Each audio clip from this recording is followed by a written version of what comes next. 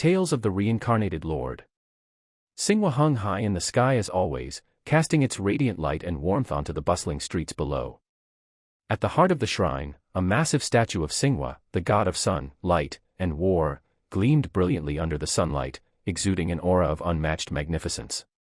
Morandi City, the capital of the Ford Trade Union, was the largest trade and port city on the Grindia continent. Known for its unparalleled number of shrines dedicated to a pantheon of deities, the city earned the nickname, the City of Shrines. Additionally, Morandi City was home to the most academies on the continent, including 7 of the top 10 prestigious institutions, earning it another title, the Academy City. With a population nearing 800,000, it was also the most populous city in Grindia. The streets teemed with life as businesses thrived, and people from all walks of life came and went. Each day, millions of gold coins circulated through the city's economy, driven by a colorful mix of mercenaries, swordsmen, adventurers, artisans, traders, commoners, and even slaves, each harboring dreams of their own. Bards often sang of Morandi City as a favored land of the gods, a realm of boundless wealth and prosperity. The Silver River, the second largest waterway on the Grindia continent, flowed quietly, nourishing the fertile Folic plains before emptying into the sea west of the city. This river gave rise to a bustling bay filled with hidden treasures and supported a formidable maritime fleet. Thanks to the abundant sunlight on the vast Folic plains, the region thrived with agricultural wealth, including honey and other goods, allowing Morandi City to expand year after year. A legacy of revolution. 167 years ago, the Archduke of the Folic Empire, Ford Morandi, initiated a groundbreaking reform that forever changed the region. He abolished the hereditary feudal system, introduced a republican government, and freed nearly 400,000 serfs. This daring act, later known as the Great Ford Reformation, shocked the nations of Grindia. Championing trade as a cornerstone of progress, Archduke Morandi united 6 merchant guilds under a single banner to form the Ford Trade Union. The union began trading with foreign nations, sparking an era of economic growth.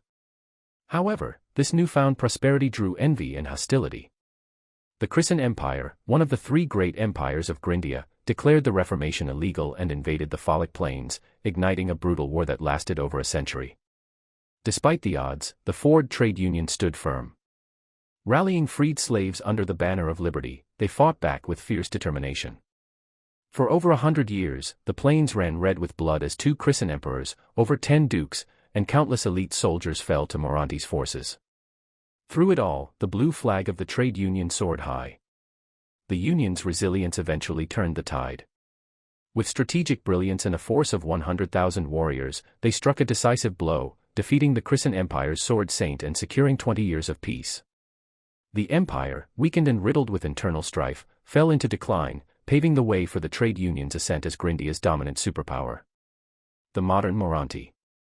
Once a fortress city called Seaview Citadel, Morandi City was renamed in honor of its founder's heroic legacy. As trade flourished, the Ford Trade Union expanded the city, commissioning 36 districts beyond the original citadel walls and constructing new fortifications to enclose them. The city was divided into distinct sectors. The upper city sector housed the city core, while the western districts included the academic sector, with its renowned academies. The northwest comprised the naval, port, business, and camp sectors, while the northeast was home to the garrison sector. The remaining eastern and southern regions formed the sprawling residential sector. Although Morandi City was the union's capital, its governance was entrusted to a mayor elected every 5 years by the union council. A unique evaluation system ensured accountability, with district representatives contributing to the decision of extending or terminating a mayor's term. In its early days, the Ford Trade Union faced challenges from powerful underworld syndicates. To address this, the council implemented a bold and controversial policy, legalizing the syndicates and delegating district management responsibilities, such as security, taxes, and sanitation, to them. This strategy fostered competition among syndicates, reduced administrative costs, and streamlined governance. While initially met with skepticism, the policy soon proved successful.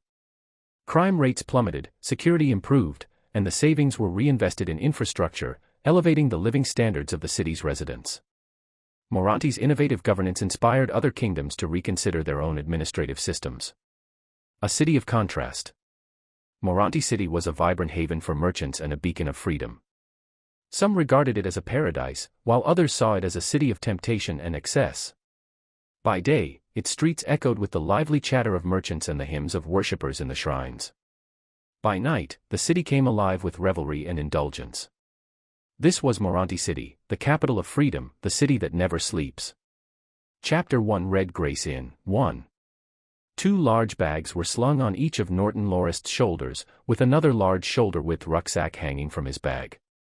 His left arm held a yellowish-green rattan box while his right was wrapped around a bunch of rolled-up beast skins which were resting on his shoulders. A red double door with a white wine glass painted on top of it was kicked open by him. He looked like a big, clumsy bear as he toiled and stumbled, struggling to squeeze himself through the doorway which was wide enough to let 2 bulky men go through at the same time. It was 3 in the afternoon. This was the time when the inn was at its quietest. The main hall of the inn only had 3 people in it. The red-nosed bard old Mike, who's had a little too much to drink, slept very soundly face down on the table. At the table beside the fireplace sat old Hope the cobbler and the retired postman old Tom, both of whom were previously immersed in a card game, stared wide-eyed at Lorist who had just barged in. Nodding at Hope and Tom, Lorist laid his luggage on the ground in front of the counter and stacked them up into a pile. He placed his bear fur cap on the table and shed his black leather jacket and subsequently removed 2 swords of different lengths that were slung on his waist and laid them on the table. He let out a long sigh, knocked on the table and called out, "Old Char. You here? Where is he? Hey, your wine barrel's being carried away. My God, it's Locke," said Tom as he finally recognized Norton Lorist without his jacket. Hope couldn't resist any more and stood straight up. "Hey, Locke. It's been quite some time now, about half a year. We thought something happened to you. Did you bring back some star-spotted deerskins that I wanted?" Pointing towards the beast skins on the floor, Lorist said, "I got 3 of them wrapped up inside. Go check it out yourself." A thin and tall old man emerged from the door behind the counter. Seeing Lorist standing at the counter, his glum face lighted up with a hint of a smile. "You're back." This old man was the boss of the Red Grace Inn, Brennan Charlando, whom Lorish referred to as Old Char. Don't take his limping walk for granted. Nobody could even conjecture that this expressionless, quiet old man behind the counter was actually a 1-star gold swordsman. Most of the patrons of that inn never had a clue. "Hey, Old Char, get me some blackcurrant ale.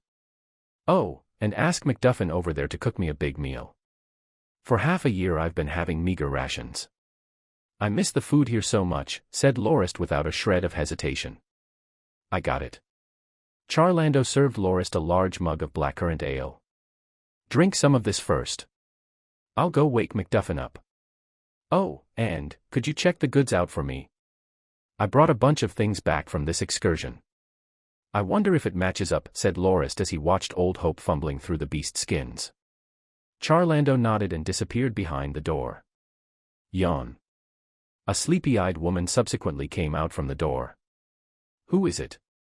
Don't you see that everyone's taking a nap?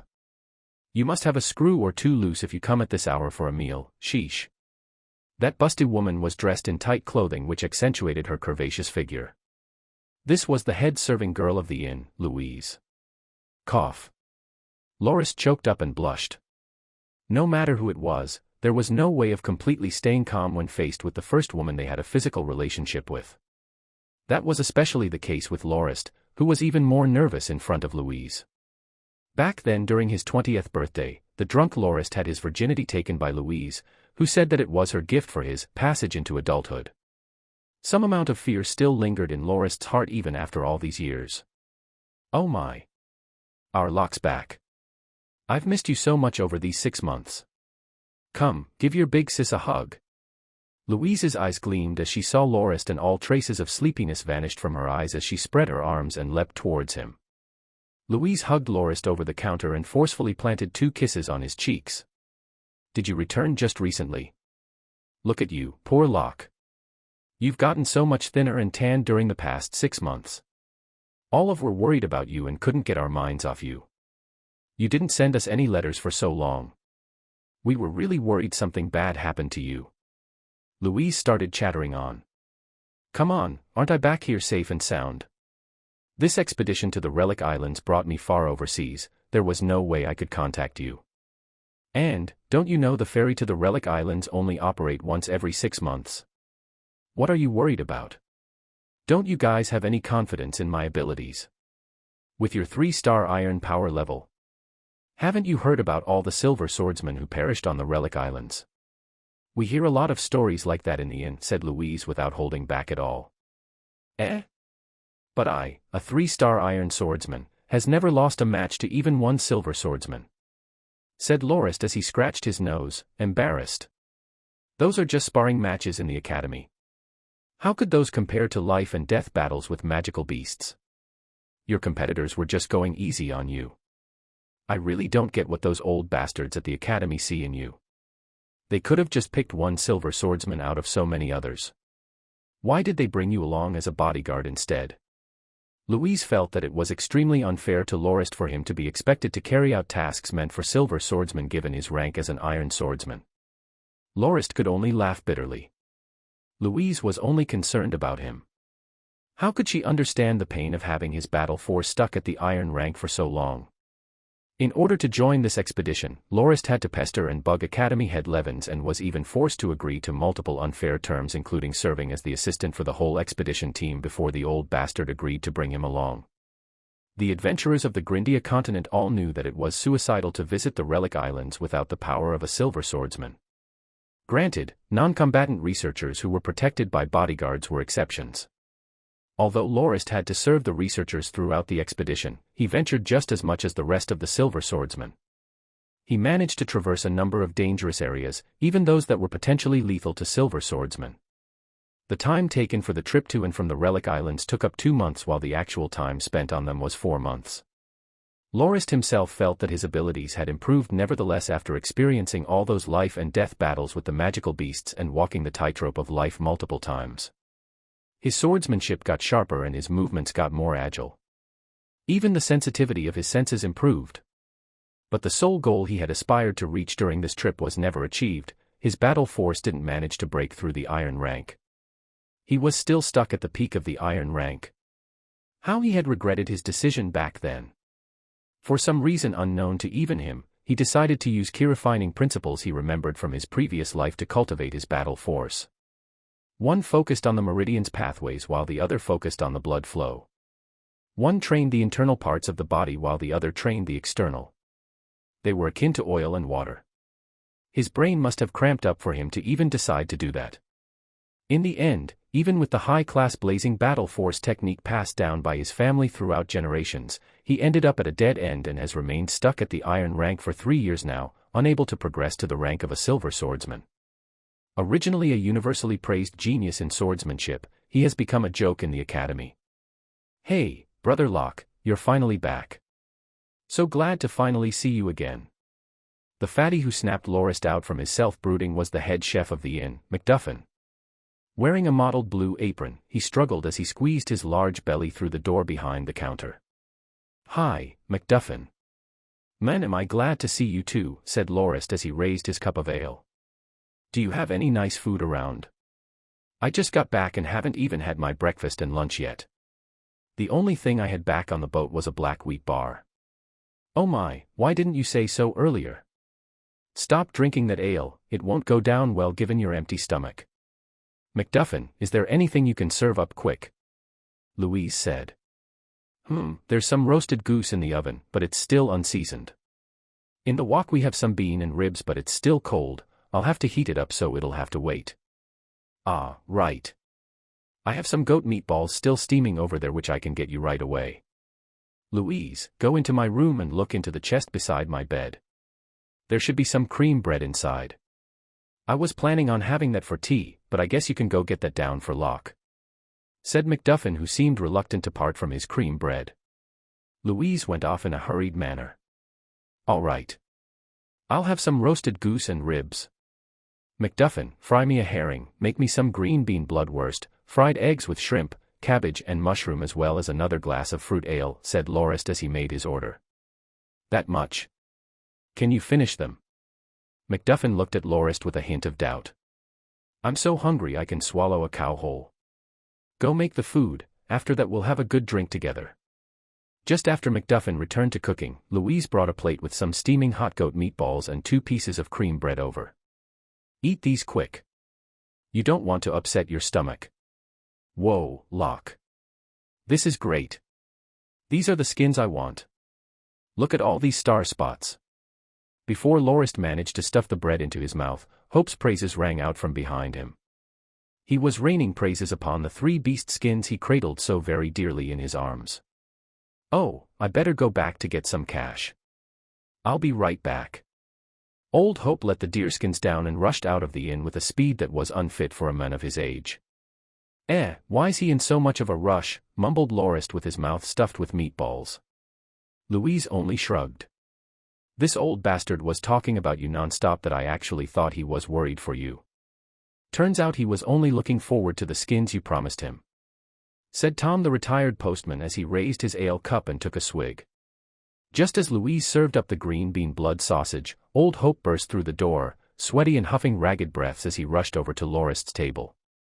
He took out 15 gold coins from an intricately striped leather purse, counted them meticulously and instantly got ready to take the deerskins home.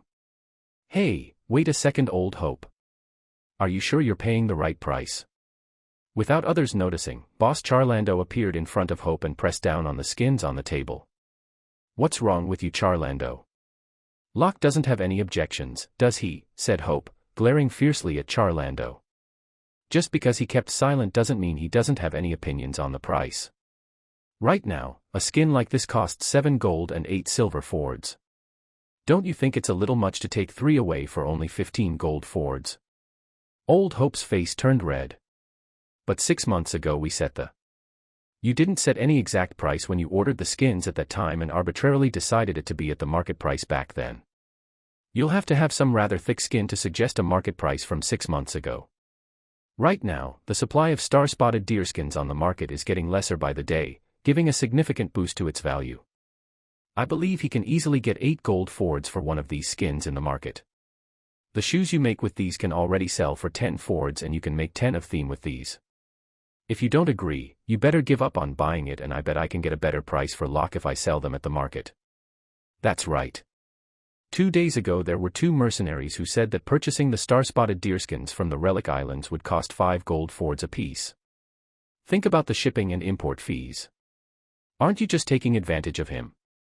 Locke got you 3 quality skins from so far away. You can't just do this to him, said Louise as she rushed up to Hope with a fierce gaze and rolled her eyes. Old Hope bitterly went back to Lorist's table and took out another 7 gold coins. I didn't bring any silvers with me. 1 gold ford was worth 20 large silvers. Old Hope still owed 4 silvers. It's all right. Lorist shrugged with magnanimity. Seeing Old Hope rushing to leave, Louise felt really dissatisfied. You didn't have to be so generous. That old one got away good. You could get a great meal with 4 silvers. Lorist smiled and said, What? Old Hope got on your nerves. Louise instantly exploded. That miserly bastard. He feels up all of our serving girls and doesn't even give them any tips. And he orders a cup of ale worth 5 coppers and stays at a table for the whole afternoon. It wasn't weird for serving girls in the inn to be felt up by patrons. It's just part of their job, to serve and to flirt. But patrons who don't tip well was always met with the disdain of the serving girls. Those patrons were the most unwelcome kind. Chapter 2 Red Grace Inn, 2. Brennan Charlando didn't give off any impression that he was the owner of the inn. Ignoring the endless chatter of the head serving girl, Louise, he took a few beast skin parchments, knelt on the floor and rummaged around the rattan box, the beast skins as well as the bags, as he mused. 2 pieces of dark-scaled rhinoceros skin, this is from the armorer's order. 5 pieces of crimson-eyed black fox skin, for Old Park from the leathersmithers. 3 pieces of gold python skin, Jason from the weaponsmithers needs these to make scabbards. 1 striped wildebeest's tendon, Jex wants to use this as a bowstring. What is this? Said Charlando as he lifted up a grayish-white, meter-long bone. Lorist put down the roasted goose and said, It's a legendary razorbeak alldragon's humerus that is used by the indigenous Remando people on the island as staves. It's both light and tough. I believe Sir Malif asked for this. According to legend, the razorbeak alldragon came about thousands of years ago from experiments conducted by ancient magi by crossbreeding night owls and draconians, which resulted in the creation of a large flying beast that was savage and adept in combat. Only, it has already been extinct for a long time. The only complete skeletal specimen was only found 100 years ago at the Relic Islands by an expedition team sent by the Magi state. It was named as such due to its seemingly large body and razor-sharp beak. Sir Malif was one of the more high-ranking regulars of the Red Grace Inn. Rumored to be a noble from some faraway republic, he came over to Morandi city and lived a life of seclusion in a house near the inn, citing his hatred of war as the main for his leaving his country. He is a man who likes to collect weird and eccentric items. Oh. That's just another one of Sir Malif's eccentricities. Placing the bone down on the floor, Charlando took out a leather pouch that contained several test tube-like glass containers which contained liquids of different colors. What about this? 7 types of magical beast blood, as requested by Professor Simpkin of White Rose Academy. He said he got an ancient tome that detailed a recipe for a potion that required the blood of these magical beasts. He wanted to see if he could synthesize the potion mentioned in the book, explained Lorist. Only now did Charlando notice the small labels at the bottom of the containers, with names of various magical beasts, including dark gold pythons, greenback dire wolf, dark-scaled rhinoceros, etc. That old guy Simpkin sure has a lot of money to throw around. Replicating a potion. That's ludicrous. Mana doesn't even exist anymore, and the Magi are not faring any better. How can you make potions without mana, mused old Tom as he shook his head incessantly. Then what about this thing? Charlando waved around a large, sealed bamboo container that was almost a meter long. Sounds of flowing liquid could be heard as he shook it around. Mumbled Lorist, embarrassed. He hesitated a moment before replying, "That's some Terrence donkey whip I got for Els." The Terrence donkey whip was a native product of the Relic Islands which was famous for being a potent sexual stimulant. It was very popular among the nobles, especially the men whose sexual potency withered early. Buffed. Upon hearing about Elsa's request, Louise laughed her guys out non-stop. Charlando looked grim. What is wrong with him? This little runt using aphrodisiacs at his ripe young age. Skirt chasing all day long without actually doing anything useful. I gotta teach him a lesson. Leave that with me and tell Els to see me when he asks about it. Els, or Brennan Evanport, was one of the syndicate heads 3 districts away. He was a 2-star silver swordsman as well as Charlando's one and only family member, his nephew. The table was cluttered with utensils and plates. Finishing what's left of his ale and burping in satisfaction, Lorist called for McDuffin to clear the stuff up. Big sis Louise, go see if old man Luke from the back street is busy. If he isn't, I'd like to get a haircut and a beard trim. Oh, and get me a room upstairs and prepare the bath for me. And please get the clothes in the rattan box washed and go buy me some new ones at Auntie Misha's as well. Put that bill on my tab. Old Luke packed his tools and came over with little delay. At this hour, there was usually little to no customers for the barber shop behind the inn. Putting a black linen cloth around Lorist, and placing a shiny silver mirroring plate on the table that was just cleaned up by Louise, Luke took up his scissor and walrus tusk comb and asked, "Would you like your usual cut?" On the Grindia continent, nobles from certain countries were expected to wear a certain hairstyle to differentiate themselves from the commoners. There was no rule for commoners though, and they chose whatever hairstyle they liked, though sometimes hairstyles like ponytails gained popularity and many people followed suit. Aside from the slightly inferior barber tools, everything else pertaining to hairstyles were pretty much the same with that of Lorist's previous life. Lorist has always preferred a crew cut for 2 reasons. In his previous life he served as a soldier for 7 years and it has become something like a habit to him. It was also much easier when it came to styling his hair. "Yup, I'd like the usual," replied Lorist as he straightened himself in his seat. Old Luke cleared his throat and said, "Actually, Locke, your hair is very lush and black. I bet you would be able to easily charm countless young maidens if you kept a ponytail. Get out, that kind of hairstyle requires so much effort to maintain. It's too much trouble. By the way, Luke, why don't you tell me about the things that happened here during the past 6 months?" Old Luke loved to gossip when he gave haircuts. He was very well versed with the rumors and stories being passed around in the local grapevine. Luke made a thoughtful expression as he continued tending to Lorist's hair. "Well, it's been pretty much the usual. 2 months ago, Lind, the one who runs the roadside fruit stall, had his stall run over by a startled horse. Despite that, The owner reimbursed him with 4 gold fords and he even profited from that incident. Just last month, the butcher's wife got into some trouble with a mercenary. The funny thing is, the mercenary actually got slashed in the shoulder by a person who hasn't even awakened his battle force. What a joke. Idle gossip aside, 3 months ago it was announced on the newspapers that the war in the north finally ended, most of it thanks to the various trade unions slaving away for 2 years non-stop. A peace treaty was signed and the northern market seemed like a gold mine to many. For 2 whole months the papers were filled with recruitment notices for mercenaries and northern business investment advertisements. There were also multiple reports of people getting attacked by bandits though. Oh, the Christian Empire finally stopped attacking. Lorist really didn't expect such a big historical event occurred in the 6 months he went on the expedition. As for the peace treaty, nobody really treated it seriously as the Christian Empire had been enemies with the Ford trade union for more than a century, during which at least 3 major conflicts erupted between the 2 powers.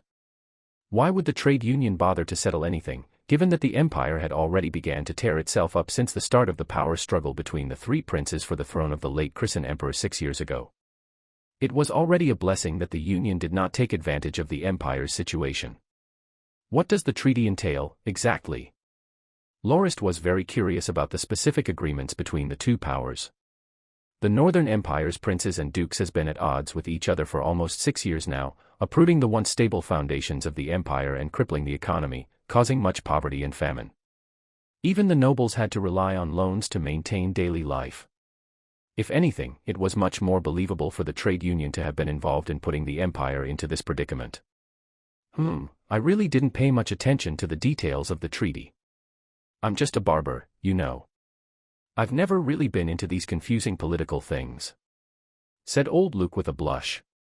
"I know about it," beamed old Tom with a bright smile. As a retired postman, he has always liked to pay attention to the political undercurrents on the continent. There were 3 main clauses. First, the empire is to be partitioned into 3 kingdoms and 7 grand duchies. In other words, the Christian Empire has ceased to exist and there will no longer be any northern invasions. Secondly, the stability and security of the trade routes are to be maintained and taxes will remain the same for all nations, regardless of whether they are kingdoms or duchies. Additionally, the subsidiaries of the trade union shall be allowed to conduct business freely in any territory. The third clause states that the trade union is to give loans to the 7 nations with different interest rates ranging from 13% to 70% depending on the nation. Brother Locke, aren't you a northerner yourself? I remember you riding in a carriage with some kind of insignia, usually the kind used by nobles. Given that the war is no longer ongoing, wouldn't you like to go back to your hometown for a visit, said MacDuffin as he reminisced the time when he first met Lorist in front of the academy entrance 10 years ago. Locke, are you really a citizen of the Christian Empire? A noble at that, exclaimed old Luke with a surprised tone. Back when the Christian Empire was still standing strong, conflicts between the Empire and the Ford trade union were common and battles frequently happened on the Folic Plains. Many of the soldiers were led by the nobles who really caused the folks of the trade union a lot of grief. Although not everyone in Morandi City would actually assault anyone of the Empire, nobody had any good impressions on them either. To be precise, I came from the northern parts of the Christian Empire. I'm a northern Highlander. The Highlands should be located thousands of kilometers from here, which is way too far and impractical for soldiers over there to come over. The march itself would take more than 3 months.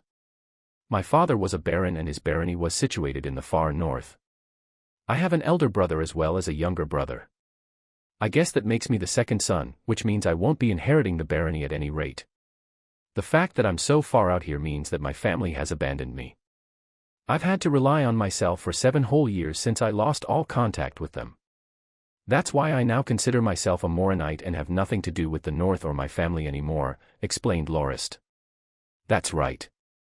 Many nobles send away every child but the heir to the land to prevent infighting and strife, usually by means of exile, separation, or marriage. Locke's case is pretty common.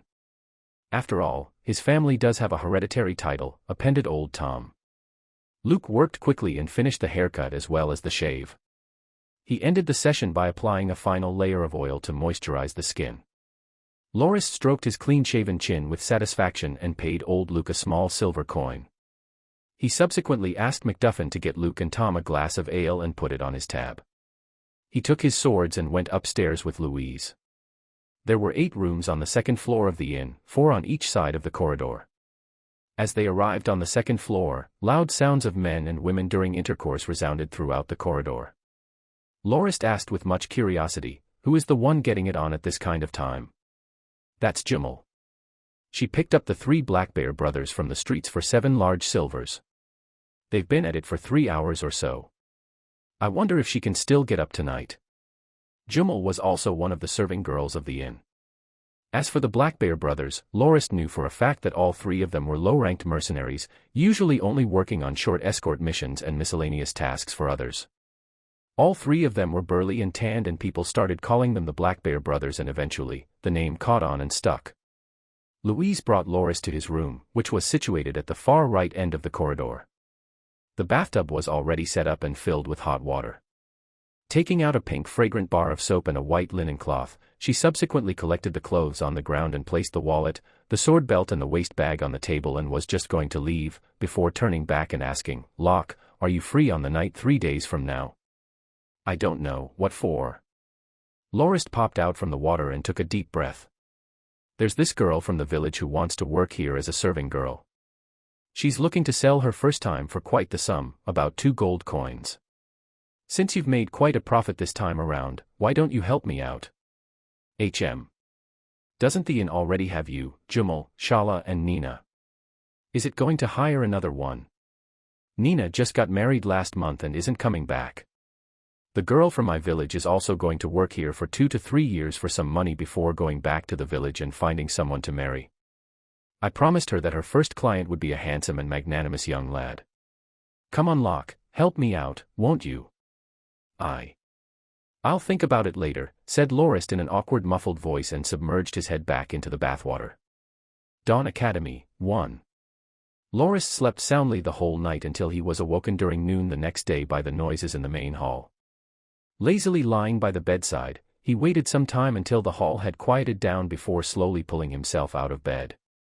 A set of new clothing lay beside the bed, among which included some gray linen undergarments, a dark green wool shirt, a black leather vest, a gray wool coat, some white socks, as well as a pair of black pants. There was also a pair of black leather boots beside the clothes. Lorist was very satisfied with Louise's purchase. She knew what he liked best, clothes with dark, unassuming colors. He thought the other mercenaries who often wore bright colors looked even more ridiculous than clowns. However, that set of clothing shouldn't have come cheap. It probably cost more than 1 gold coin. Fully dressed and wearing his new boots, he slot 2 daggers into his boots and equipped his mini crossbow on his left arm. He then pinned his shorter sword to his belt buckle and slung the long one on his back. Ruffling his wallet and waist pouch, he checked if he left any belongings in the room before locking the doors behind him and heading downstairs. The lunch hour is already over and there were only 20 or so people chatting and drinking in the main hall as they listened to Mike singing "The War of the Gods" in a wistful tone. This was an epic poem that depicted the conflict between the Magi and the gods thousands of years ago.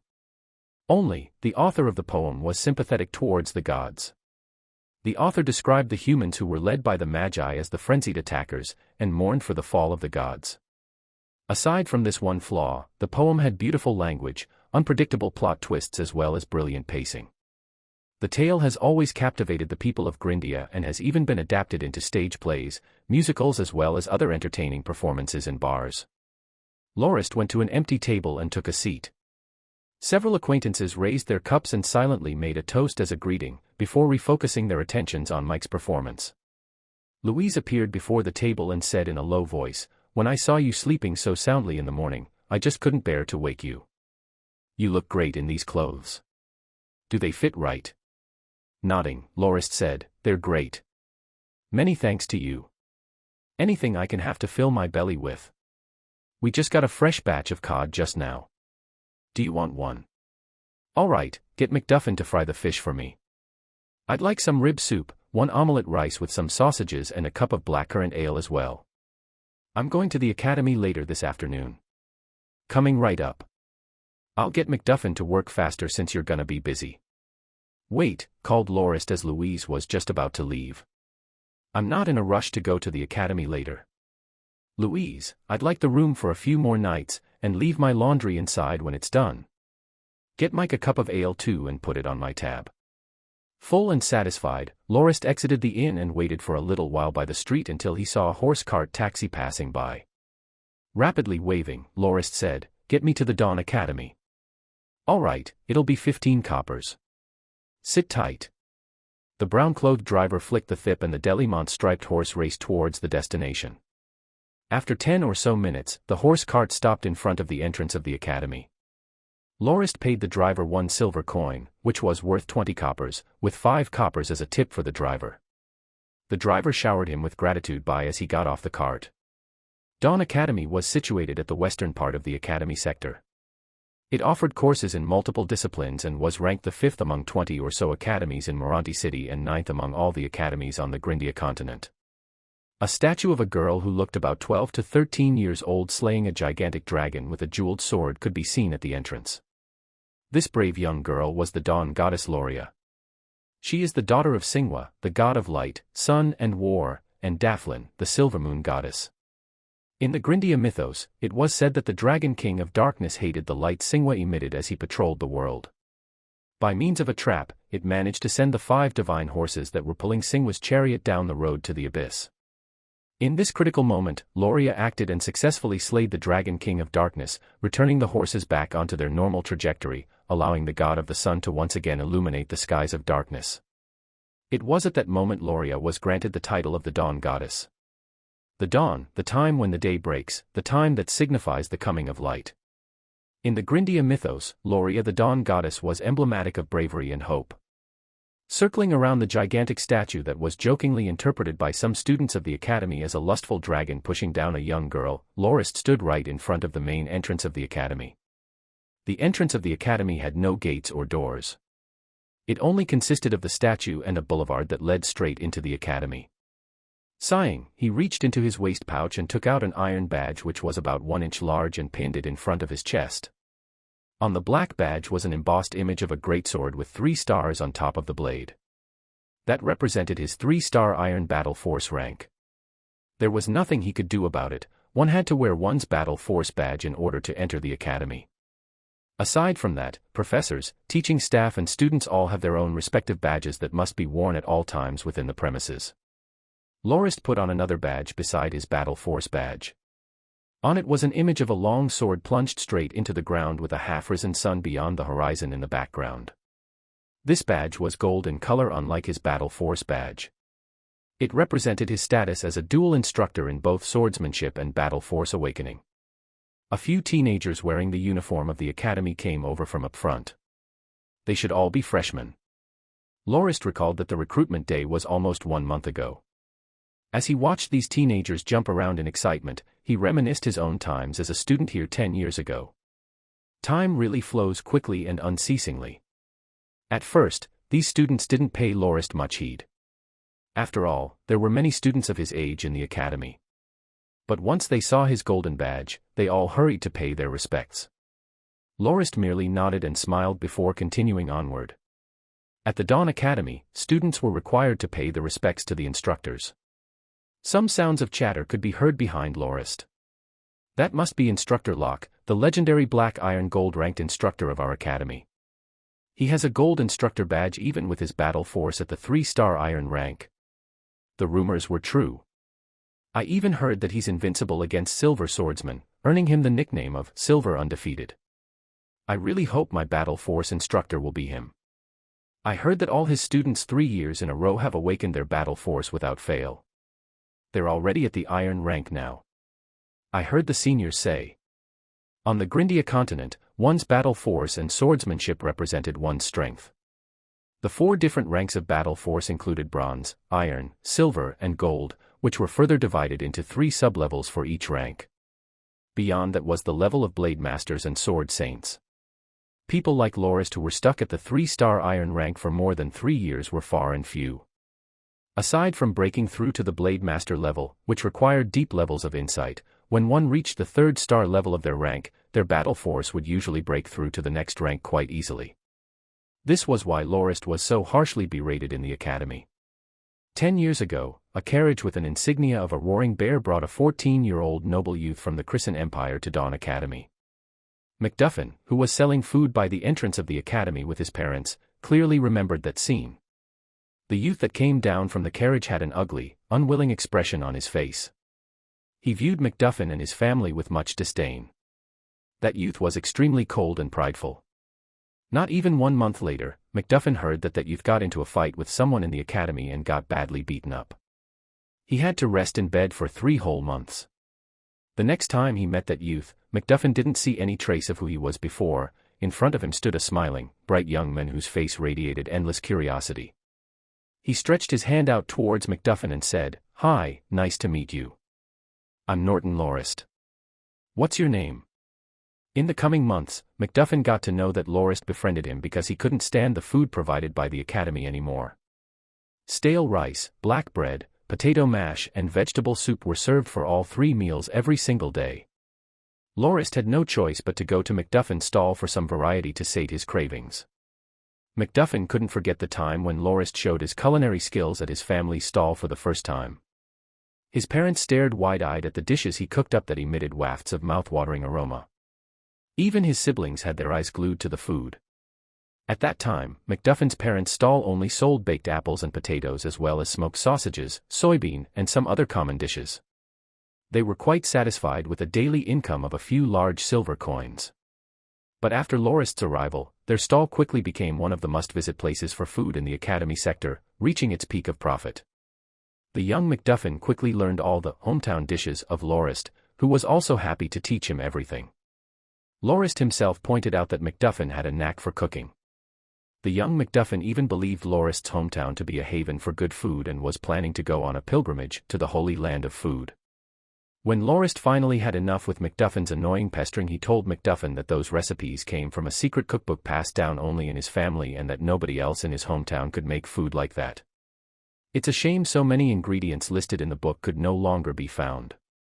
But Lorist easily improvised and cooked out dish after dish of delicacies. It was at that moment when Macduffin relinquished his desire to visit Lorist's hometown. Time passed incessantly and 5 years passed quickly. Having saved up a hefty sum, Macduffin's parents stopped running the food stall and bought a small farm in the countryside to do some farming, and his siblings tagged along. Macduffin also got a well-paying job as the head chef for the Red Grace Inn. Lorist was only 19 back then and his battle force was at the 2-star iron rank. He was promoted to an instructor by the academy due to his stellar swordsmanship and was viewed to be a growing talent with a bright road ahead of him. 5 years after, Macduffin was still the head chef of the inn while Lorist became a legendary figure in the academy, due to his dual instructor qualifications. However, with his 3-star iron battle force unable to break through, he became the laughingstock of the academy. With much mockery and disdain, his peers referred to him as the powerless genius swordsman. Usually, academy sword instructors of higher-ranking academies were usually of the silver rank and above. That was even more so the case, given that Dawn Academy was ranked number 9 out all other academies on the whole Grindia continent, with most other instructors' battle force being at least at the 3-star silver rank. Lorist was the only exception who was a dual gold-ranked instructor with a 3-star iron battle force, easily earning the envy and hostility of his peers. The reason he got a gold rank instructor badge was due to the fact that all his students managed to awaken their battle force for 3 years straight. This 100% success rate was unprecedented. Even only 25 out of 26 students from noble families had their battle force awakened in one Blade Master's battle force course. The one who failed was deemed to have little force circulating in his blood. At that time, that was the highest recorded rate of success for battle force awakening courses. Usually, only 2/3 of students will be able to awaken their battle force. However, the moment Lorist was put in charge of his first battle force awakening course, all 17 commoner students who no instructor wanted to help successfully awaken their battle force 1 year later. The second class, which was attended by 31 other people, also had a 100% success rate. During the third year, his course was attended by 59 people, among which included 10 students of noble descent who went out of their way to apply for the course. But, the most eye-catching ones were the 3 students who previously failed to awaken their battle force. One would still stand a chance at awakening their battle force even after the failed first attempt, albeit with a lower success rate. However, a year later, all 3 of them successfully woke their battle force. This didn't only stun the people of the academy, it also greatly surprised the whole of Morandi city. Lorist had since become a legend who managed to awaken the battle force of 3 students who has already failed once, earning him his golden battle force instructor badge. As for his gold swordsmanship instructor badge, Lorist got it from winning duels. He has battled students as well as instructors of the silver rank more than 100 times without a single loss, earning him the nickname, Silver Undefeated. Walking along the boulevard, Lorist thought back at every effort, gain, loss, bliss and grief throughout his 10 years at the academy with an air of sentiment and nostalgia. Chapter 4 Dawn Academy, 2. At the end of the boulevard was a crowded plaza.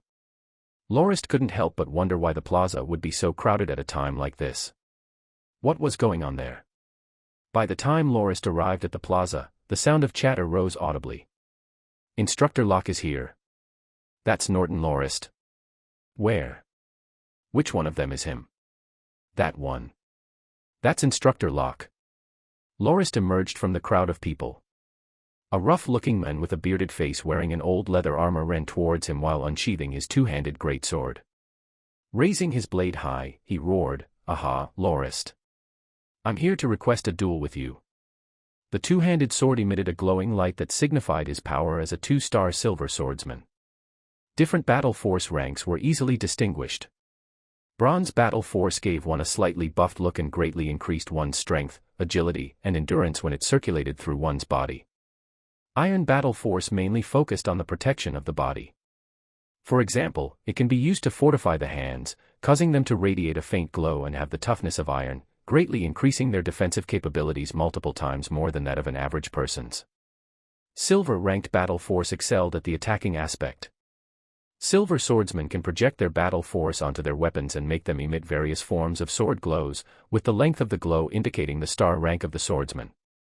As for gold swordsmen, they can gather their battle force to execute ranged attacks. Beyond that was the level of blade masters, who could project their battle force onto anything from flowers to blades of grass and use them as invincible divine weapons to eradicate their enemies. Sword saints, however, were more like legends.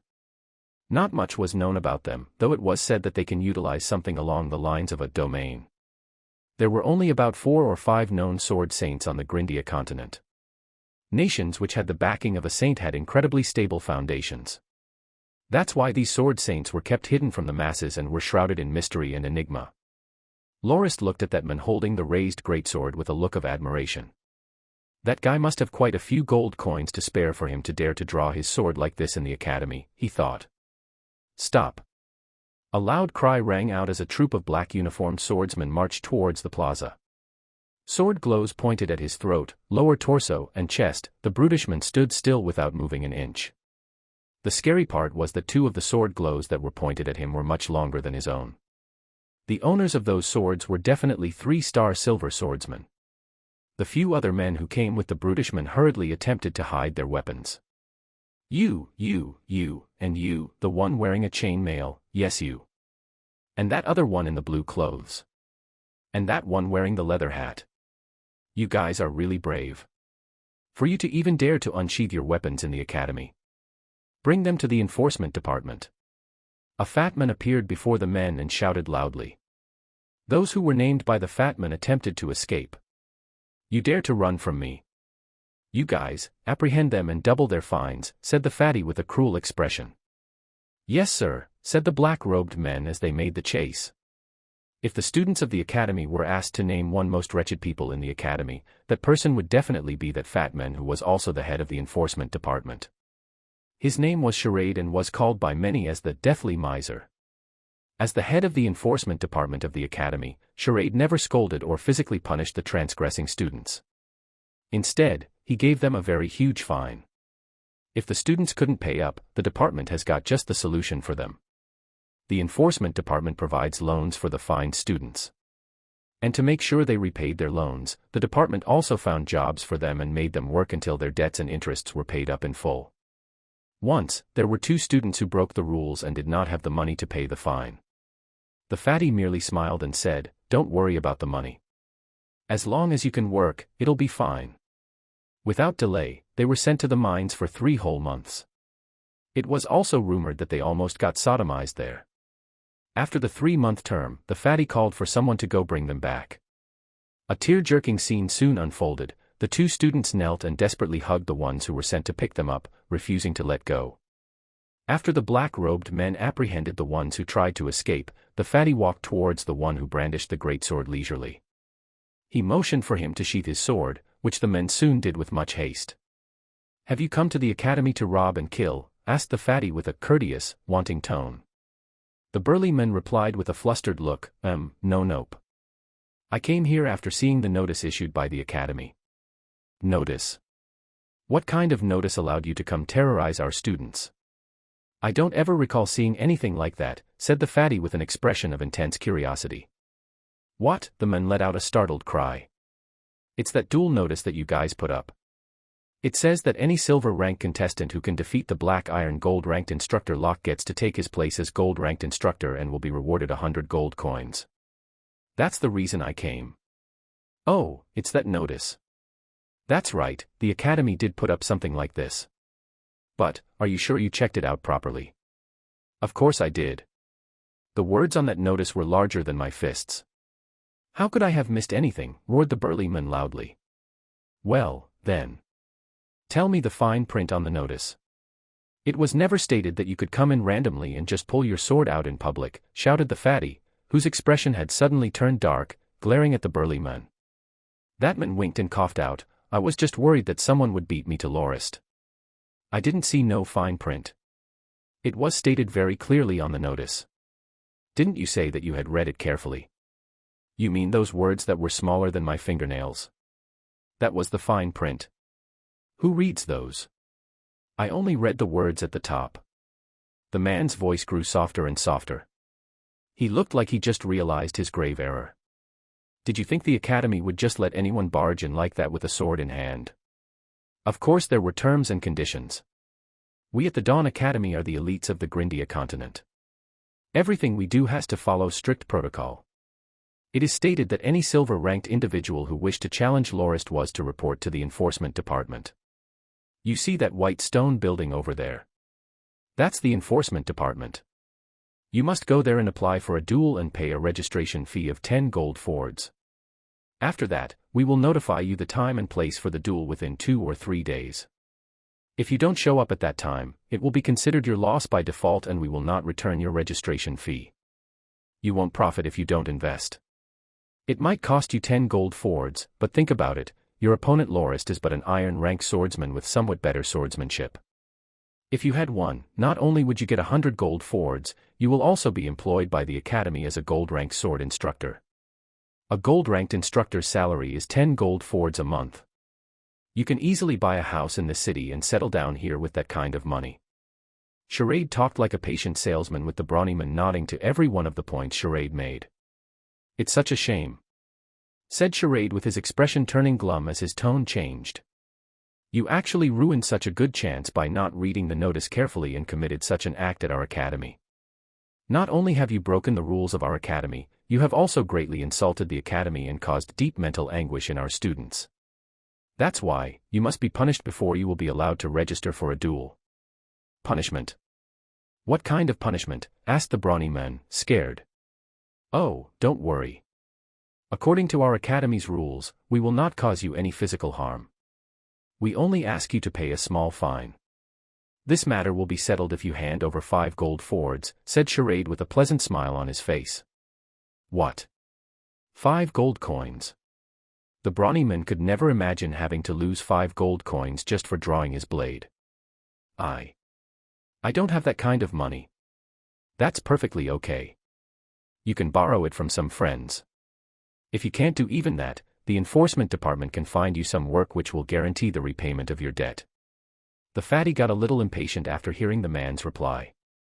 He waved for the men in black to bring the transgressing men back to the enforcement department.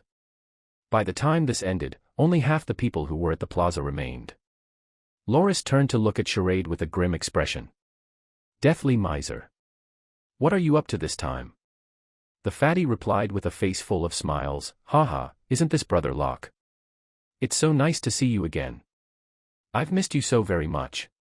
"Cut the crap. What's with that notice you guys put up?" Lorist said while glaring at Charade.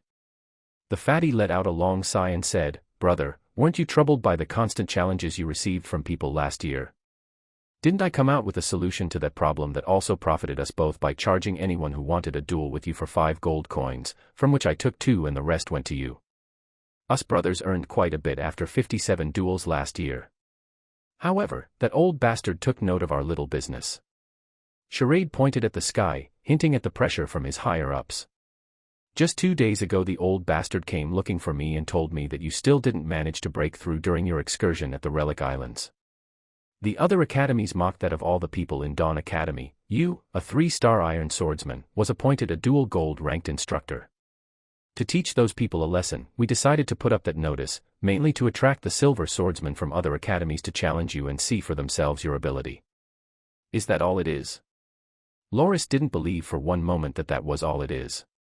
The fatty hesitated. And, we also wanted to earn some money from this. The old bastard said that I didn't think far enough and that I was satisfied with only just a little over 100 gold coins. He thought that if we offered a tempting gold reward, it would attract even more people, even if we raised the dueling fee by 2 times. Of course, the old guy said that since you're the one doing most of the work, you'll still receive your cut of 3 gold coins per duel. The enforcement division's share got cut to only 1 gold coin per duel for arranging the dueling location and maintaining security during the duel. The rest of the money will go to the academy. Lorist understood that the old bastard referred to by Charade was no other than Academy head Levens. The old guy isn't afraid that I'll lose a match. Hee, laughed the fatty, I myself trust you wholeheartedly. Even though I'm a 3-star silver swordsman, I know full well that I will not last more than 20 bouts should I battle with you. Based on your 57 wins last year, we at the enforcement division don't doubt you one bit. But I find it weird that the old bastard has so much faith in you that he set the reward prize so high. Oh, did you spar with Instructor Claude during your trip to the islands? I heard you took more than 200 moves from him without losing. Is that true? Said the fatty as he recalled the rumor.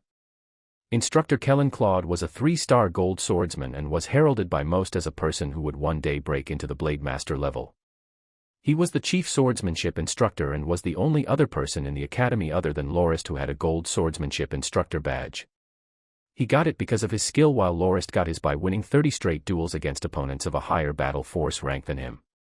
Additionally, Lorist would lose his appointment as a gold-rank swordsmanship instructor if he loses even 1 duel. Instructor Claude already wanted to spar with Lorist ever since he heard of Lorist's 57 wins. However, he was hesitant to do so as his battle force rank was far beyond that of Lorist. The expedition to the Relic Islands, however, presented itself to be an opportunity for him to spar with Lorist. The excuse was that Lorist's aptitude had to be assessed to determine whether he was fit to attend the expedition. Lorist endured more than 200 moves and finally lost due to the sheer difference in battle force power, which was already an amazing feat in itself. How did you know? Asked Lorist, as there were only 3 people present during that duel. The old bastard himself told me, exposed Charade without blinking an eye. He said that even though he wasn't well versed in the matters of battle force or swordsmanship, Instructor Claude's high evaluation on your abilities, which included your undefeatable status among silver swordsmen and your swordsmanship that far surpasses most gold swordsmen, made the old bastard very confident in you, so much so that he's willing to bet such a large amount of money on you. Ever since his duel with you, Instructor Claude has also entered seclusion training to attempt to break through to the Blade Master level. Lorist was speechless. Just like that, he was swept into this money-making scheme by the academy head right after returning, causing him to feel incredibly annoyed. I'm going straight to meet that old bastard. Chapter 5 Young Noble. Excuse me, but may I have a little bit of your time? A man came up behind him and asked politely just as Lorist was going to turn around and walk away. Lorist turned to his back and looked. It was one of the students who remained at the plaza. This young noble youth donned an intricately cut shirt under a white leather vest with baggy pants that were decorated with threads of gold. Numerous diamonds that were set on his boots could be seen gleaming in the sunlight, while the collar of his shirt boasted 2 golden buttons. On the outermost layer was a refined black linen coat that was fastened tightly around his body by a black belt. The youth exuded an aura of elegance with a hint of defiance in his eyes. The guy had a superficial smile that was typical among nobles, which caused Lorist to feel a sudden impulse to throw a punch at his face. Although that person looked familiar, Lorist felt much disdain towards his condescending, prideful gaze which held no one else in any regard. "What business do you have here?" asked Charade with a serious tone. "Greetings, Instructor Charade. I'm only here to ask if Instructor Locke has missed me since we last met," nodded the youth to Charade and subsequently turning his gaze to Lorist. "My dear Instructor Locke, I, your former student, has come to pay my respects to you. I am eternally grateful for the guidance you have provided during these past few years. I heard that you've been unable to progress in your battle force training. That's certainly too bad. As of late, I've managed to break through to the 3-star silver rank and I have decided to return to the academy to offer my thanks for your lessons and advice.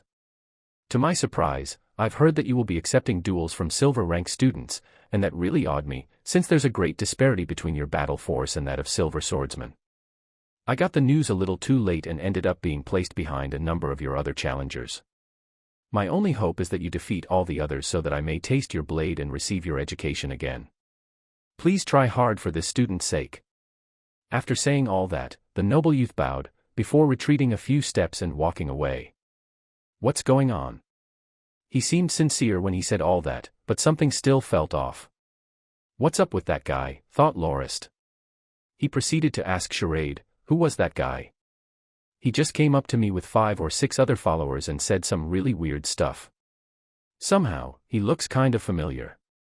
Charade rolled his eyes. Come on, you really don't remember him? Well, I kind of remember seeing him some time ago. But I really can't recall who he is. He did seem like he was some kind of big shot though. He looks pretty loaded too, answered Lorist honestly. Charade clapped his hands in amazement and said, he lost to you in a duel before. Remember 3 years ago? 3 years back. What happened at that time? Lorist still couldn't recall that incident. Sigh. Even if you can't recall it now, that guy couldn't forget it even if he wanted to. When you were first appointed as an official swordsmanship instructor 3 years ago, that bloke brought a group of other students to ambush you. He was the main perpetrator of the incident that occurred during the last duel elite course, and was also the one that you punished the hardest. He ended up bruised all over, with several broken ribs and got bandaged up like a large mummy, recalled Charade painfully. Oh, so it was that guy. Lorist finally remembered. Every 3 years, the Dawn Academy has special training session for the students who excelled in both battle force and swordsmanship. It was called the Duel Elite course, and was also regarded as one of the most difficult courses offered by the Academy. Given that the students that attended the course were the top among their peers in both disciplines, and that most of them were nobles with their own unique battle force techniques passed down through their families, the students were extremely arrogant and prideful and would not accept an instructor who lacked the necessary qualifications. 3 years ago Lorist was just appointed as an official swordsmanship instructor and had been given the task of teaching the Duel Elite class. Naturally, there were students who looked down on him, but all of them were utterly defeated by Lorist. That youth just now was ranked one of the top 2 in terms of swordsmanship and was also an assistant instructor of the Duel Elite course. He was swiftly defeated in a duel with Lorist after merely 3 blows. Unable to suppress his hatred after his loss, he managed to manipulate the other students into attacking Lorist en masse while he himself attempted to strike at Lorist while he was occupied, desiring to put an end to Lorist's life with the cruelest method available to him. Lorist, unable to suppress his anger at that guy's actions, utterly pummeled him to the point where he could not go through daily life without assistance and was bedridden for more than 6 months. Oh yeah, didn't you say he went away to recover and even decided to leave school? Logically speaking, shouldn't he be brimming with hate and desperately trying to kill me? Why did he even come to pay his respects? Asked Lorist as he stroked his chin, annoyed. Ha ha ha. Laughed the fatty, this is a custom of the nobles. Even if they were facing their archenemy and was going to challenge them to a duel to the death, they would still extend their greetings and salute the enemy. This is called being chivalrous. Who is he to come over like that and spout all that insincere nonsense about me not letting him down and fighting my way to him? So what if he's a 3-star silver swordsman? I've defeated tons of people of that caliber, said Lorist, disgruntled. Hee hee, you better look out for that youngster. Do you know his family background? I can't remember anything else about him, not even his name. You. Sigh, forget it. Let me tell you. That kid is called Sandoz Herda and he's the 2nd son of the Archduke of the Kalia Kingdom, Sandoz Liam. You do know about the Kalia Kingdom, right? Of course I do. It's one of the neighboring nations of the Ford Trade Union and was located somewhere southeast of the Union, I think, answered Lorist after contemplating for a while. To the east of the Kalia Kingdom is the Roman Empire and to its south lies the Kawistan Khanate. Do you know why there has been no conflict between the Kalia Kingdom and the two major powers right next to it? Asked Charade seriously. I don't know, replied Lorist honestly. That's because the Kalia Kingdom has a sword saint. Neither the Roman Empire nor the Kawistan Khanate wishes to agitate that person. The Kalia sword saint is also known as the Tempest Sword Saint. According to rumors, he revealed his power once when he was still only a blade master. When the rain poured, he could pierce every single raindrop with his sword, and after the shower, an area of 3 meters from the spot where he danced with his sword was completely dry, causing his name to instantly soar to fame. That Sandoz Herda whom you've beaten up has since become the disciple of the Tempest Sword Saint. Think about it, 3 years ago he was merely a 1-star silver swordsman, right now, he's already at 3 stars. He must have trained very hard all this time to settle this grudge with you. Some rumors say that he challenged those of the same rank as him and defeated them with merely 2 to 3 strikes. It seems that he's confident of being able to take that gold swordsmanship instructor badge from you. You better watch out, Locke, he's not your average small fry. Let me check his number. Charade took out a few sheepskin scrolls and scanned through them for a while. It's here. He's your 284th challenger. He must have registered just yesterday afternoon. Huh. Lorist exclaimed, starting. Fatty. When did the registration start? 2 days ago. Said Charade as he silently smiled. As of now, there are more than 350 applicants. There were 30 others when I was walking over from the enforcement department just now. I believe it'll hit 400 by today. Lorist flicked his middle finger at Charade. I'm really gonna give it to that old bastard. Does he want me to die? How is that even remotely reasonable? The fatty snickered like a fox who just stole a chicken. The old bastard just rebuked me this morning for not being able to see the big picture. He said that we should open the registration to the whole of the Academy sector, and after that, Morandi City. Maybe when this gig gets big, we can even let challengers from the Folic Plains come. In time, news of this will spread throughout the continent and there will be more challengers than we can count. By then, the profit we'll make from the registration fee will increase exponentially and our Academy's reputation as well as influence will also rise. I'll be sending some students to go post the notices around the city later this afternoon, especially in the taverns and mercenary guilds. I'll need even more notices for those places. Hearing that, Loris staggered and almost fell face first to the ground. The fatty delivered the final blow, saying, the old bastard already said that he hopes that this year there will be as many as 3,600 challengers. This way, he can arrange 10 duels per day for you. That's actually going rather easy on you. Bam. Lorist fell straight to the floor, struggled to get up, flashed 2 middle fingers at Charade and walked away swiftly. Charade was still yelling, Locke, you better be careful of Herda. Don't be careless and lose to him. Herda can just go to hell. He's just a 3-star silver swordsman, thought Lorist as he dismissed the possibility of him losing to Herda entirely. Lorist felt ever more confident in his abilities ever since his 4 months of training at the Relic Islands. Over there, a leader of some mercenary group who was a 2-star gold swordsman had been trampled and roughed up by a dark-scaled rhinoceros while he easily took care of that beast with a single strike. Should he challenge Instructor Claude or any other peak 3-star gold swordsman to a duel, Lorist believed that it would take more than 1,000 moves before a victor can be decided, and he might just be the victor. Lorist wasn't being conceited or boastful. Although his battle force was only at the 3-star iron rank, he gained much benefit from training in the aquametal key technique passed down in his past life's family. Just by squeezing his palms, he could easily pulverize a thumb-sized rock into fine grains. This was the power of the inch component of the aquametal technique. In his past life, he had trained in the technique for more than 30 years, but he hasn't even reached the peak of the bright stage of the technique. The dark stage was even further away. However, in this world, by training his battle force with the aquametal technique, he managed to achieve the dark stage within a short span of 4 years. Maybe this world was more suited for training the internal energies of the body. Silver battle force could be projected onto a sword and cause a sword glow to form which can only be blocked by weapons that are also infused with battle force.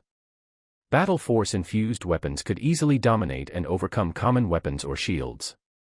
While Lorist himself couldn't form a sword glow, he could still infuse his weapon with battle force or internal energy and grant the weapon extraordinary strength and sharpness that rivals even those of weapons that emanated sword glows. Only, that effect was usually unnoticed by most other people as the energy was hidden from the eye and focused within the blade. Currently, he could circulate his battle force with some methods from the aquametal technique at will and perfectly coordinate his body motion and his strikes, allowing him to execute forceful, fluid movements while maintaining a stable breathing rhythm, and every step he took was silent and stealthy as well as being firm and stable.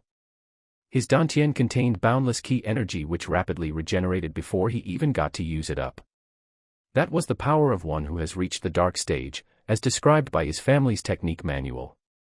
The only difference was that the aquametal technique manual states that at the dark stage, the meridian points at the temples would swell up. Lorist's temple meridian points, however, were still flat and ordinary. He figured that it could be due to him training in the technique using battle force. Since that had no observable repercussions, Lorist didn't worry about it too much. His was more troubled by the darned academy head who was treating him like a money-printing machine. He didn't mind dueling others himself and was already used to it. Furthermore, this body's enhanced dynamic vision gave him quite an edge. Lorist had never considered silver swordsmen to be a threat. 10 duels a day wasn't strenuous for him either. It only took a few sword blows to end the duels. His usual swordsmanship classes required him to participate in 10 or more mock battles to give his students some hands-on experience, and the fact that he had to point out his students' flaws made that even more troublesome than simple dueling. The only kind of combatant who would pose an actual threat to him were those who were at least of the 2-star gold rank. Then again, no self-respecting gold swordsman would stoop so low to challenge him to a duel. His main frustration was that he had been ordered to duel others rather than asking for the duels himself. To him, that wasn't the same at all. That old bastard was profiting off his labor while he had to do all the work. Lorist solemnly cursed that old bastard to one day be buried and crushed to death by all those gold coins he made. Chapter 6: The Origins of Battle Force. In front of him was the main lecture building of the Dawn Academy. Its design was like the form of a large bird spreading its wings, with both of the wings enclosing a central plaza. It looked like a bird that was embracing the central area. The main hall had 5 floors that served as the main offices for instructors of the various disciplines taught in the academy. The other 2 wings only had 4 floors which comprised 80 classrooms altogether and could fit up to 4,000 students in total at any given time. To the left of the mini plaza between the wings was a white stone building. Originally, it was a defense outpost, but in recent times it has been used as an office for the enforcement department as well as the Department of Student Affairs. To the right of the plaza was a small forest which was an ideal place for training and even romantic rendezvous. To meet with the academy head, Lorist had to go through the main hall of the lecture building, circle around the assembly ground and canteen, pass through the herb garden and research building that were used mainly by the academy's herbalists and finally the library before he arrived at the main administration building, which was previously an abandoned training ground. The academy head's office was on the top floor of the administration building. Despite being a multidisciplinary academy with more than 153 years of history, the Dawn Academy wasn't famous for their battle force or swordsmanship courses.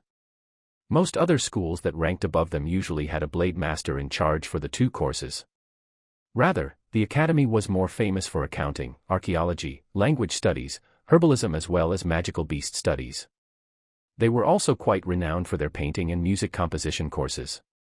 To ensure that their students were multi-talented and holistic, the Dawn Academy insists that all students choose 2 other professional disciplines and 1 arts course besides their main battle force and swordsmanship courses or they will not be allowed to graduate. On the other hand, the academy does not care about how long it takes to graduate as long as the fees are paid. Besides the few renowned courses, the academy also has multiple other disciplines for students to choose from, namely, construction, sculpting, city management, business management, night training, horsemanship, shipbuilding, smithing as well as leather tanning.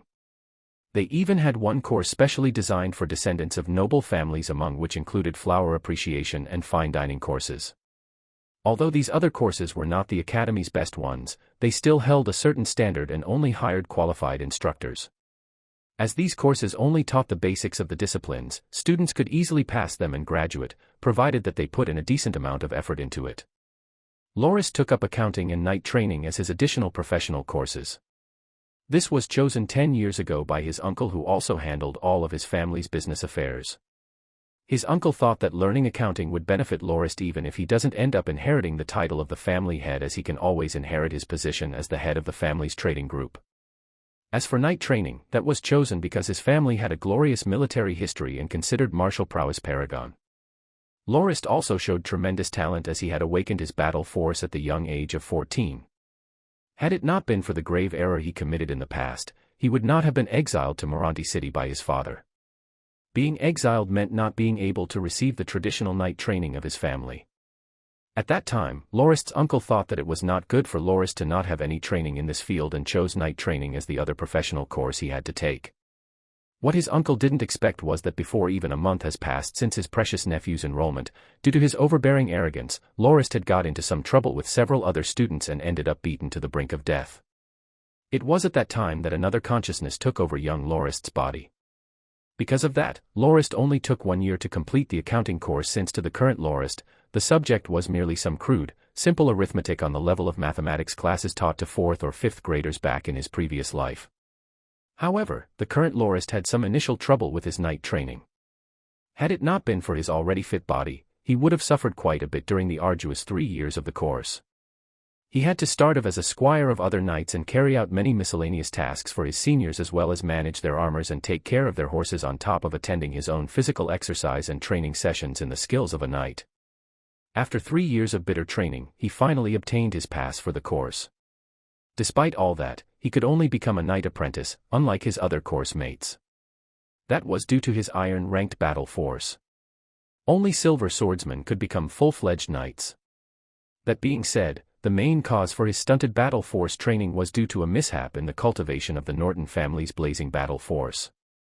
Ever since inheriting the memories of the original owner of the body, he knew that he was in possession of a hand-copied version of the blazing battle force manual that only allowed him to train up to the 3-star iron rank. At that time, his battle force had just recently been awakened, and it would take him a few more years to reach the 3-star iron rank, so he wasn't in a hurry to obtain the rest of the manual. Battle force training was very much different from the key-refining techniques he had encountered in his previous life. He was forced to train the aquametal technique passed down in his family by his grandfather at the young age of 7 back then.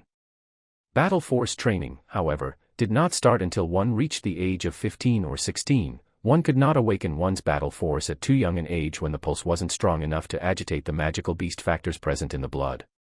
Legend says that thousands of years ago, the world was rife with magic, and great magi and sages dominated the world. They called the Grindia continent the main plane and set off to the stars in search for other planar worlds. In one of their countless expeditions, the magi discovered a worrying problem.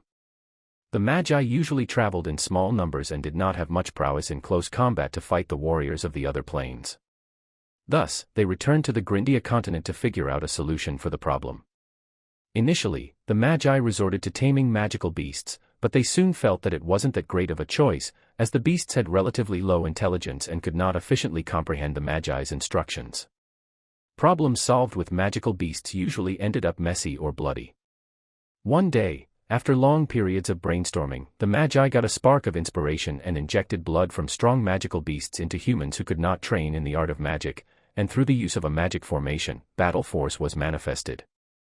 Battle force totally changed the world of humans. Possessing techniques to train in battle force, the magically inept humans could thrive against magical beasts without the protection of the magi. Not only did that greatly lessen the Magi's responsibilities to protect the normal humans, hence allowing them more time to pursue their own interests, it also provided the Magi with a formidable army. Following that discovery, various other types of blood from different magical beasts were integrated into the human body, and thus different types of battle force attributes were identified. At that time, battle force awakening and training occurred with the aid of magical formations. The Magi also categorized the different ranks of power and their difference in abilities.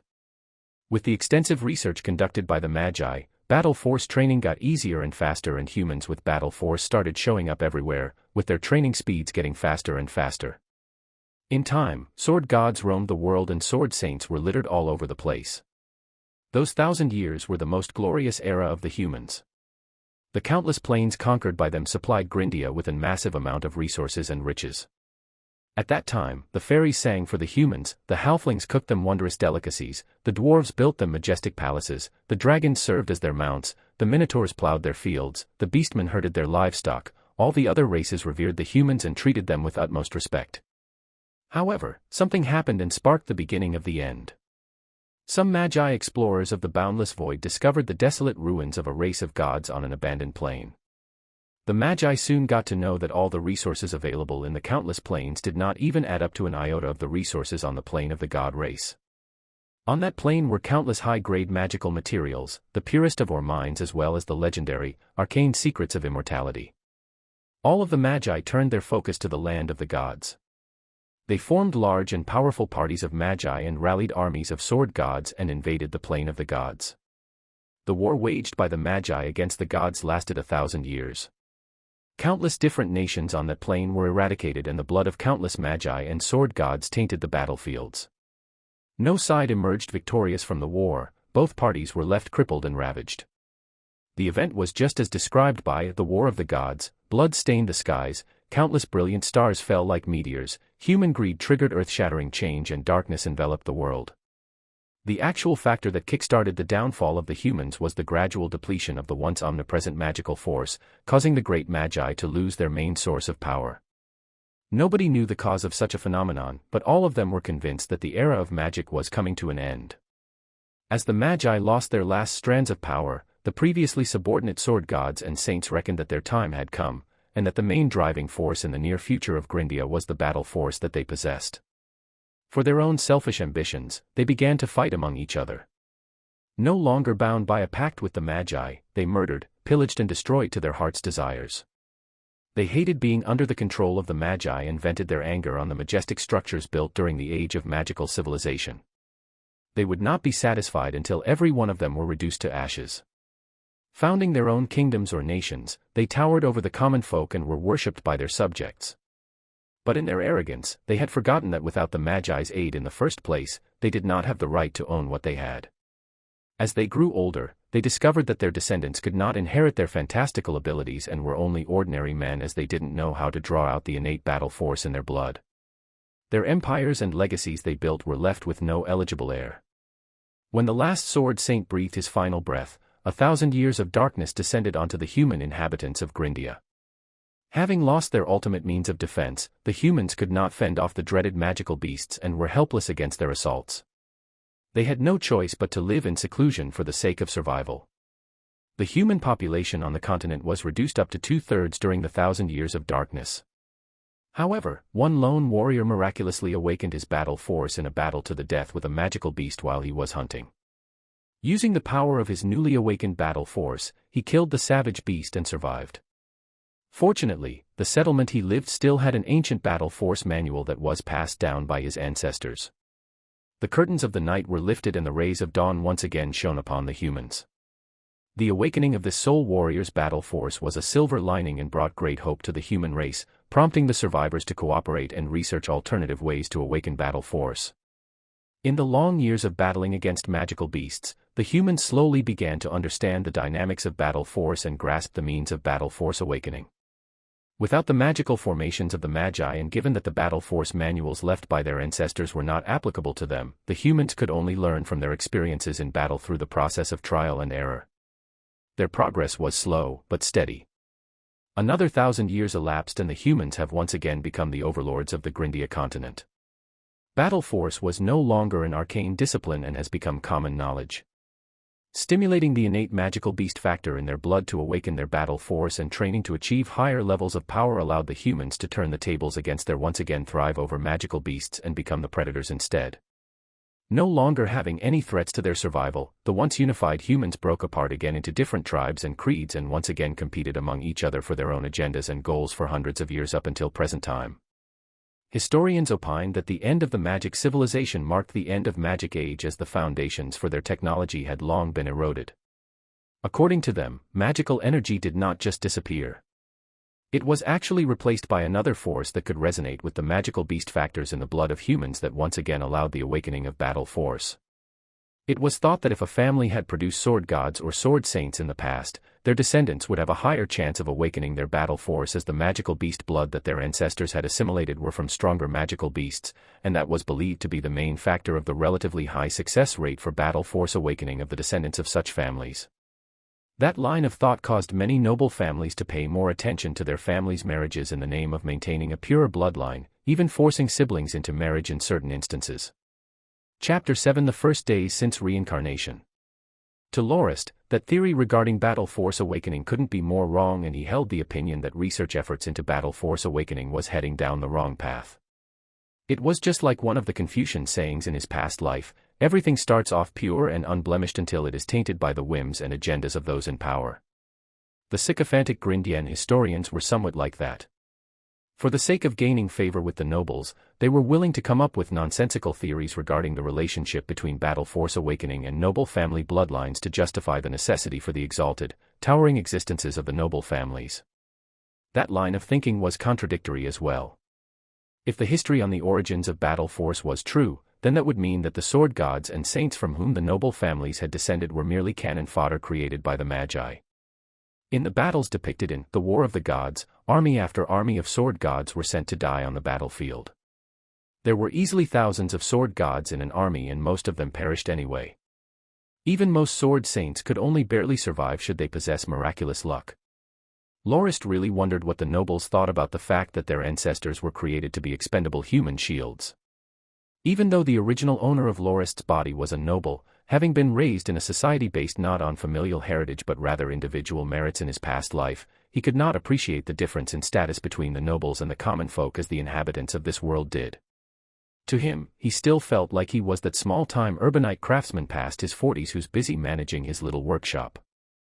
That fateful night, he only met up with his former comrades for some drinks.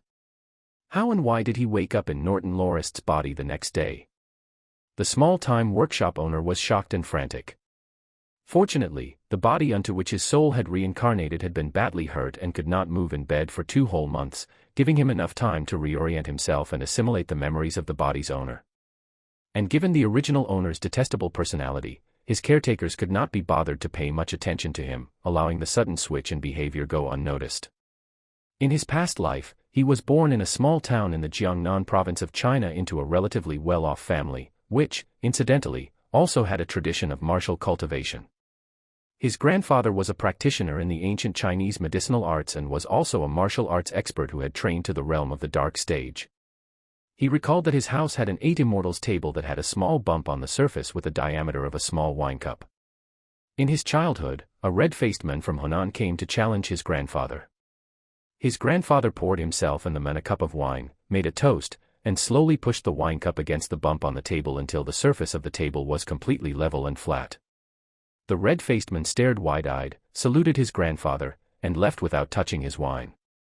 His father has always had a weak body and his second and third uncles worked far away from home.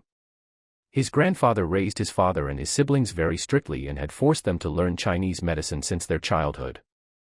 They trained incessantly. In the morning, they memorized the meridians of the body, while in the night, they studied recipes for herbal concoctions. Their days were tough, but nevertheless fulfilling. During Lorist's childhood in his past life, he was very playful and caused much trouble in that little town he lived in with his cousins. But he got sick of his insipid lifestyle and wanted to explore the vast world around him. Given his poor grades in high school and his tendency to get into fights, he eventually quit school and joined the army. His 7 years in the army was not an uneventful one. He worked his way up to the rank of a sergeant. But the times have changed, the country desired peace and stability, and society has shifted its focus towards the economy instead. The army, once beloved by the people, has fallen out of the citizens' favor and gradually faded into the background, solemnly enduring and silently protecting their country. When the next conscription period arrived, he retired from the army after getting news about his parents' ill health and returned home to inherit his father's crafts workshop. The transition from a soldier to a businessman wasn't an easy one. From making souvenirs to forging antiques, he did whatever he could as long as it paid off. Thinking back, the hopes his grandfather had placed upon him to become a famed practitioner of Chinese medicinal arts and perpetuate the family's traditions were never fulfilled. Years later, he made quite a bit of money off his business but gained quite a bit of weight. He couldn't recall how long it had been since he last trained in the aquametal technique. Even though he got married and had several kids, owned a luxurious car, and lived in a grand mansion, he still felt that his life was empty and devoid of any meaning. That was why occasionally, he would meet up with his old comrades to have some drinks and talk about the good old days while they got drunk on the nostalgia. Who knew, during one of these drinking parties, he woke up in the body of Norton Lorist the next day. According to the memories of Lorist, also referred by many as Locke, his family had been infeft a dominion in the northern highlands of the Christian Empire. Although his father was only a baron, the land and fief to the Norton family was incredibly vast, though most of it were desolate mountains and the population under their rule only numbered thousands. His family was not very wealthy, with only a small town and castle under their control as well as a small copper mine that served as their main source of income. Originally a hunter, the progenitor of the Norton family joined the army of the founding emperor, Christian I, as a scout after hearing a call to arms echoed by a group of traveling bards. He has since experienced hundreds of battles and accomplished many deeds, winning the trust and favor of the emperor and granted knighthood, despite being of peasant birth. Following the campaign that had stabilized the foundations of the empire, Christian I asked his loyal vassal what he wanted. The Norton family founder said that he wished to return to his homeland and live out the rest of his life there. Looking at the old knight whose hair had already turned white, Christian I let out a long sigh and took out a map. Seeing that the northern highlands were mostly desolate mountains, he drew out a large area and granted the territory to the knight, who was subsequently styled baron, and granted him the highly ranked Blazing Battle Force Manual, hoping that the baron's descendants will continue to safeguard the northern borders. In present day, 7 generations had elapsed since the first ancestor of the Norton family. Lorist's father had 2 other brothers. He was the eldest among them and had inherited both the land and the title, while his second brother, Lorist's second uncle, joined the royal guard in the capital. Lorist had never met this uncle of his. He only heard that his second uncle was doing quite well in the capital. His third uncle was the head of business affairs of the Norton family and also the one who brought Lorist to the Dawn Academy. In his memories, Lorist's mother was a pretty and gentle woman. His grandfather on his mother's side was a great merchant who incidentally had used quite a sum of money to purchase a title for convenience in future business dealings. He also had another uncle, his mother's brother, who was a hardcore bibliophile. Lorist had a strict father, a reckless and brawny elder brother and a loving mother. His childhood was a happy one until the day when his mother died from giving birth to his younger brother, causing him to lose her for good. He was only 7 at that time. Lorist, who was no longer the center of attention in his family, had always blamed his mother's death on his younger brother. He felt that his younger brother had taken away his precious mother as well as the affection given to him by his family, and considered him to be the main cause for his woes. He despised his brother from the depths of his heart. It only took 1 year for him to awaken his battle force at the age of 13 after he started to receive the Norton family's formal training, resulting in him gaining much praise from his usually strict and serious father for greatly exceeding his expectations. Happily walking into the garden, he saw his brother sitting near the well, playing with one of the female servants. Feeling a sudden rush of hatred, Lorist pushed his younger brother down into the well. The servant screamed in terror and within a moment, he was instantly surrounded by people. Feeling great rage, his father slapped him hard and knocked him out cold. He woke up in a small bedroom and saw the head butler, Glaze, looking in his direction with a contemptful gaze. He informed Lorist that he was grounded until his father decided on his punishment. Before he left, he told Lorist that his brother had been rescued and had suffered no physical injury but was in a state of shock and was down with a cold due to being submerged in cold water for too long. 3 days later, the verdict had been set. He was to be exiled from his homeland to Morandi city where he would further his studies. Without any summons from his family, he was forbidden to return to his home. Both his elder brother and the head butler pleaded for his sake, but his father was resolute with his decision, reasoning that in the harsh and desolate environment of the northern lands, the Norton family wouldn't have survived this long without unity and harmony among the family members. The thing Lorist did greatly shocked everyone. He had attempted to murder his blood-related, 5-year-old brother. Even if he was forgiven this time, it would only sow seeds of conflict and disharmony in the family. That is why I have decided to exile him, declared his father.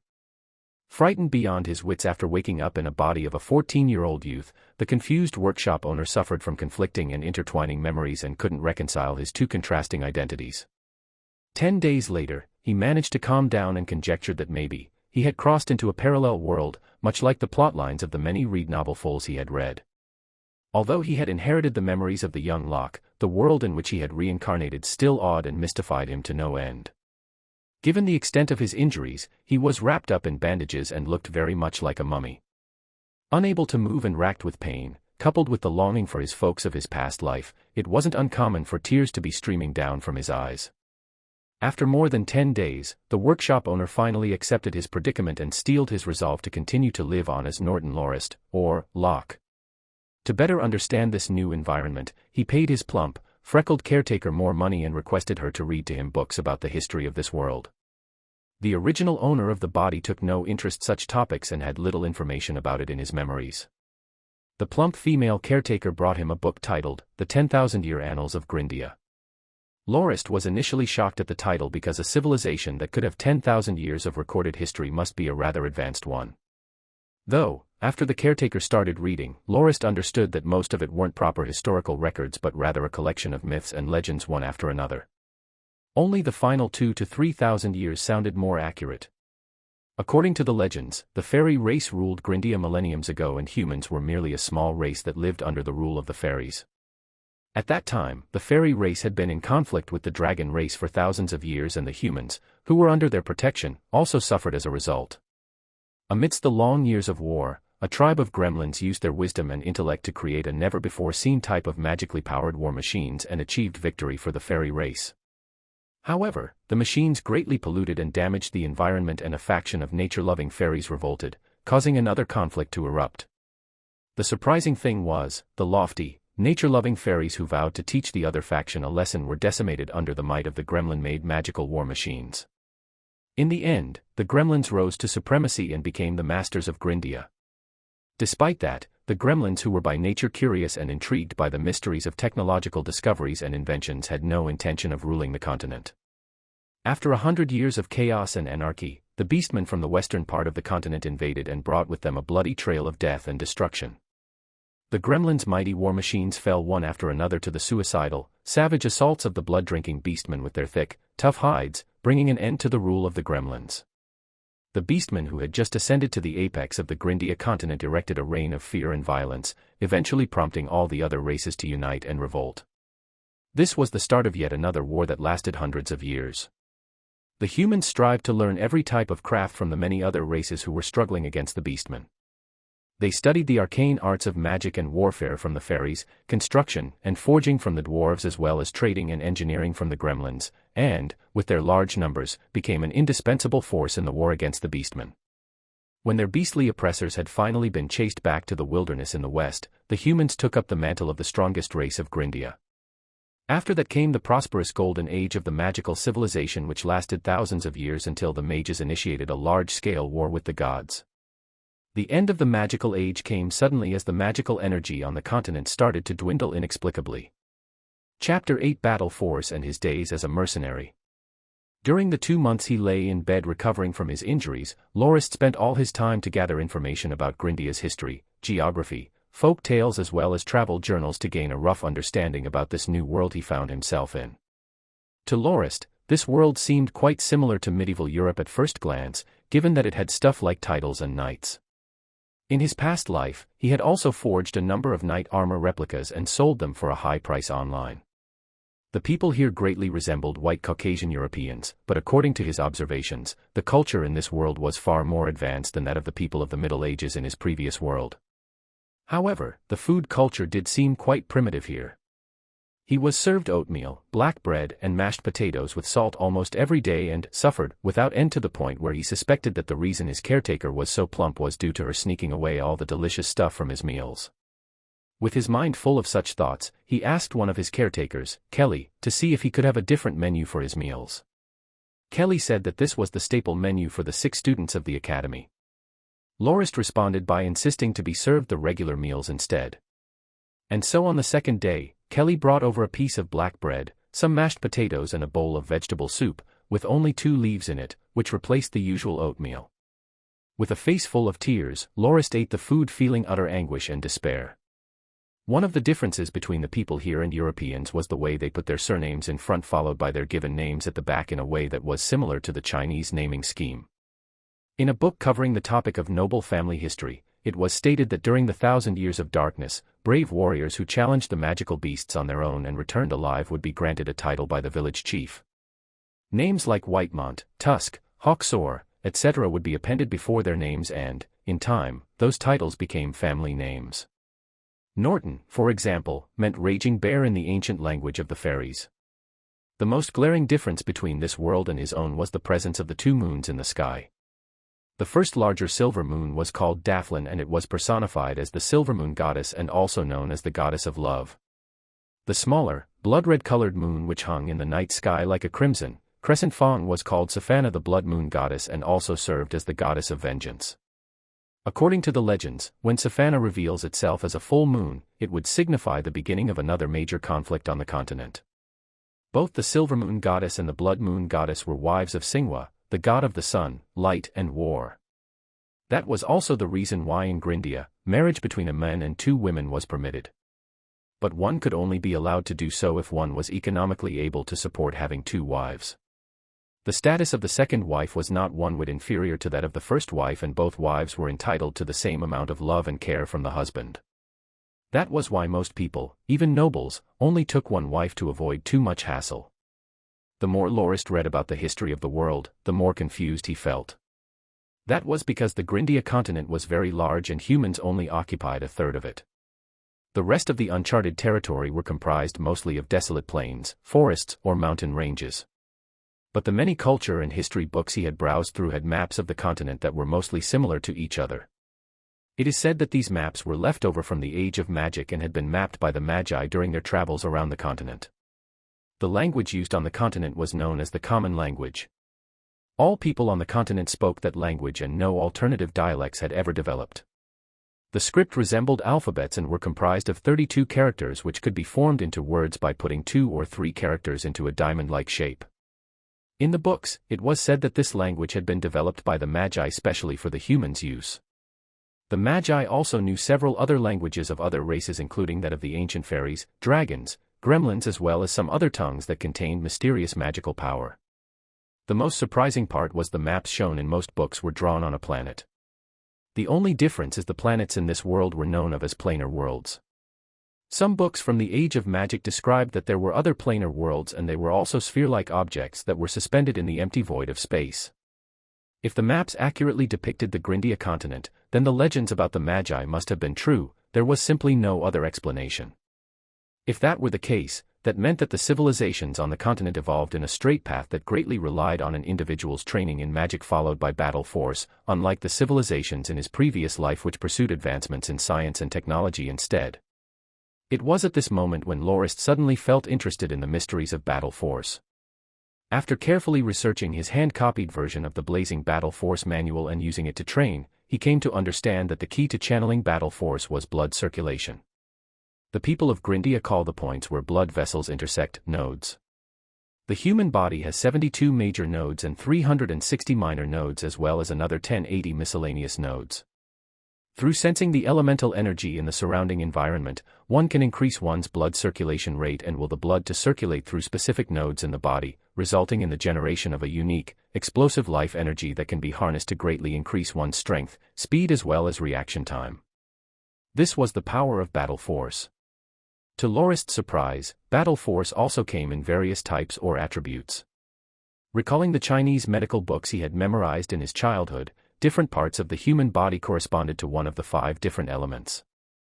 The skin, nose, large intestines, and lungs belong to the metal attribute. The tendons, eyes, liver, and gallbladder belong to the wood attribute. The bones, ears, kidneys, and bladder were of the water attribute. The blood vessels, tongue, heart, and small intestines corresponded to the fire attribute. And finally, the muscles, spleen, mouth, and stomach belonged to the earth attribute.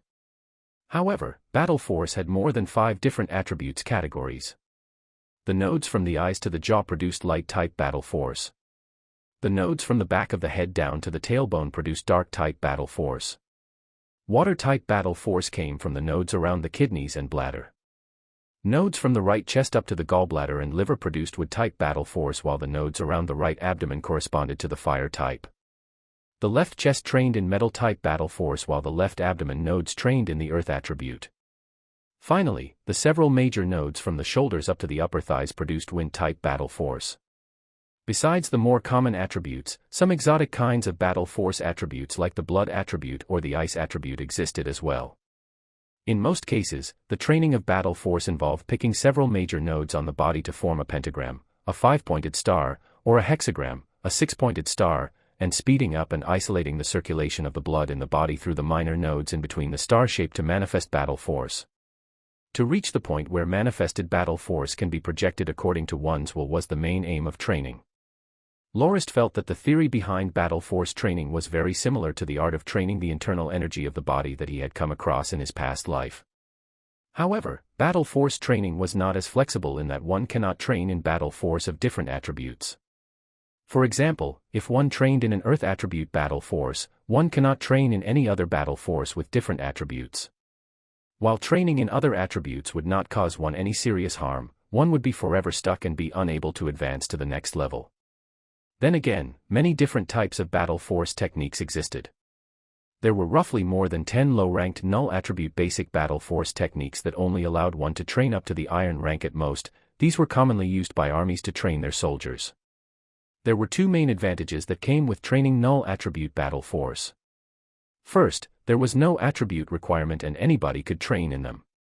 Second, it was relatively easy to train in null attribute battle force techniques. One could quickly and easily sense the elemental energy, and the pentagram points used to manifest null attribute battle force only required the activation of a small amount of minor nodes, reducing the difficulty even further for practitioners to grasp the flow of the energy.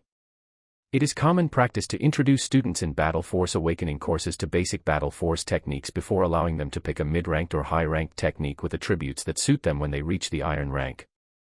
However, most battle force manuals on the market only allowed one to train up to the silver rank. Gold rank battle force manuals were relatively rare and cost a small fortune.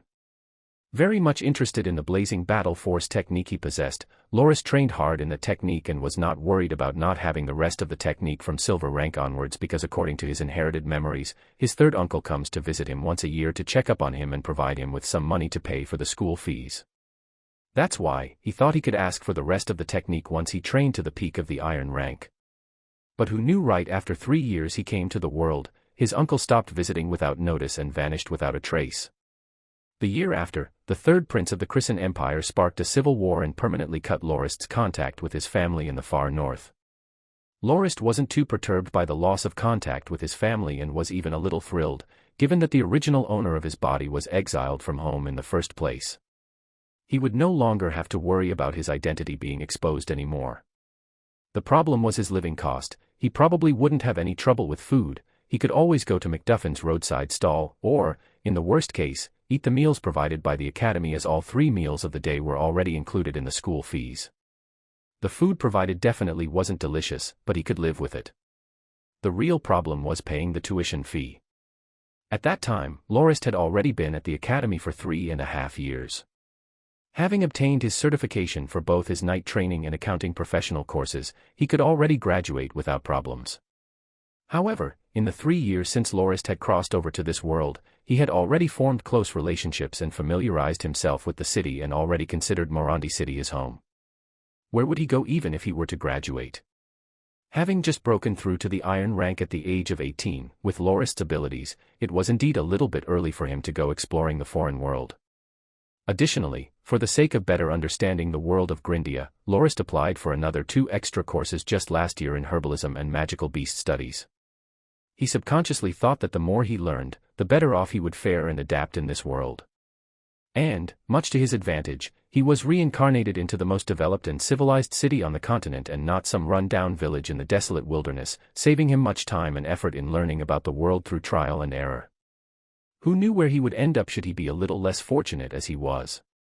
A professional course would cost around 5 to 8 gold fords per semester. Magical beast studies was relatively simple. One studied the subject simply by looking at drawings of the magical beasts and memorizing any effective means to kill them as well as the valuable parts each beast had. One would not have much trouble passing the course if one's memory was good enough.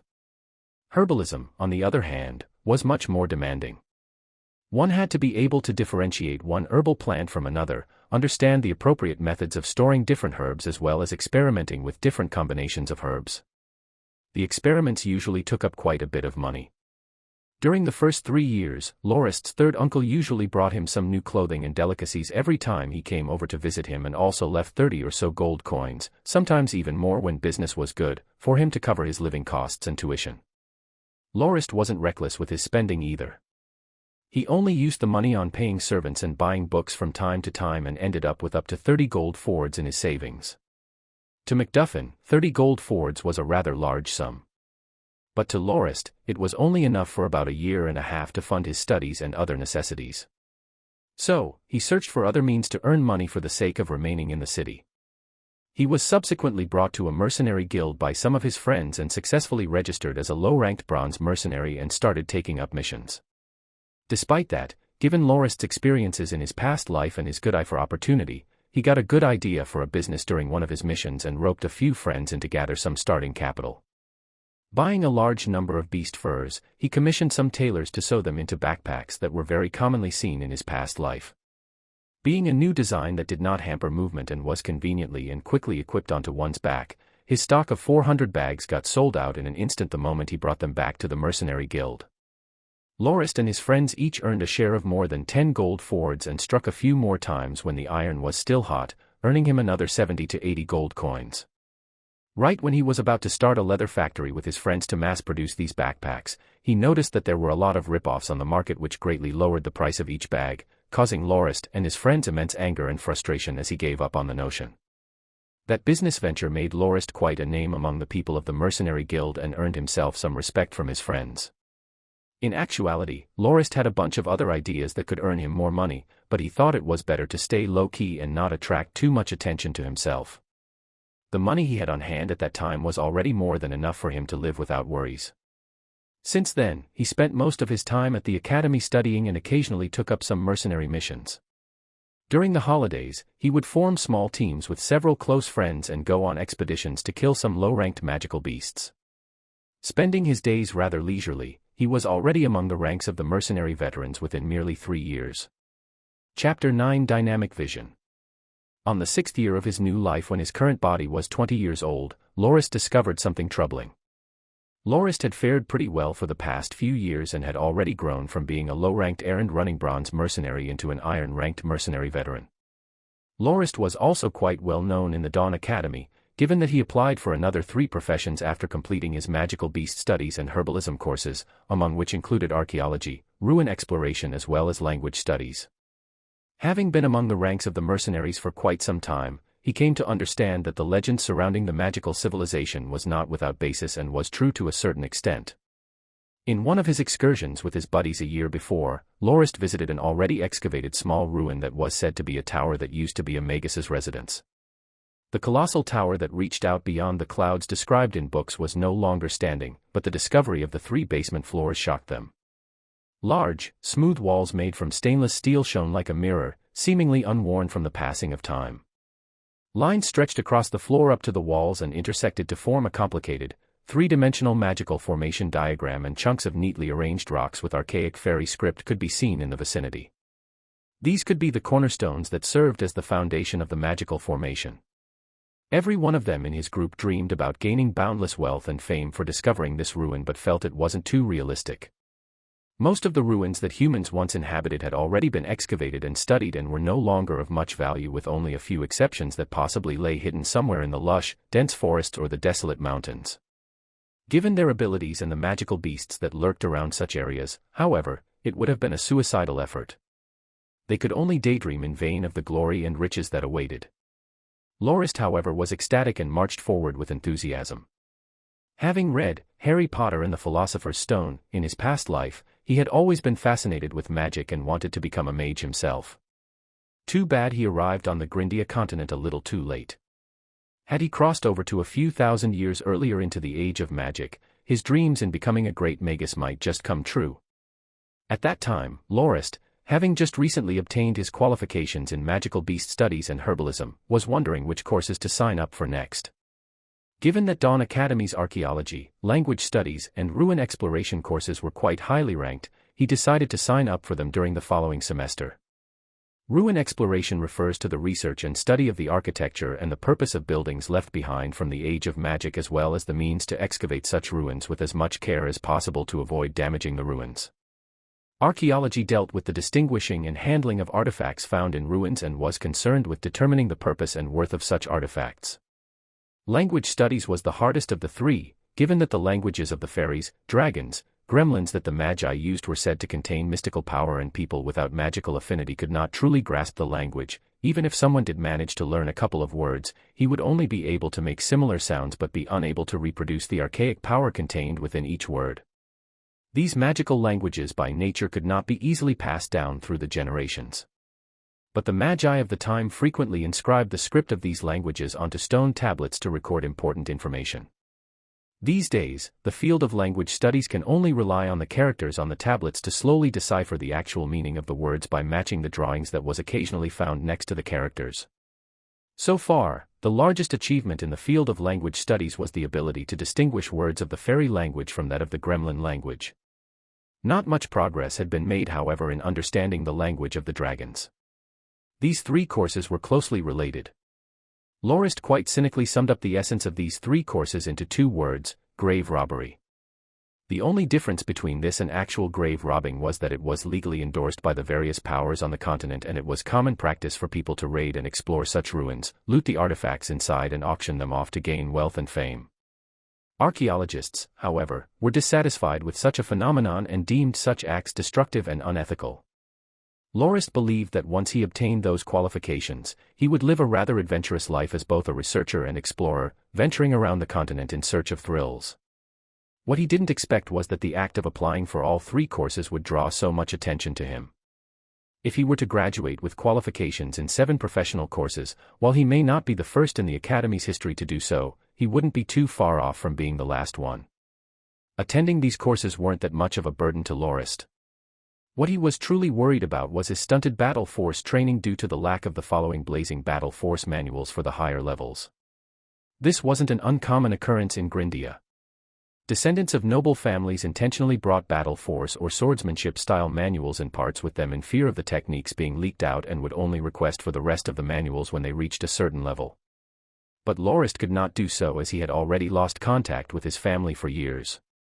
The Christian Empire in the north was in much chaos due to the infighting among the 3 princes of the empire, and caused Lorist to be unable to reach out to his family. Seeing that the conflict was likely to continue for a few more years, he wouldn't be so stupid to wait and do nothing until the day he manages to contact his family finally comes. Even if he had the patience to wait, he had to continue training to keep his body in peak condition. Already resigned to his situation, he motivated himself to train in some other abilities. Just a few months after he crossed over and started training in swordsmanship, he noticed that this body of his had a unique gift of dynamic vision. It was the ability to accurately focus and see the trail of objects moving in high speeds. Lorist wasn't too unfamiliar with the ability either. When he was still a soldier in his past life, in one of the training drills, he was in charge of leading his special ops team stealthily into the base of the other side, thinking that it was going to be a piece of cake. He didn't expect all his team members to get eliminated from the simulation by merely one guy, and decided to rush into him with a grenade in hand, intending to perish along with him. The sensors on their uniforms let out some smoke, which signified their deaths in the training exercise. Offering that other soldier a cigarette, he curiously asked how he managed to avoid the concentrated barrage of bullets. Most people wouldn't be able to survive such an assault. That guy cockily told Lorist that he wouldn't be able to pull off what he did, and explained that his natural gift of dynamic vision made any fast-moving object appear slow in his eyes. That's why he was able to easily avoid the bullets and was practically invincible as he struck Lorist's teammates down. The only thing he didn't expect was Lorist's suicide bombing, and was trapped in a corner without being able to do anything in retaliation. Lorist was really envious of that man's natural talent, but was told that it could be learned with sufficient training. He said that pilots would also need to have good dynamic vision, but the training process was extremely nauseating to most people, and encouraged Lorist to try it out and experience it for himself. The men sighed and continued to say that his natural dynamic vision was unlike those that people could obtain from training, in that it put a lot of stress on the mind. While the vision one could obtain from training was certainly inferior to his, it was more than sufficient for the average person for most intents and purposes. At that time, Lorist didn't understand why that meant sighed and did some reading on the internet about the ability and discovered many training methods one could use to train one's dynamic vision. One of the methods involved sitting on a chair that turned at extremely high speeds and having someone hold large cardboards with words written on them beside the chair and trying to read the words on the cards while spinning around. Within merely 10 minutes of trying it out, he collapsed feeling intense vertigo and discomfort and couldn't stomach any food for up to 2 days. It is said that if one perseveres through the training, in time, one would be able to see clearly the faces of passengers through the windows of a speeding train. But the intense discomfort caused by the training made Lorist think that such an ability wasn't worth the pain. He subsequently gave up on the training. The present Lorist, however, fully understood why that man sighed on that day. Initially he was exhilarated to discover that his new body had this ability. Through intense focus, he could even see each distinctive flap of the wings of a passing fly. In sword battles, no matter how agile and quick the opponent, Lorist only perceived a slow-moving sword and could easily come out with a counter to break his opponent's move. However, the utilization of this ability was extremely mentally taxing. Before, he wasn't able to use it for too much a time. As he used this ability more and more, however, he noticed that his mental endurance increased in tandem with the amount of time he could sustain his dynamic vision. Even when he was not in deep focus, his sense of the environment around him had grown ever more sensitive, a fact he figured out during one of his magical beast hunts. The main problem, however, was that his body's reaction couldn't catch up with his senses. When he first discovered this ability, his battle force was at the 1-star bronze rank. For a time he could still keep up with his improving dynamic vision as his battle force grew and was unparalleled among his peers in swordsmanship, causing him to be appointed as an assistant swordsmanship instructor. But ever since he got stuck at the 3-star iron rank, Lorist found that his movements couldn't keep up with his ever-improving dynamic vision.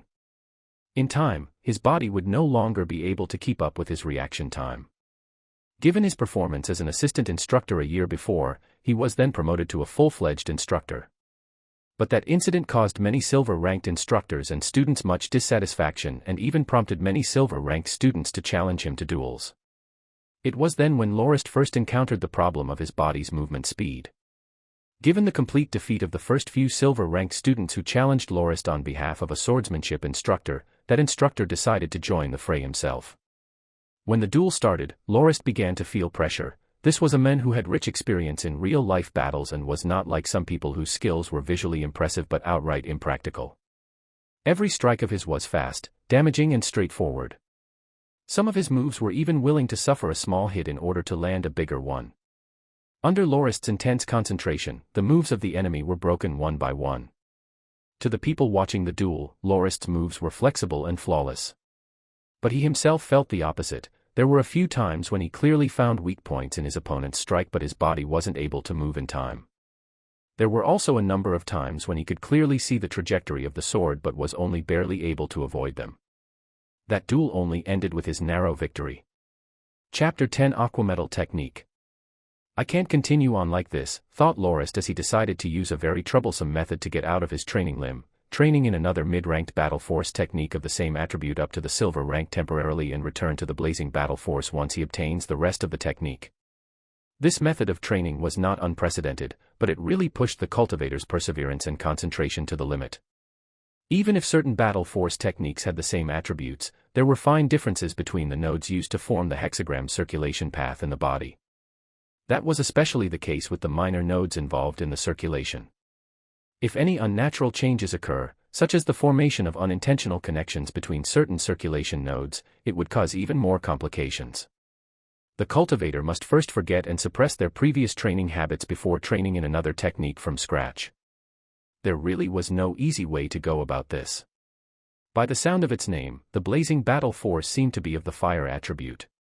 Lorist had no way of confirming the type, however, as the hand copy he possessed only had the name on the cover and jumped right into the hexagram circulation diagrams for the bronze and iron ranks, not containing any shred of additional information at all. Therefore, he spent a small fortune and obtained a mid-ranked fire attribute scorching flame battle force technique. It is said that one could reach the peak of the silver rank with it.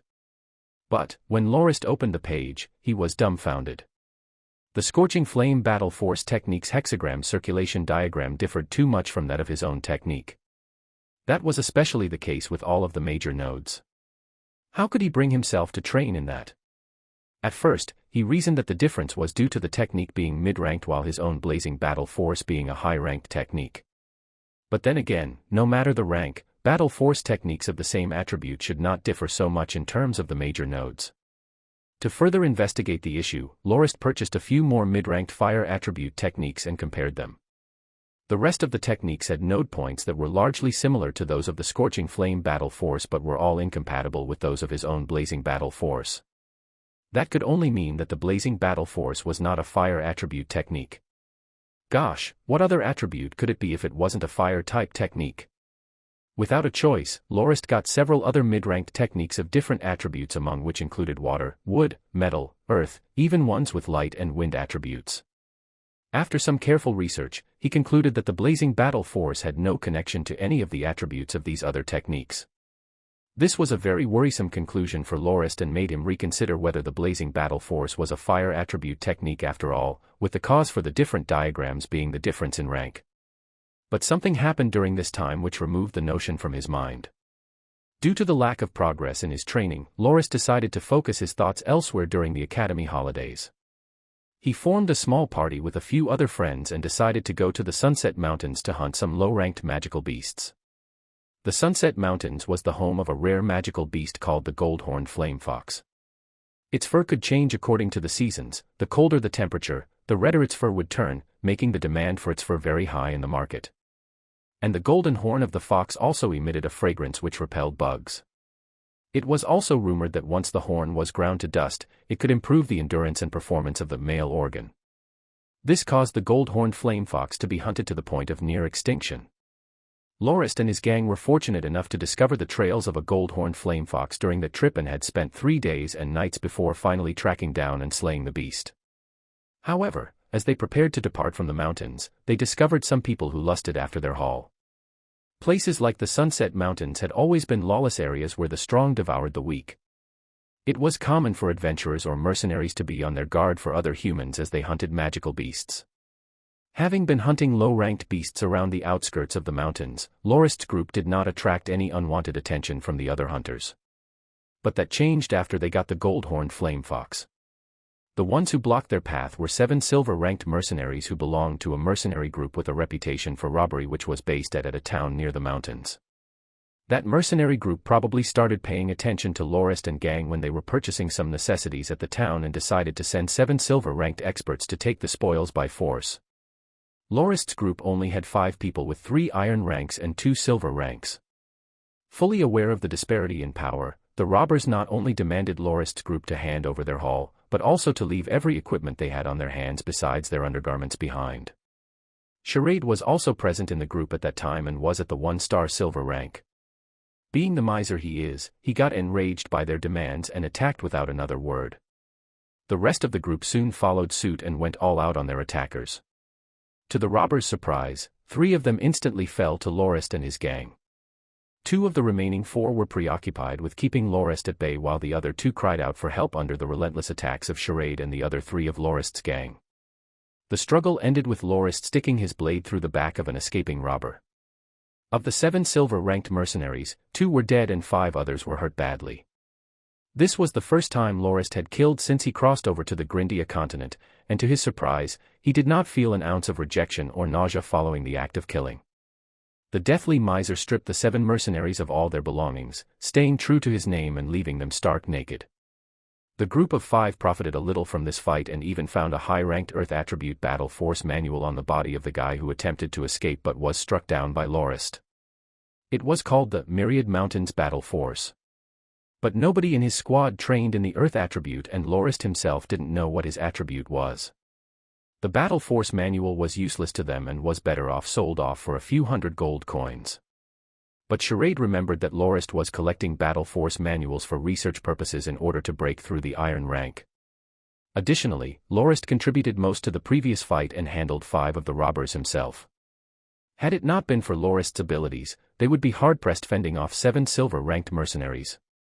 And so, the rest of the group came to a unanimous decision and decided to give Lorist the Battle Force manual.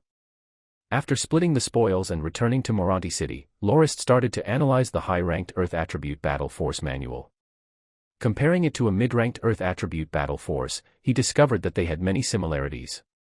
Most of the major nodes that constituted the hexagram circulation paths were roughly the same, with the only difference being the high-ranked technique having more complicated paths among the minor and miscellaneous nodes between the major nodes. Scratching his head in futility, he understood that the blazing battle force he trained in definitely did not belong to the fire attribute given the glaring differences it had with other mid-ranked fire attribute techniques. On one hand, he could only train the blazing battle force to the peak of the iron rank and could not advance from there.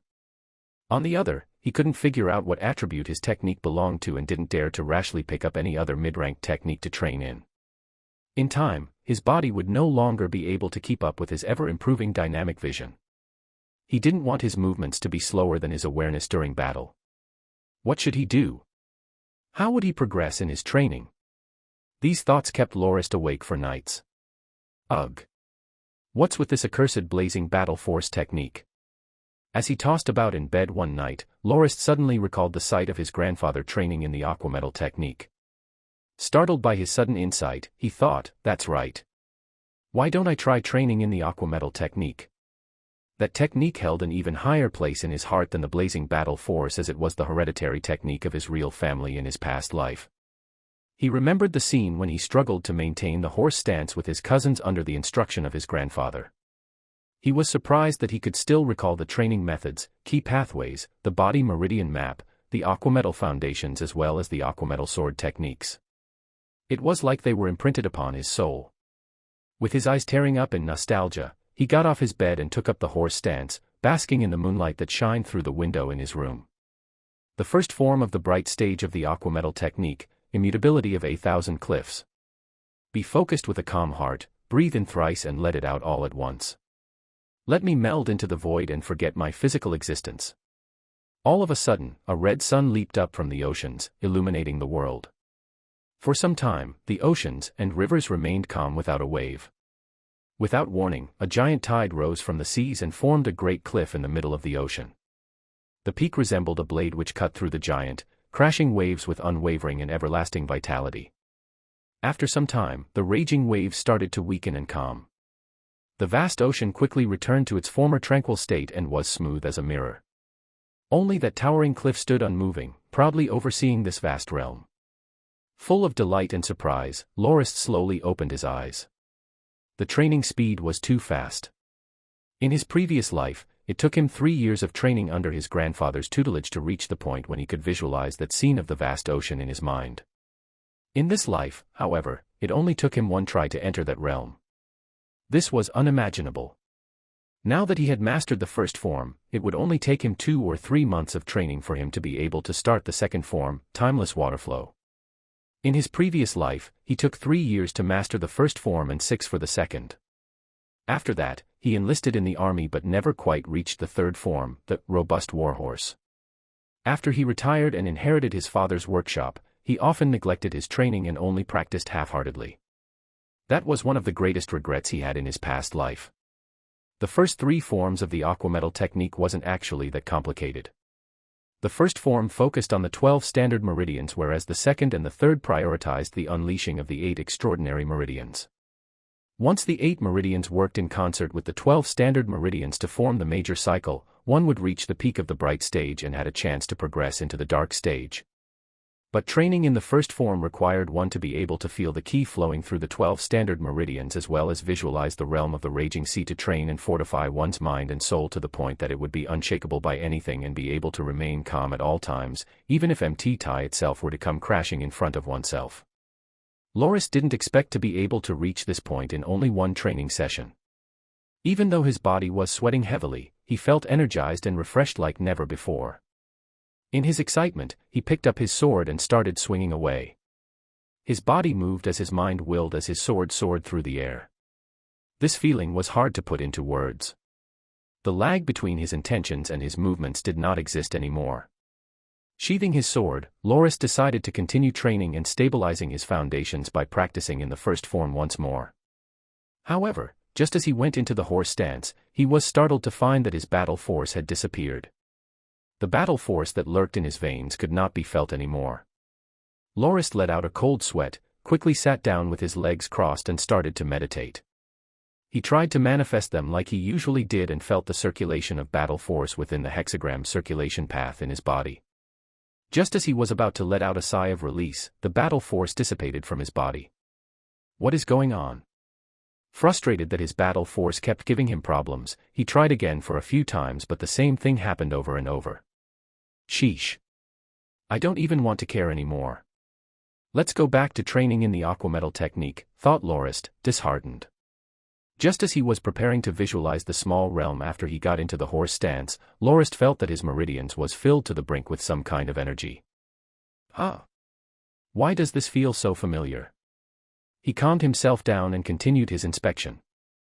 Wait, isn't this battle force? Why has it gone inside my meridians? No wonder he trained that quickly in the aquametal technique.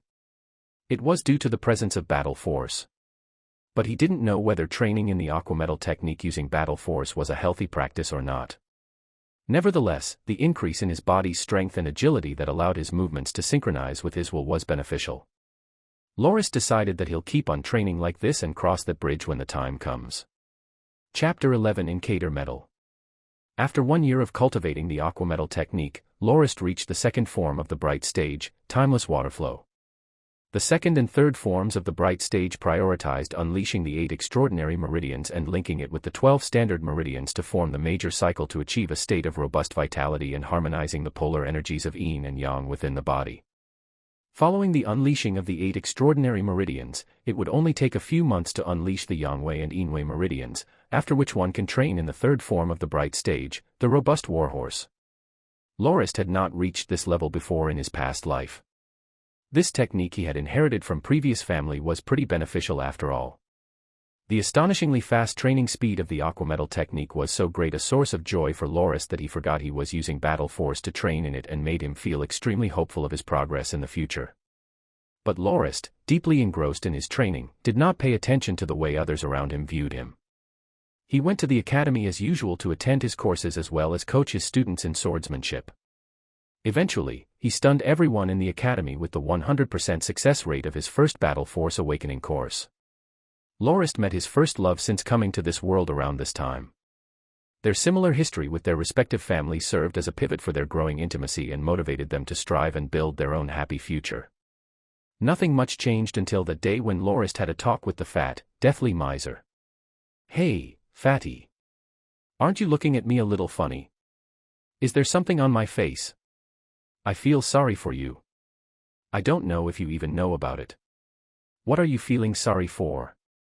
Isn't my life fine as it is right now? I don't need your sympathy. Is that so? You say you're fine as you are. Locke, let me ask you. How long has it been since you've trained your battle force? About that. It's true that I've been neglecting my battle force training. But that's hardly my fault. My family's battle force attribute is totally different from that of a majority of battle force techniques. And, given that I don't have the rest of the manual, I couldn't train in it even if I wanted to. Then what are you gonna do? Are you going to remain at the 3-star iron rank forever? You're gonna wait for the conflict in your homeland to subside before reaching out to them for the rest of the technique. Shrugging his hands in futility, Lorist said, what else can I do? It's not like that's getting in the way of my current life, so I'm not in too much of a rush. Sheesh, you. Can't you just try harder, said the fatty solemnly. Didn't Instructor Claude say that you should continue to train in your iron rank battle force until it reaches the peak density in your veins and go experience some life-threatening battles? You might be able to stimulate the full potential of your battle force amidst the heat of battle and break through to the silver rank even if you're using the hexagram circulation path for the iron rank.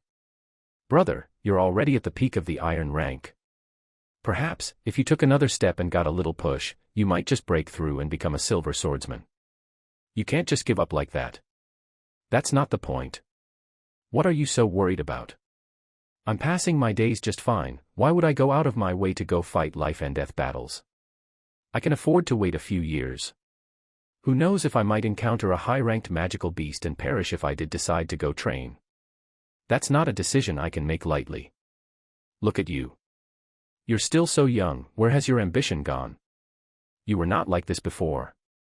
High-rank magical beast aside, You were fearless and not hesitant at all when you pulled out your sword and faced off with 5 silver-ranked attackers. Magical beasts should be even easier to handle than the likes of men. Let's go to the mercenary guild and find a suitable date to go training and complete some missions in the meantime for some quick cash. Shaking his head adamantly, Lorist said, I don't have that kind of time now. I have my hands full with the academy and helping Wenna with her business. Wenna was Lorist's girlfriend's nickname. Charade let out another bitter sigh. Love and women are the downfall of great heroes. Didn't you say that yourself? Look at you now. Ever since you started dating Wenna, you've never left Morandi City even once. You can't go on like that. You are definitely a person with a bright future ahead of you. Don't just idle about and waste your life away. Haha, don't have such high expectations for me, you cursed fatty. To be honest with you, I don't have any great ambitions myself. I only desire to get a large house on Bryn Hill when I earn enough and settle down there with Wenna and live out the rest of my life in bliss, said Lorist as he laughed. Bryn Hill was located somewhere to the south of Morandi City and was near the Golden Bay. It had great scenery and was one of the most expensive areas in the city to live in. Only the richest of the rich could afford to reside there. Charade shook his head and said, You're talking about tens of thousands of gold for a mansion on Bryn Hill. I think you're much better off spending only a few thousand gold coins to get a 4-story building in the southern sector of the city and collect some rent while you're at it. There's nothing good about the sea breeze on Bryn Hill either. Charade faced Lorist and continued solemnly, Then again, brother, you should really make more effort in your training and get to the silver rank quick so that nobody can say anything about your abilities. I'm only telling you this for your own good. Feeling a little suspicious, Lorist asked, What's going on? Is there something I should know about? Sigh, the silver-ranked instructors in the academy are probably plotting something.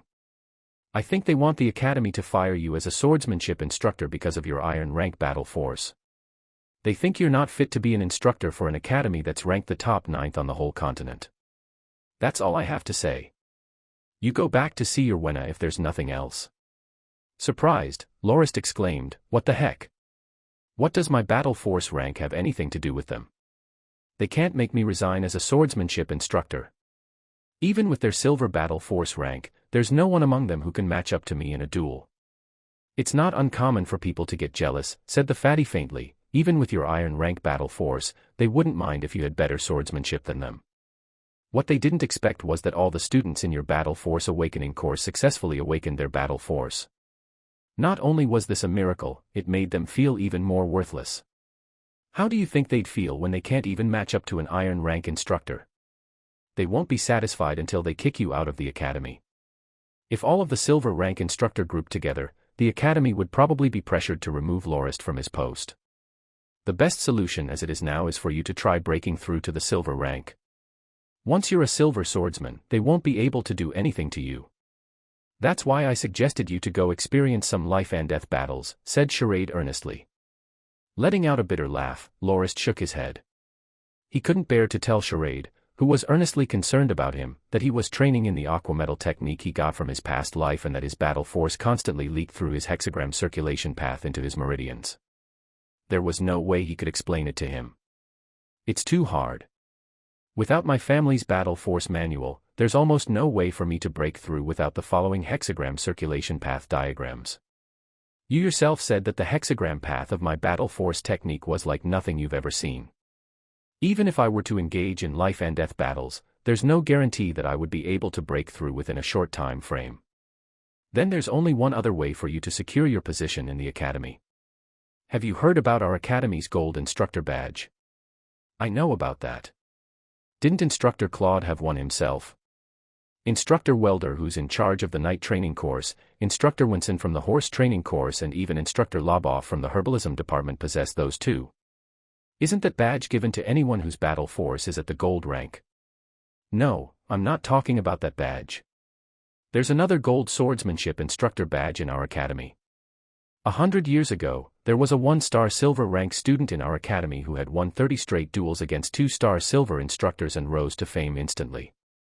The academy employed him as a swordsmanship instructor and even made him a gold instructor badge. However, the The student joined the army and went to fight in the Battle of the Silver River and successfully killed 3 Imperial Knights who were all gold-ranked fighters during an assault on the town of Reed, but subsequently died from his injuries after the fight. To commemorate his deeds, the Academy preserved his gold instructor badge and decided that anyone who was able to gain 30 consecutive victories with opponents of a higher rank, even those 1 star above, would gain that instructor badge and receive the same treatment as normal gold-ranked instructors. But should one lose even once to anybody, one would lose the qualifications to wear that badge as well as one's position as a gold-ranked instructor. Charade continued explaining, nobody within a 100 years has been able to get 30 consecutive victories like that student, and the medal currently lies forgotten in the Academy's Hall of Honor. Why don't you try obtaining that medal to avoid getting kicked out from the Academy? I bet that it won't be too hard for you to win 30 duels. There really was such a thing. Lorist rubbed his hands and continued, I'm definitely getting this gold badge. Fatty, what was that student called? His name was Reincarnated. Had he survived the battle with the gold rank experts of the Christian Empire, he could have become a blade master. It's a shame he died so young. The special gold badge is called the Incator Medal, said Charade while lamenting the loss of such a talented man. Alright, Fatty, let's figure out what I should do next. You mentioned there was a group of silver-ranked instructors plotting against me. Give me the names of all of them. I'll challenge them one by one, said Lorist as he licked his lips deviously, like a predator deciding on which part of its prey to enjoy first. The following 10 days in the Academy was rife with excitement. Lorist sent out letters of challenge to the instructors listed by Charade, but none of them really cared much about it and even thought that it was a joke. Some of the instructors even tossed the letters into the trash can, laughing and exclaiming, "You think he's qualified enough to challenge us?" Given their arrogant attitudes, Lorist no longer held back either. He barged into the class of several instructors and challenged them in front of their students. Feeling rage and humiliation, the instructors pulled out their swords and wanted to teach the impudent and disrespectful Lorist a lesson he would never forget. In quick succession, one by one the instructors were beaten and sent to the Academy Medical Center. The students of the Academy were ecstatic. It wasn't every day when one got to see a proud, aloof instructor get beaten up by an iron-ranked instructor. As Lorist marched towards his next target, a crowd of students followed behind him and even told him the other instructors' locations. Instructor Locke, Instructor XX is over there. Are you gonna challenge him? Instructor XX and Instructor XX are over there, hold them back. Instructor Locke is coming over for them. Over here, quick, Instructor Locke. The crowd was stopped by 10 or so silver rank instructors from advancing, and the other instructors insisted that the Academy management come in to handle the situation and take care of Lorist, who has disrupted their courses and sent 7 of their colleagues to the medical center. Some silver-ranked instructors hated Lorist to the bone and even shouted for him to leave the Academy and that he was not fit to be an instructor there. Following that, several gold-ranked instructors including Instructor Claude came over and investigated the issue. Lorist told them this, "I want the Incator Medal." The crowd was bewildered and didn't know what it was. Charade, who was maintaining the order of the student crowd, explained it to the other instructors. Following that, the gold-ranked instructors finally understood that it was an Academy tradition and even they could not do anything about it. They could only report it to the higher-ups and await their decision. Lorist was unfazed and believed that this commotion wasn't his fault. To begin with, he only did this because the instructors who ignored his letters of challenge and didn't treat it seriously. Those who understood the situation looked pitifully at the silver-ranked instructors, who started to feel pressured and anxious. Without much delay, Academy head Levens announced his decision. "Lorist, keep at it. It would be a shame to see the Incator Medal continue to gather dust. I'm rooting for you." But he also mentioned that Lorist was not to disrupt the classes of other instructors and carry out the duels after work hours. The silver-ranked instructors were stunned and made excuses to take some time off from work to avoid the calamity that was to come. Several others went to other academies and applied for jobs there. The remaining ones grudgingly agreed to duel Lorist under the witness of Instructor Claude and the other gold-ranked instructors and the jeering students. One by one, they lost to him and were finally let off. Chapter 12: The Pawn and the Announcement. Instructor Claude rushed into the Academy head's room with a face full of worry. Sitting behind a large desk and browsing through a document, Academy head Levens lifted his head and asked curiously, "What's wrong? You look very anxious. Has a fire broken out?" There's no fire, sir. Academy head, are you going to just leave it be? Another 3 of our silver-ranked instructors have just resigned today, said Instructor Claude.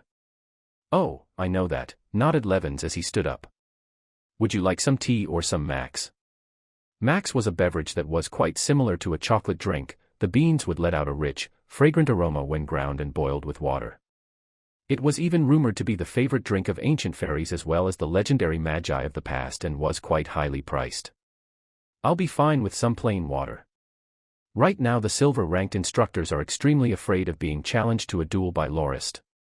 If this keeps on going, we'll be even more understaffed and we'll find it hard-pressed to maintain our usual classes. It's one thing if the students only spectate the duels, but they are also eager to see Lorist beat the crap out of all the silver-ranked instructors in the school.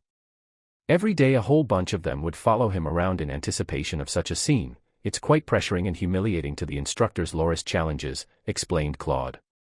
Levins lifted a silver kettle on the table and poured some water for Claude and asked, "Has Lorist lost a match yet?" "No. He's fighting his 28th duel today and hasn't even lost one match, and I don't think he will either. I've seen a few of his matches and I believe those silver-ranked instructors wouldn't be able to put up a fight with Lorist at all. Most of them lose within 10 sword bouts when dueling Instructor Locke," replied Claude. "Then there's no need to do anything. We can stop him after he gets the Incator medal." But Academy head, 13 of the 28 instructors he challenged have already resigned due to the humiliation of losing to him in public. Even several of those who hasn't received any challenge from him left in fear as well. If they don't even have the courage to face failure, I wouldn't stop them from leaving. We don't need spineless cowards like those in the Dawn Academy. Laughing bitterly, Claude continued, "Academy head, say that as you may, but think about how we're supposed to maintain our regular classes with the sudden loss of more than 20 silver-ranked instructors. There are already 3 swordsmanship classes that can't continue anymore due to the sudden vacancy, with the students left with nothing to do but to wander around in the academy." Slowly moving up to the window and gazing outwards, Levin said, "Claude, don't you feel that our academy has been stagnating for some time now, much like a pool of still water?" Instructor Claude tilted his head as he did not understand what the academy head just said. While our academy has only 13 gold-ranked instructors, the silver-ranked instructors number a staggering 129 people. Even the rest of the iron-ranked instructors and the assistant instructors only number 42 people, with another 31 people being non-combatant professors who focus on other disciplines. The academy management staff consists of 45 people, the enforcement department has 68 and the other miscellaneous workers number 76 people. Apart from them are roughly 5,000 students. Given that kind of ratio, don't you think the silver-ranked instructors hold a little too much influence? Levins turned to Claude and said with a smile, "We have always put more focus on the actual abilities of a person when we intend to appoint someone as an instructor. Since when has it been based on their battle force? If it were like that, doesn't mean that a cripple like me who can't train in battle force should resign as the academy head as well." As silver-ranked instructors, not only do they not continue to strive for perfection, they harbored jealousy for people more skilled than them, banded together and formed their own hierarchies and even dared to put pressure on the academy when anything starts to go against their favor. This time, the reason I let Locke do as he pleases was partly due to Charade's support as well. It is time that we wake up the silver-ranked instructors of the academy and remind them that their status in the academy is not dependent on their battle force ranks but rather their actual skills. If there's anyone who's unsatisfied with this policy, they're free to resign for all I care." Wiping sweat off his forehead, Claude said, "Then, what do we do about the suspended classes? Should we start recruiting new instructors?" "There'll be no need. I already negotiated with the city's garrison general and will be having 10 or so retired military officers who are all of the gold rank to come over and be replacement instructors for a while. If we still lack people, we can appoint some promising students to be our new instructors, but only if they're truly capable." Duly noted. "I suppose I'll make my move now," said Instructor Claude as he put down the cup on the table and turned towards the exit. "Wait," said the academy head. "There's still 2 other things. First, when Locke gains his 30th consecutive victory, carry out a small ceremony to award him the Incator medal. Second, put up a notice that states that instructors of the Dawn Academy cannot refuse challenges from other instructors or students. Those who do not comply should leave the academy. If I don't force them like this, they won't continue to strive to improve their skills." "No problem. It will be carried out." Oh, and you mentioned 3 classes having no instructors in charge at the moment. Levins gave it some thought and continued, when Locke gets the Incator medal, assign him to take charge of these 3 classes since they lost their instructors because of him in the first place. Wow, is that for real? Thought instructor Claude, speechless. In only 3 sword strokes, Lorist forced the instructor he challenged to admit defeat. This was his 30th duel. There was a small stage about the height of a person beside the dueling venue. It was like they knew without a doubt that Lorist would win. Instructor Claude stood solemnly by the stage beside a beautiful female student who held a box that was about 30 centimeters wide, presumably containing the Incator medal within. Lorist was still in a rather good mood after his victory. He found the duels he initiated for the past 10 days to be quite addictive. The feeling of owning the other silver-ranked instructors completely was quite pleasant. Maybe he could negotiate with Instructor Claude about whether he could continue dueling for another 20 or more times and create another record within the academy and rename the Incator medal after him. Too bad Instructor Claude rejected the proposal immediately and pulled him up to the small stage. All the students cheered as Lorist received the Incator medal. During the ceremony, Claude announced 2 things. He first congratulated Lorist for obtaining the Incator medal and the history and explained the tradition behind the medal. After the long speech, he finally said something that is of direct relevance to Lorist, that is, Lorist was to be treated as a gold-ranked instructor in the academy and shall receive the same benefits and entitlements as a gold-ranked instructor. The second announcement came directly from the academy administration. From that day onwards, no instructor is to refuse a duel from students or other instructors for no justifiable reason, and the result of every duel would play a part in the yearly instructor evaluations. Should an instructor refuse a duel for no reason up to 3 times, or should they lose too many duels, the instructor will have to relinquish their instructor badge. The rules and protocol of dueling was also announced to the crowd, namely, an instructor may not challenge a student, a person of a higher rank may not challenge those of lower ranks, etc. But that special rule concerning challenges directed to lower ranks didn't apply to Lorist because he was the holder of the Incator medal. Since he got it by getting consecutive victories against opponents of a higher level in the first place, he must still accept challenges issued by silver-ranked instructors even though his battle force was only at the iron rank. Lorist will lose both the Incator medal as well as the gold rank instructor privileges should he lose even one duel. Unbeknownst to Lorist, he was serving as a pawn in the academy head's plan to change the academy's attitude and as a whip to pressure the silver-ranked instructors. He did, however, feel that the timing for the second announcement was a little too coincidental with his obtaining the Incator medal. Initially thinking of bringing his winning streak above 50, Lorist came to understand after the second announcement that there will no doubt be flocks of students and silver-ranked instructors coming to challenge him to take the Incator medal from him. On the bright side, he would not lack opponents to battle against. But it was pretty unfair for others to be able to take the Incator medal from him after winning against him only once while he had to get 30 consecutive victories against opponents of a higher rank. Without giving Lorist too much time to figure out the implications, Instructor Claude went before Lorist and talked to him sincerely. I have good news and bad news for you, Instructor Locke. Which would you rather hear first? Analyzing Claude's behavior but not finding anything weird about it, Lorist said, let me hear the good news first. At least it'll cheer me up a bit. The good news is during this month, there will be 10 retired gold-ranked military officers coming to the academy to take on posts as gold-ranked instructors. I can understand that it is good news for the academy, but what does it have to do with me? Asked Lorist curiously. Because, the bad news is you have to take charge of the 3 classes that have lost their instructors because of you. You are to handle their swordsmanship classes until the end of this month before the new gold-ranked instructors come. This came from the administration, so there is no ground for negotiations. Consider this a light punishment for stirring up so much chaos in the academy. Already crumbling, Lorist complained, where would I find a place to teach so many students at once? Just use the school field. Looking at the noisy crowd of students that Charade brought over, which easily numbered more than 100 from the stone platform on the school field, Lorist exclaimed, gosh, didn't you say there were only 3 classes? Why are there 5 classes worth of students over here? Charade said as he laughed bitterly, don't blame me for this. Who asked you to defeat all those silver-ranked instructors within only 3 or 4 bouts? Now, the students are starting to get picky about the standards of their sword instructors and no longer want the silver-ranked instructors to teach them. That's why they're here now. Sigh, it appears that I have to go down for a bit. They're taking so long just to get in line, talk about discipline. After making his rounds around the field, Lorist returned with a handful of letters of challenge. I already received more than 20 challenges in a single class. How am I supposed to survive this? Looking at him with a sympathetic face, Charade said, "What did you think the enforcement division is here for other than to regulate the students and maintain order? Now that you're a well-known figure in the academy, the administration has sent us to make sure there won't be a stampede. I don't think I can live on like this. Other instructors have almost nothing to do compared to the hundreds of challenges I've received within 3 days. Even the iron rank students want a part in that. I really don't know what's going on in their heads. Fatty, this brother of yours is starting to regret listening to you in the first place."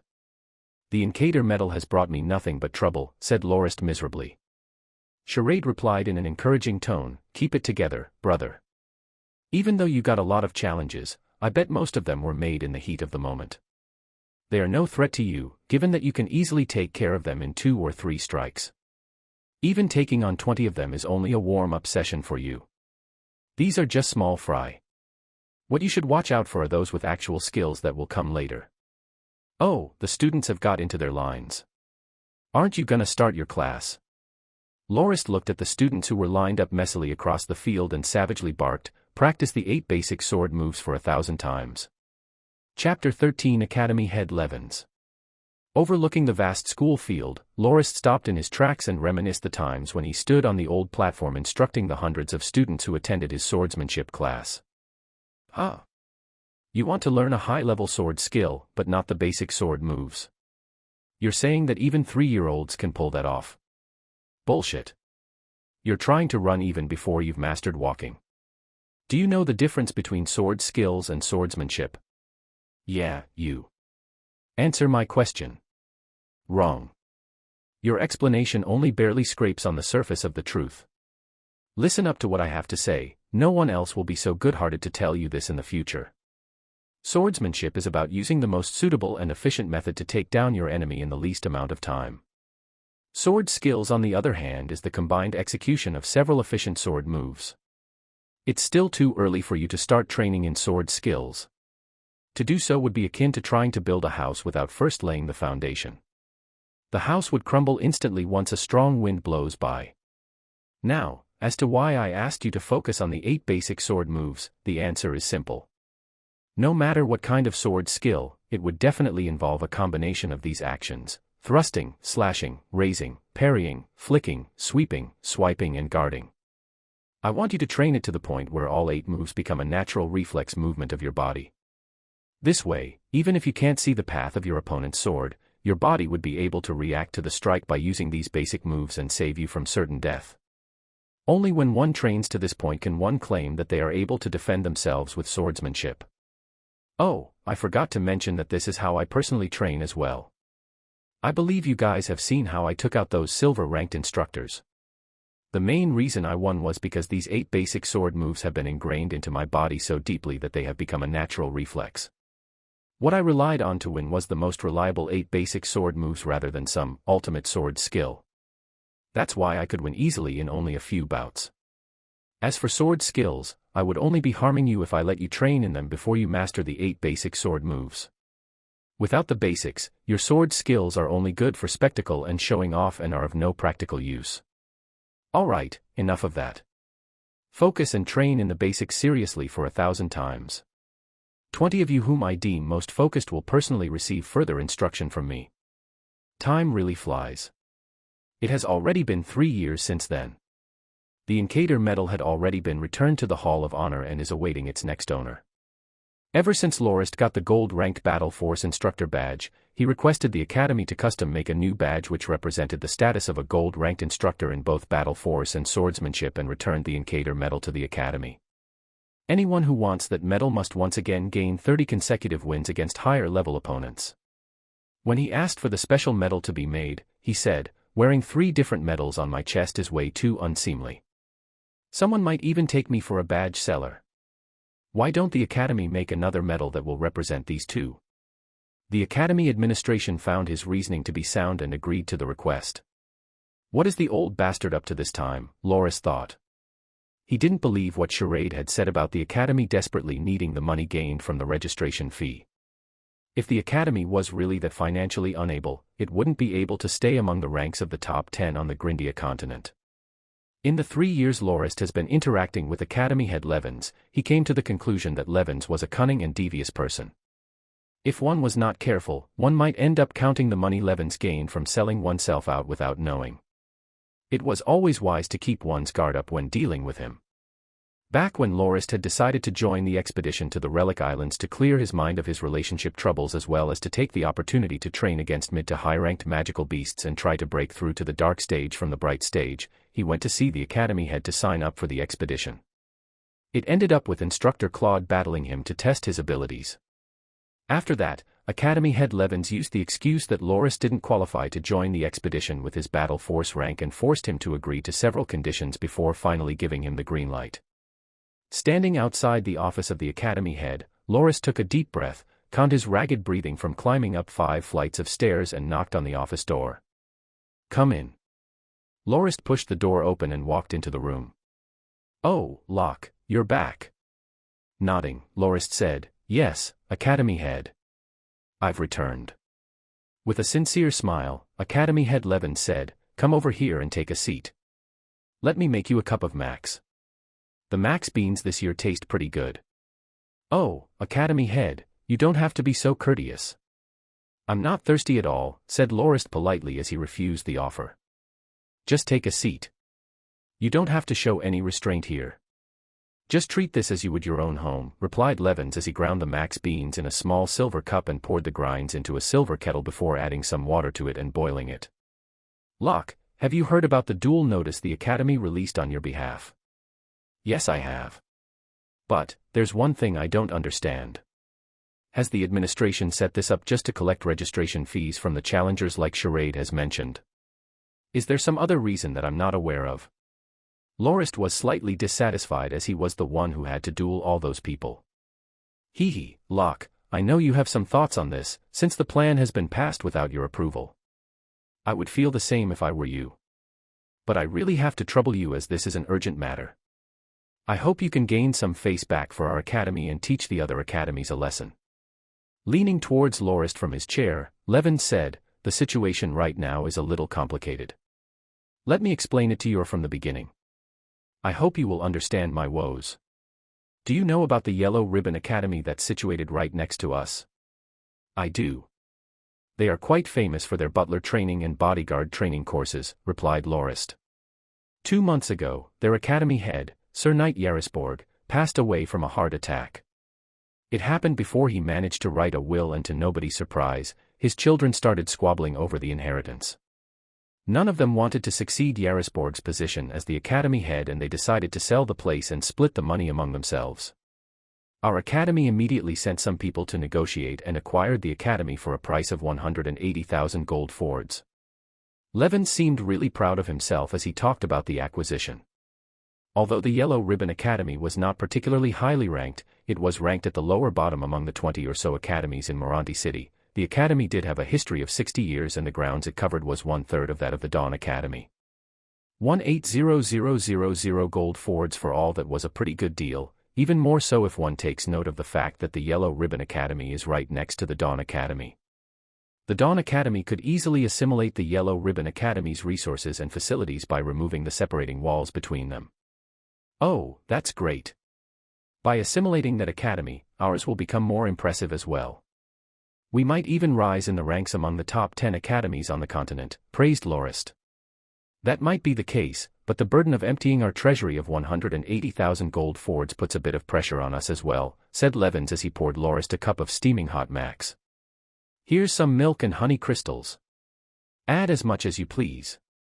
Being the old man that I am, I prefer the original taste more," Levens said as he lifted his cup and gave it a light blow or two in an attempt to cool his drink a little. "The tuition fee our academy collects amounts to about 70,000 gold fords a year. The various societies also contribute roughly 30,000.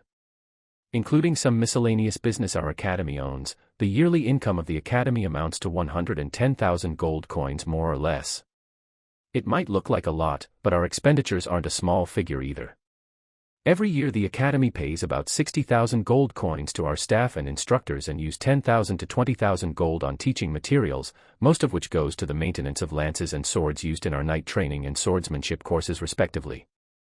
Other than that, the Academy provides up to 10,000 gold in scholarships for needy students as well as up to 30,000 gold for research, especially those conducted in herbalism. The expedition to the Relic Islands this year also cost us more than 4,000 gold. In short, after deducting the upkeep from the revenue, the Academy only ends up with about 10,000 gold of profit annually. When times are bad, however, the Academy might even sustain losses of several thousand gold fords.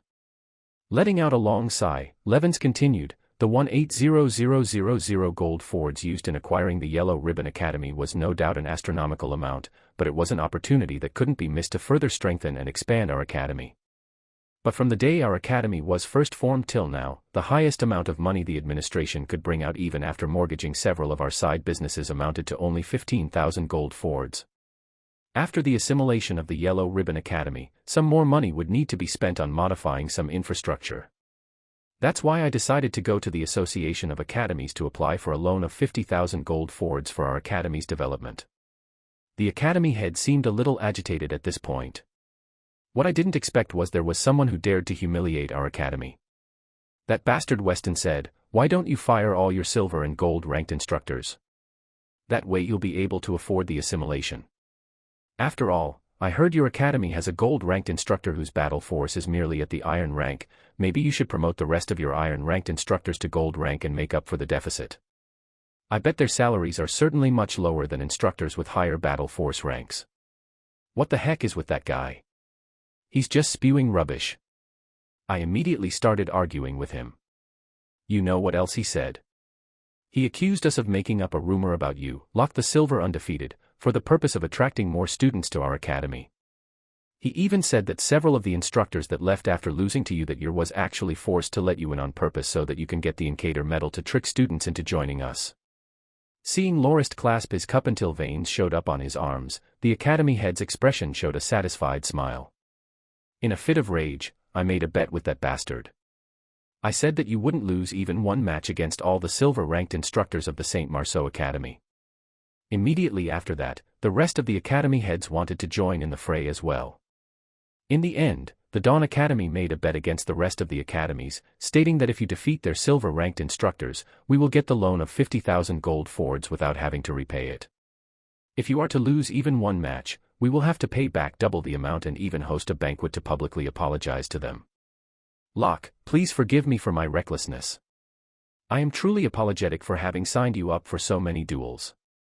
I really couldn't swallow the insult and humiliation they were showing the Dawn Academy and carelessly agreed to the bet with that old bastard of the St. Marceau Academy. The St. Marceau Academy was ranked 8th among the top 10 academies on the Grindia continent and the 4th among the 20 academies of Morandi city, just one rank above the Dawn Academy. All the students and instructors of the Dawn Academy held surpassing the St. Marceau Academy in the rankings as their ultimate goal. By the same logic, the people of the St. Marceau Academy are also striving hard to prevent that from happening. The two academies were natural enemies. And the old bastard Academy head Levins mentioned was Academy head Weston of the St. Marceau Academy. Lorist stood up and said, "Thank you for the max. It really tastes quite good. I'll take my leave now." "Don't worry, I won't let you down. Don't be in such a rush. There's another thing that I have to settle with you," said the Academy head as he tugged on a string that was connected to a bell. With little delay, a middle-aged female clerk came over from the neighboring room. "Leanna, please bring me the file with Instructor Locke's name on it from the archives," instructed the Academy head. Receiving the file and opening it, he took out a copper key and said, "Lorist, as a dual gold-ranked instructor of our Academy, you should have been given a residence by the Academy administration. Before, we didn't do so because our resources were limited, but ever since the acquisition of the Yellow Ribbon Academy, we now have much more land than we previously had. That's why for the past month the Academy has commissioned for a residential area for gold-ranked instructors to be built around the Moon Lake. Your house is labeled the 35th Moon. Just go over there and see and Scaly, the person in charge of your neighborhood." Just as Lorist was leaving after he took the key, Academy head Levin stopped him again and said, "Oh, I almost forgot to tell you two things. Your Battle Force Awakening course will start in 7 days with many more students than the last time, so we have moved the venue of the course to the Great Hall of the Yellow Ribbon Academy. The other thing is the Academy has already approved the formation of the Swordsmanship Society and you have been nominated to be its chairman. The society can carry out its activities in the training hall of the Yellow Ribbon Academy. So, please draft up the rules and regulations of the society and submit it soon. The Enforcement Division has also suggested to appoint some of the elite members of the society as their reserve staff. Don't forget to discuss it with Supervisor Charade. Alright, Academy Head. I know what to do. Chapter 14 Lakefront Residence. A cold breeze blew past and woke Lorist from his thoughts. He just noticed that he had been hoodwinked by the Academy Head yet again. The acquisition of the Yellow Ribbon Academy, the request for the loan, the insult the Academy received from the people at the Association of Academies and even the bet with the other Academy heads were all caused by Academy Head Levens. Yet right now he had successfully retreated to the sidelines without having take responsibility for any of his actions and made Lorist shoulder all the burden. Now that he had been put on the front lines, he had to bear the responsibility of defending his silver undefeated title, fight for the future development of the Academy as well as be the beacon of hope for the rest of the instructors and students of the Academy. That old bastard laid it all out to him, dug him a large pit, and Lorist jumped into it himself willingly. He couldn't even take it easy on the duels. Otherwise, he would be drowned alive by the rebukes of his fellow colleagues should he cause the Academy to lose the bet. There really wasn't anything Lorist could say about the old bastard for betting against the rest of the Academy heads. The problem was Charade, who was going all over to put up the duel notice and thinking of making a big buck from this affair. Even if Lorist went back to see the old bastard about this, Levens would only say that there was no harm in doing so and find some way to sweet-talk him into accepting it anyway. Turning his head to look back at that grayish-green tower, he saw the white curtains of the Academy head's office flapping away in the wind and made a mental note to stay away from that old fox if there wasn't a good reason to go see him, lest he get fooled by him again. Holding the copper key in his hand, Lorist decided to go check out the house the Academy has allocated for him so that he can move over there if he likes the place. In actuality, he had already been granted a room back when he got the Incator medal. However, that room was at the instructor dorms and that was the headquarters of the silver-ranked instructors. Lorist knew that he wasn't liked by those instructors one bit and returned the room key to the Academy. He decided he would be much better off if he shacked up with his girlfriend and stayed outside the Academy. The Moon Lake was located at the south of the Academy. Favored by many students as a great place for relaxation and romantic rendezvous, it was a circular, crystal-clear lake with a magnificent view across its shores. Originally belonging to the Yellow Ribbon Academy, the hill to the north of the lake was once a small mulberry forest. The mulberry trees were cut down and replaced by lofty villas with unique architectural design. According to Academy Head Levens, that was the newly developed residential area for gold-ranked instructors. With the walls separating the two academies having been knocked down, Lorist easily reached the hill by walking along the cobblestone path. He circled around the bamboo fence that surrounded the small hill and soon made his way to the entrance. Lorist was greeted by the sight of a two-story wooden housing with a large double door. A worker dressed in servant's uniform brought Lorist to the first room at the end of the wooden building. It was a large office with 5 tables within. A white-haired woman could be seen in the room with her head lowered, seemingly working on something. The worker pointed to her, indicating to Lorist that she was Supervisor Scaly. Taking Lorist's copper key and verifying the inscribed words on it that said, 35th Moon, Supervisor Scaly smiled sincerely and said, "So, you are Academy's legendary gold-ranked instructor Iron Lock. I've heard so much about you. Haha, I was in charge of several of the Academy's shopfronts throughout Morandi City before and wasn't at the Academy often, so I never actually saw you in person." Lorist wasn't too surprised at the fact. Having been at the Academy for more than 10 years and making quite a name for himself, he was familiar with most of the administrative staff of the Academy. Scaly personally showed Lorist his new room. She was a rather talkative person. "Locke, your residence is quite near the shore of the lake, so it'll be rather quiet around there. House number 34 is quite a distance away, Instructor Marlin lives there. You should be acquainted with him, right?" Lorist lightly nodded. Instructor Marlin was one of the retired military officers that joined the Academy as a gold-ranked instructor 3 years ago to take over the silver-ranked instructors that left. He was a frank person whose 2 favorite things in life are alcohol and his horse. He sometimes even jokingly referred to his horse as his second wife. Married to a beautiful gentle woman and father to a cute little daughter, he brought his family as well as his horse over to the academy when he first took the job. According to him, Jenny, his horse, had saved him on multiple occasions on the battlefield. That's why he dedicated so much of his time to care for it. His residence was a small villa made of rock and wood and was 2 stories high, with an attic on the top floor. Being at the far corner of the Moon Lake with not many buildings in the area, it was indeed quiet as Scaly has mentioned. The roof of house number 34 could barely be seen from the courtyard. The courtyard was pretty vast and took up most of the land of the surrounding area with a row of holly trees enclosing it. Although the house was near the lake, a well was built on the courtyard nevertheless. Lorist inspected the well and noted its square bluestone walls. The bottom of the well was covered with fine, white sand that was presumably used to cleanse the well water. 2 wooden structures could be seen on the courtyard as well. As Scaly was unlocking the villa, she said, "That's the stable. You can keep up to 2 horses there. The other building is the garage where you can keep your horse cart when you're not using it. You can use it as a storehouse as well if you don't have any horses. Ah, it's finally open. I better grease this key, otherwise it won't turn easily. Come on in." The first room they entered was the main lounge. In it was a fireplace as well as a sofa. On the walls hung several tapestries. Although they were not anything expensive, they provided the house with a warm, homely atmosphere. Nodding, Lorist noticed that the furniture has already been prepared and he did not have to take care of it himself. As a person who hated troublesome things, he was really satisfied at how everything in the house had been prepared for him beforehand. The kitchen and dining hall are at the back. To your left are 2 servant rooms and to your right are the bathroom and storeroom. You can also use the empty space below the stairs as an extra storage space. "Let's go upstairs," continued Scaly. On the second floor was another lounge along with 1 master bedroom with 2 other guest rooms. There was also another bathroom on this floor as well as a study room. The master bedroom was rather large and had its own bathroom and dressing room. The attic could be accessed from the stairs at the second floor lounge. Smiling, Scaly said that by the time Lorist starts a family and has his own children, he could even renovate the attic into a toddler's room. She thought the kids will definitely love it. Lorist retorted by stating that he's single and won't be having any children soon. Piqued by Lorist's statement, Scaly asked Lorist about the type of girls he likes and so that she can recommend someone to be Lorist's wife. Thanking Scaly for her goodwill, Lorist rejected the offer by saying that he's in an important juncture in his training now and cannot shift his focus onto other things. He also had to duel all those challengers in the coming days.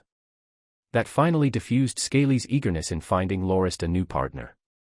Moving back to the lounge on the ground floor, Supervisor Scaly asked Lorist what he thought about the house and mentioned that he could switch to another one should he not like the quietness of the area, as out of the 52 villas in the residential area for gold-ranked instructors, only 38 of them was occupied and there were 14 villas which he could pick from. Lorist expressed his satisfaction with this particular villa and told her that he would be working to move his luggage over tomorrow. The supervisor pointed at a green rope hanging by the fireplace and said, "Instructor Locke, this rope is connected to a bell in the management office. Should you need any assistance, just give the rope a pull or 2 and we'll send someone over. Given that you've just moved in, I believe that you don't yet have a servant yet. Please don't hesitate to ask the management to send someone over to help you with your tasks." Pulling on the rope, she continued, "I have just sent for some cleaners to come over since you're moving in tomorrow or the day after. The place has started to gather dust after a while, especially the handrails on the stairs." Supervisor Scaly, "Isn't this building a little far from the management office? How is the rope tethered all the way to there?" Lorist asked curiously. Letting out an enthusiastic smile, Scaly explained, "That's simple, an underground bamboo pipe network houses the copper wires that are connected ropes like this. When you pull on the rope, it actually tugs on the copper wires underground that's linked to a bell with your room number on it. There is a wall in the management office that has over 100 labeled bells. By checking the bell that rings, we are able to tell very quickly which house requires our assistance. I actually borrowed the design of this system from the ones that I've seen at some large merchant offices." A little while later, some knocks could be heard on the door. A tough, burly female servant came in. Lorist broke into a smile the moment he saw her. "Kelly, it's you. This servant was the one who had looked after Lorist when he had first crossed over into this world. Having not seen Kelly for a number of years, Lorist noticed that her previously plump figure had become more sturdy and fit. In the beginning, when Kelly first got the job, she didn't like the original owner of Lorist's body very much, as he was a rather spoiled noble brat who looked down on everyone. Nevertheless, she carried out her caretaking task professionally, as she had been paid to do so, and did not bother to talk to Lorist much. But after the current Lorist crossed over and possessed that noble youth's body, he increased Kelly's salary and got her to read some books aloud to him, as he yearned to learn more about this foreign world. In time, Kelly's sympathy for this poor young noble who had left his homeland at so young an age grew. It was like her maternal instinct kicked in, and she started to show true concern for Lorist. Slowly, their relationship got better and better.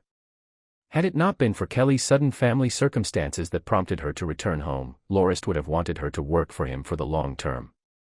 "Ah, it's young Master Locke." Kelly greeted Lorist with much vigor. "What happened to your family at that time?" "Back when I had just finished recovering from my injuries, I tried to ask the people at the management office, but they only said that you stopped working there because of some family issues." "Oh, at that time, my grandmother had fallen sick. I went back home to take care of her for half a year until she passed away. After that, I worked the fields at home, and 6 years passed in a flash. By that time, my children had already grown up and I could leave the household to them without any issues. That's why I decided to come work at the academy again," explained Kelly as she struggled to count the years she stayed home with her fingers. Lorist wanted to laugh. He knew that Kelly wasn't good at arithmetic. Who knew that after all these years that habit of hers didn't change at all? Turning to Scaly, Lorist asked if he could have Kelly work for him. While the supervisor agreed to his request, Kelly herself wasn't willing, with the reason being that she wouldn't get to do much for Lorist as he only lived alone, making her unable to earn enough money for her son's dowries when they marry. Smiling bitterly and shaking his head, Lorist mumbled, "My, how simple-minded you are." They eventually settled with Scaly's suggestion, hiring Kelly as a long-term helper. She would be paid 5 large silvers per month for coming to tidy the house up twice a day. Kelly's eyes instantly lit up. Kelly eagerly said that she could come over to clean the place tomorrow. Lorist gave her an extra key and subsequently sent Scaly and Kelly to the door as they left. Looking back at his new residence, he thought, "So, this is my new home, huh?" Having lived in the Grindia continent for 10 years, he has finally got himself a house. This was the place where he suddenly found himself in, and it was the harbor for his troubled soul at that time. Taking a walk around his house to give it a look or two more, delight sprung up from within his heart.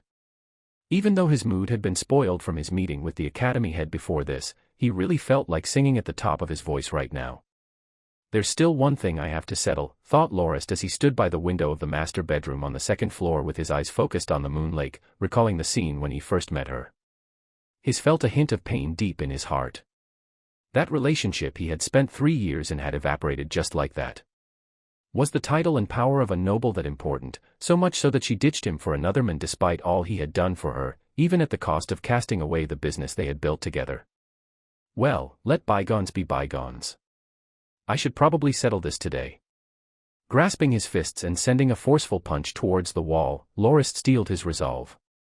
Chapter 15: A Fleeting Moonlit Dream, 1. As the sky darkened, the streets gradually crowded with people rushing home. Lamplight and the smell of burning wax emanated from the buildings that lined the streets. Perhaps, the only thing at the minds of these people now was the desire for a nice, warm meal. A horse cart for rent slowly traveled by. The driver pulled on the reins from time to time, steering the Delimont striped horse away from the pedestrians. The horse pulling the cart started to feel a little annoyed and snorted. "Mister, we've arrived at Phoenixtail Flower Street in the east sector of the city. Where would you like to be dropped off?" asked the driver respectfully. "Ah," thought Lorist as he looked around him. He pointed at a corner and said, "Just a little bit further. Do you see that 4-story building? Just drop me off at that alley near there." The horse cart stopped by the alley as instructed. "How much is it?" "It's 30 coppers, sir." Receiving the 2 small silvers that Lorist handed him, the driver fumbled around for 10 coppers of change.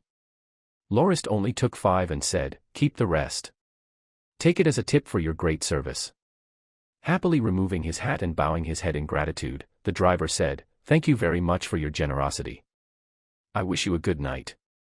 The people of Morandi City predominantly used 4 types of coins issued by the trade union. The first one was the gold coin, also known as a gold Ford, which had the portrait of Archduke Ford Morandi on it. The second type was a large silver coin that depicted a large ship. Officially, it was known as the silver sailboat, but most people just call it a large silver. The third coin was also silver, albeit only a third of the size of a large silver, and it depicted a picture of the city walls. Originally referred to as a wall silver, most people just call it a small silver due to its relatively smaller size to the silver sailboat coin. The last most circulated coin type was called the yellow copper coin, and it had a simple pentagram pattern on it. People simply referred to them as coppers. A gold Ford was worth 20 large silvers, a large silver was worth 5 small silvers, and each small silvers was equal to 20 coppers. The use of these coins have grown with the expansion of the Ford trade union's influence and power. Many areas have already adopted the Ford coins as their de facto currency. Some kingdoms and duchies even stopped producing their own currency in favor of the trade unions and sent their gold and silver reserves to the trade union in exchange for their coins. The fruit seller by the roadside stared in a daze as Lorist approached and hurriedly greeted, "Hey, Locke.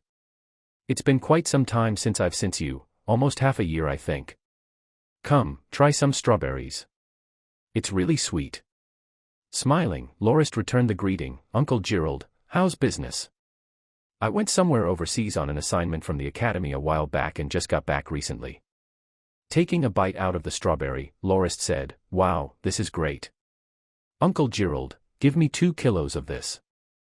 Oh, and I'd like a box of honey candy as well." "Coming right up," said the stall owner as he packed the goods Lorist asked for. Inspecting his surroundings and making sure nobody was within hearing range, he quietly asked, "Locke, what happened between you and Miss Windsor? During the 6 months you weren't here, I saw her bringing a middle-aged nobleman back to spend the night and leaving together the next morning.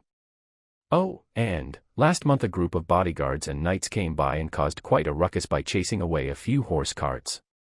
They said that Miss Windsor and Master Birmingham was returning to their homeland to claim their dominions.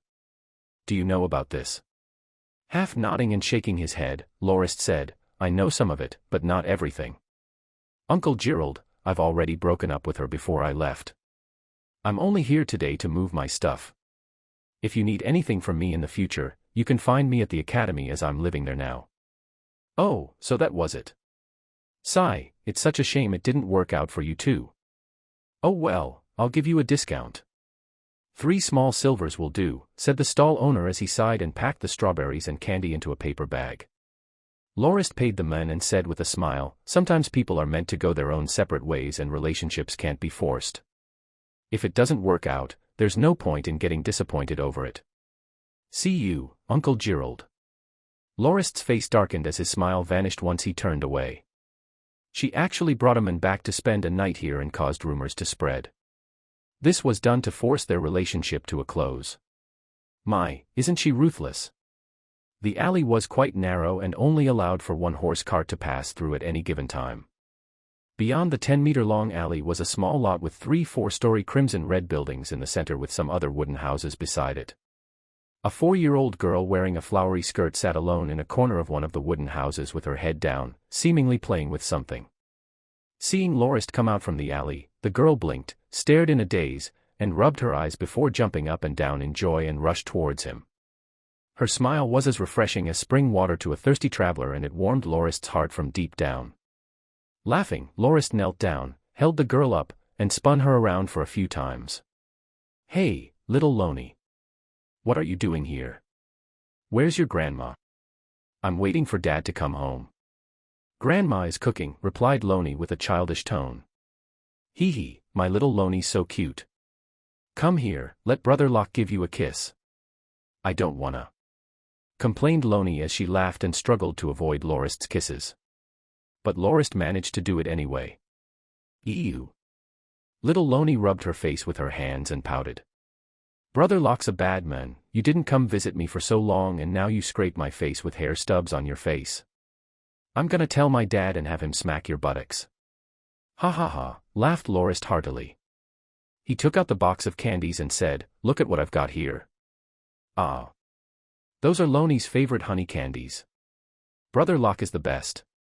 Loney's attitude changed immediately the moment she set her sights on the box of candies. Handing the box to Loney, Lorist said, "Don't eat too much of this at night, all right? Otherwise your teeth will start to hurt." "I know, thanks big brother. I'm going to show it to Grandma."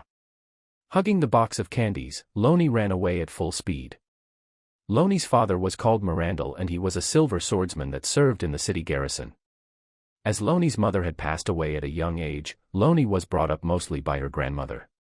Every day, Loney waited for her father to come home, but her dad only had 3 days off his shift every month, which he often used to spend time with Loney.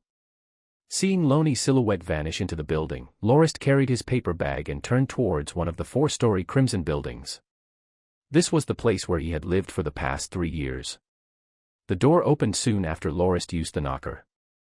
The female servant gasped in shock as she was caught off guard by Lorist's sudden appearance. Showing a warm smile, Lorist asked, "Lena, may I come in?" "Ah, of course, Master Locke." Closing the door, Lena the servant girl fidgeted about nervously behind Lorist, not knowing where to place her hands. Handing her the paper bag, Lorist said, "I got this from the stall at the alley. It's fresh and sweet, please help yourself to some." "Oh, thank you Master Locke. You're always so generous," thanked Lena hastily as she accepted the paper bag. It has already been half a year since Lorist had been here. Feeling a pang of nostalgia, Lorist said, "Don't be so nervous, Lena. I'm just here to get my stuff. It's still in the room, right?" "Ah, yes. After you left, the mistress locked the room up and no longer let us in. I've only seen her go inside it a number of times herself. I see the furniture here has decreased quite a bit. Are you guys planning to move as well?" asked Lorist as he looked at the empty hallway. "That's right. The mistress has sold this place that she inherited from her family and is planning to leave by the end of the month." "Did she sell the shop at Rotary Street too?" Shaking her head and shrugging, Lena said, "Don't think so. But I've heard Susie say that they've already found a buyer and are still conducting negotiations." Letting out a big sigh, Lorist said, "I guess your mistress is planning to leave this place for good." Nodding, Lena said, "Master Locke, let me go get you a cup of tea." "All right. Since I won't be able to drink the tea you make anymore in the future, might as well savor it now while I still can." Lena brought the tea over in a short while.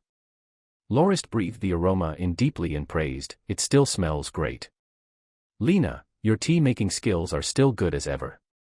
Lowering her head, Lena whispered, "Master Locke, are you really breaking up with the mistress?" Looking solemnly at the cup in his hands, Lorist replied after a short pause, "Lena, it wasn't my intention to break up with her. She's the one who's forcing me to do this. I believe you know very well what your mistress has been up to in the past year I've been away. She is willing to cast everything away to reclaim her family's dominion in her homeland.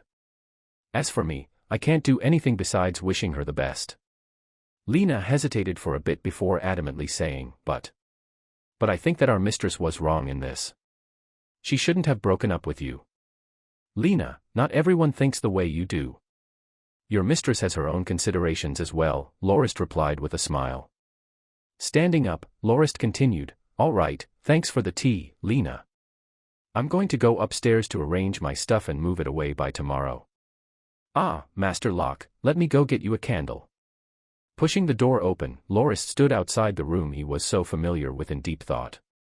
Lena approached him from behind with a candle in hand and asked, "Master Locke, are you okay?" Breaking out from his trance, Lorist took the candle and said, "Oh, thanks Lena, leave me alone for a bit. I need some time to think." Nodding, Lena replied, "All right, Master Locke. Please pull on the bell rope should you need anything else.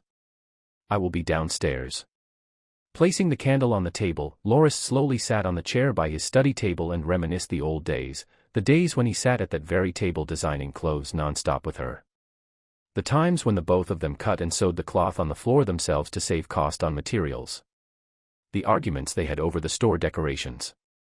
And on that fleeting moonlit night, when she shed her sleepwear in front of him. When they lay beside each other with her flirtatiously licking his chest, pleading him to draw more clothing designs for her. This was a rather old-fashioned love story. That year, Lorist was only 20 years old and had just been appointed as a swordsmanship instructor for the academy. Charade prepared a feast for him at the Enforcement Division building as a celebration, and both of them drank and ate merrily. After that, Lorist, in his sleeplessness, stepped out of the building and wandered around the academy. Gradually, he made his way to the Moon Lake and heard a faint sobbing.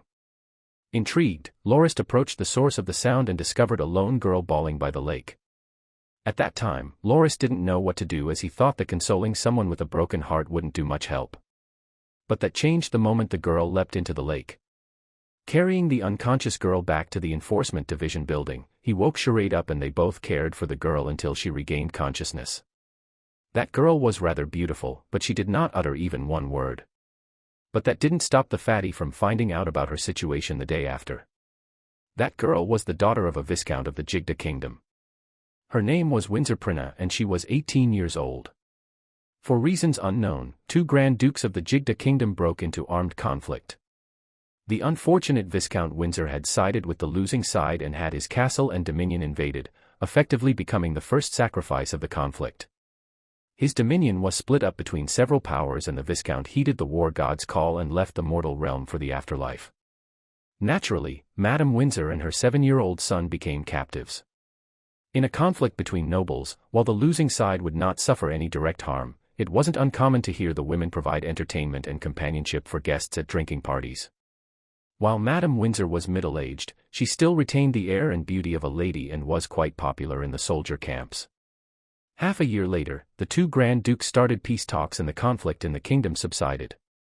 Having lost the influence over their dominion, the Windsor family hostages had been released as they no longer had any value.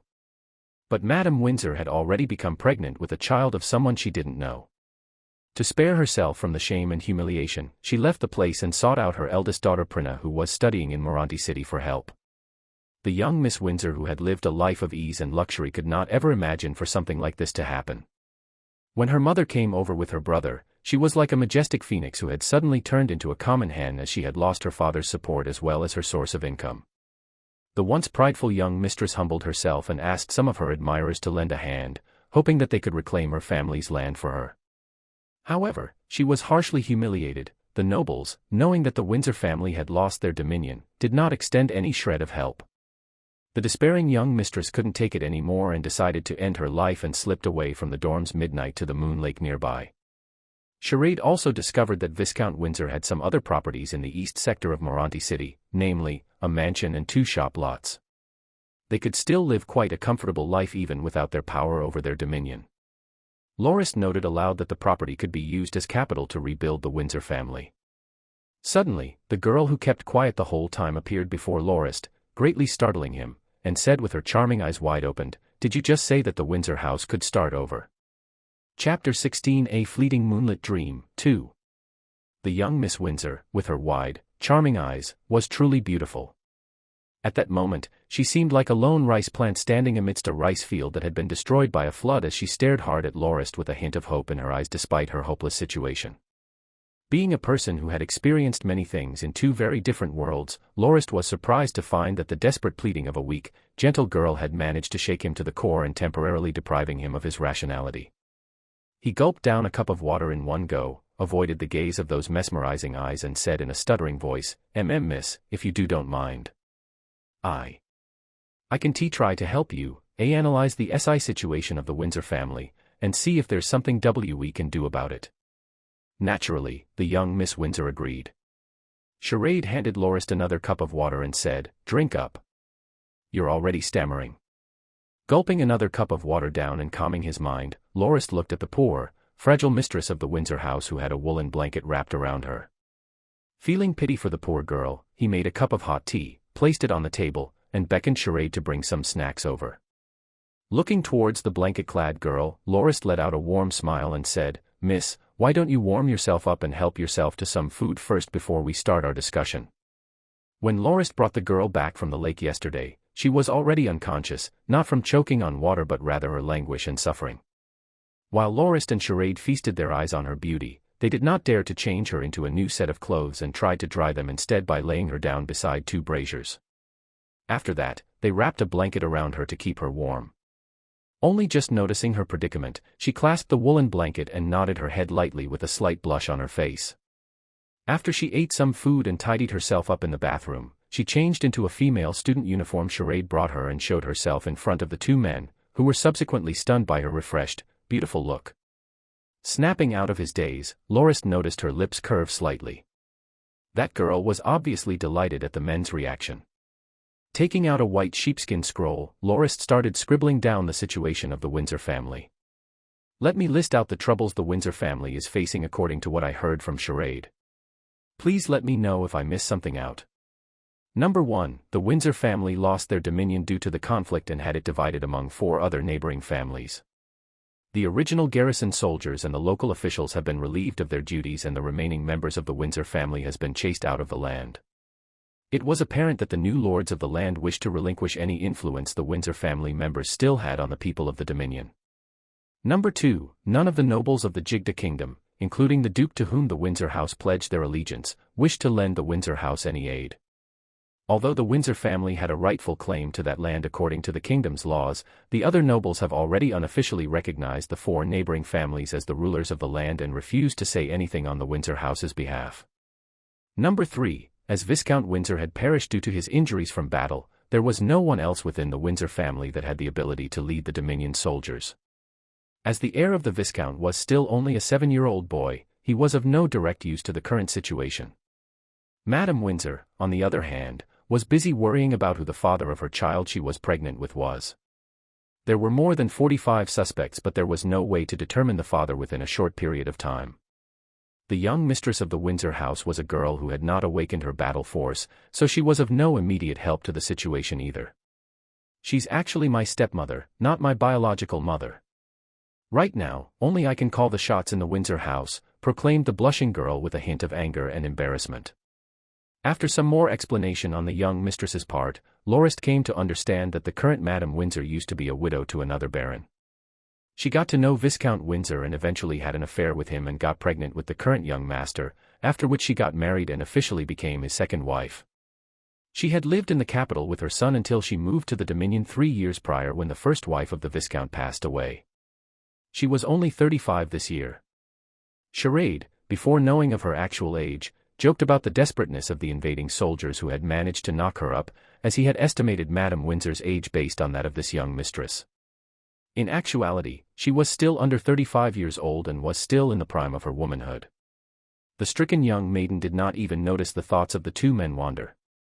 Both of them let their fantasies run wild as they imagined the pleasurable life the current Madame Windsor must have led in the army camp. Both men looked at each other with a funny gaze and snickered in a low voice. Suddenly, the young mistress declared, "I will not forgive them for tarnishing the honor of the Windsor house and will definitely reclaim my dominion. Those who stood idly as they witnessed our demise will definitely pay." Picking up the sheepskin scroll on the table, Charade gave it a light poke or two and interrupted the young mistress's declaration. According to the description of the situation, the Windsor house is already beyond salvation. Even if you were to wait 10 or so years for the young master to mature, it is hard to say whether the people in the Dominion will still stay loyal to the Windsor family. Having lost the Dominion and lacking an immediate heir, the Windsor family is in deep trouble. I think you should just let it go and live out the rest of your life pleasantly with the property your father had left you in Morandi City. Lorist fully agreed to Charade's statement. The young mistress was stunned to hear that. But she could not refute even one word of what he said. Her large crystal-like eyes started watering as she stood there without uttering a noise, anguished, with her shoulders shaking involuntarily. Lorist felt pained when he saw that sight. He breathed a long sigh, stood up, and handed her a face-cloth as he told her, "Actually, there is a way that might help you reclaim your dominion." Her quiet sobs suddenly stopped and she asked him with teary eyes, "Is that true?" Looking at the scroll again, Charade said, "It's impossible." Lorist, taking out another sheepskin scroll and a pen, began to mumble as he jotted down several points on the scroll. Number 1, people. Number 2, spying. Number 3, goal. Number 4, logistics. And finally, support. Pointing at the words he wrote, Lorist looked towards the other 2 and started explaining. The first main factor is the people. Although Viscount Windsor has passed away on the battlefield, many of his loyal subjects have survived and are scattered across the various villages around the Dominion. Madame Windsor and her son only managed to come over to Morandi City due to having a group of surviving garrison soldiers escorting them along the way.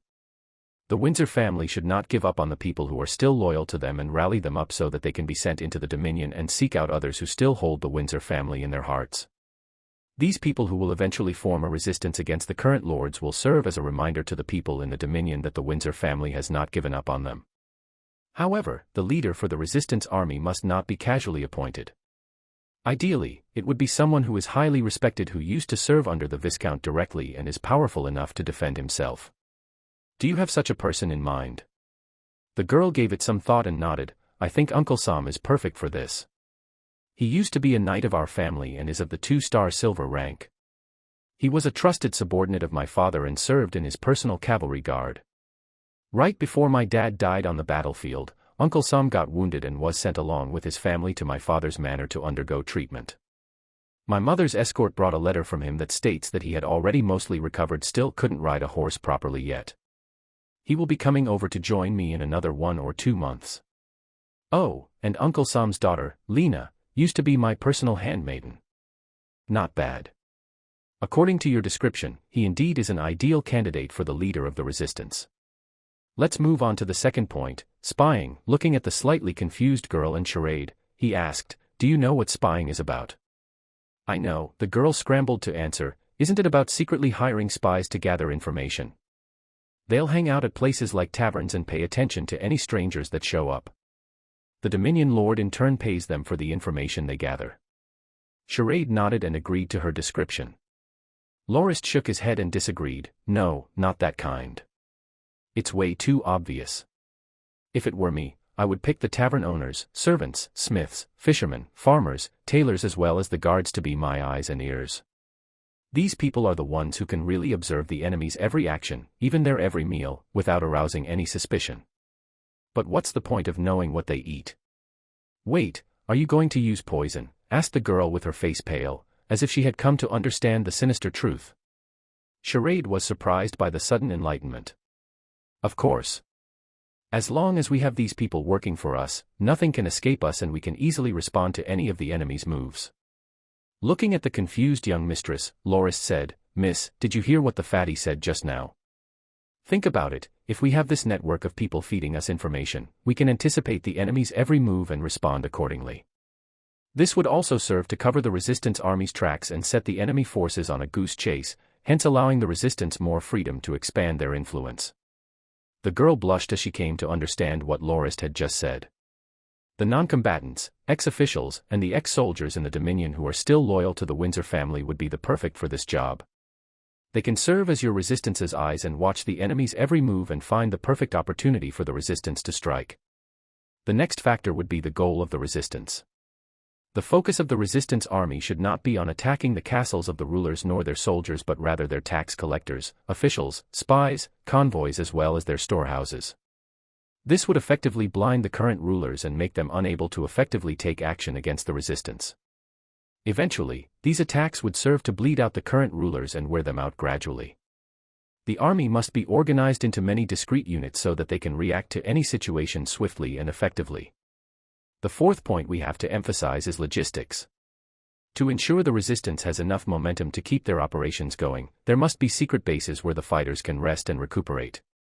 The Windsor family should provide them with resources such as weapons, food, and even women. Only by setting up many bases across many locations can the resistance army hold together in the long run. Finally, you cannot neglect support. Forming the resistance army is not just about sending people there and ordering them around. To ensure that the army remains under the control of the Windsor family and remain dependent to it, the family must actively support them with resources and manpower. One way to do this is to hire silver-ranked mercenaries on a mission-by-mission basis for each major operation. This will allow the resistance army to put sufficient pressure on their enemies while minimizing the casualties. As long as this holds up for several years, the resistance army would become a nightmare for the rulers and they will come to regret their decision to split the dominion of the Windsor family among themselves and want to be rid of their responsibilities on governing the land. At that time, the Windsor family can just step in and negotiate with the current rulers and even offer them some form of reimbursement. I believe they would be glad to return the lands to the Windsor family, concluded Lorist. So there was a way to get it back after all. Mused Charade. The girl, on the other hand, was revigorated and a hint of life returned to her gaze. But there are two repercussions by using this plan, Lorist said, dampening the mood once more. With the existence of the resistance army, the lords of the Dominion might let their frustration out on the people of the land. Even if the Windsor family does reclaim the land one day, a lot of money must be spent in order for the people and the economy to recover. Another thing is that the Windsor family will be on hostile terms with the four neighboring noble families after regaining power and must expend lots of money to hire a group of elite soldiers to ensure the protection and security of the Dominion. My point is, this whole exercise would be futile if you don't have the money to fund it. According to my rough estimate, it would require at least 1,000 gold coins to maintain this operation each year.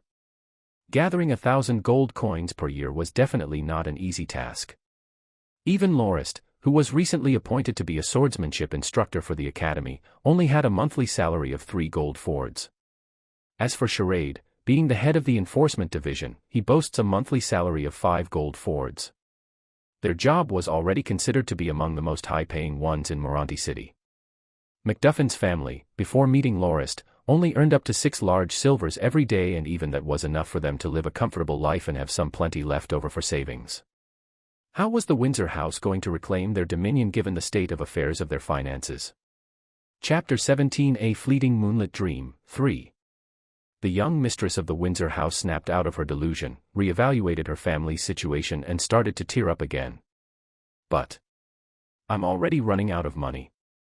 Looking at those beautiful, tear-filled eyes, Lorist said in an attempt to console her, "Don't cry. Doesn't your family still own some property in the city? This is what you can use to start the whole operation. Once your business builds up and begins to make a profit, you can start the operation according to the 5 points I've highlighted. I definitely think that your family can once again reclaim your dominion one day. Leaving that mansion of yours out, those 2 shopfronts owned by your family at Rotary Street is already worth a lot.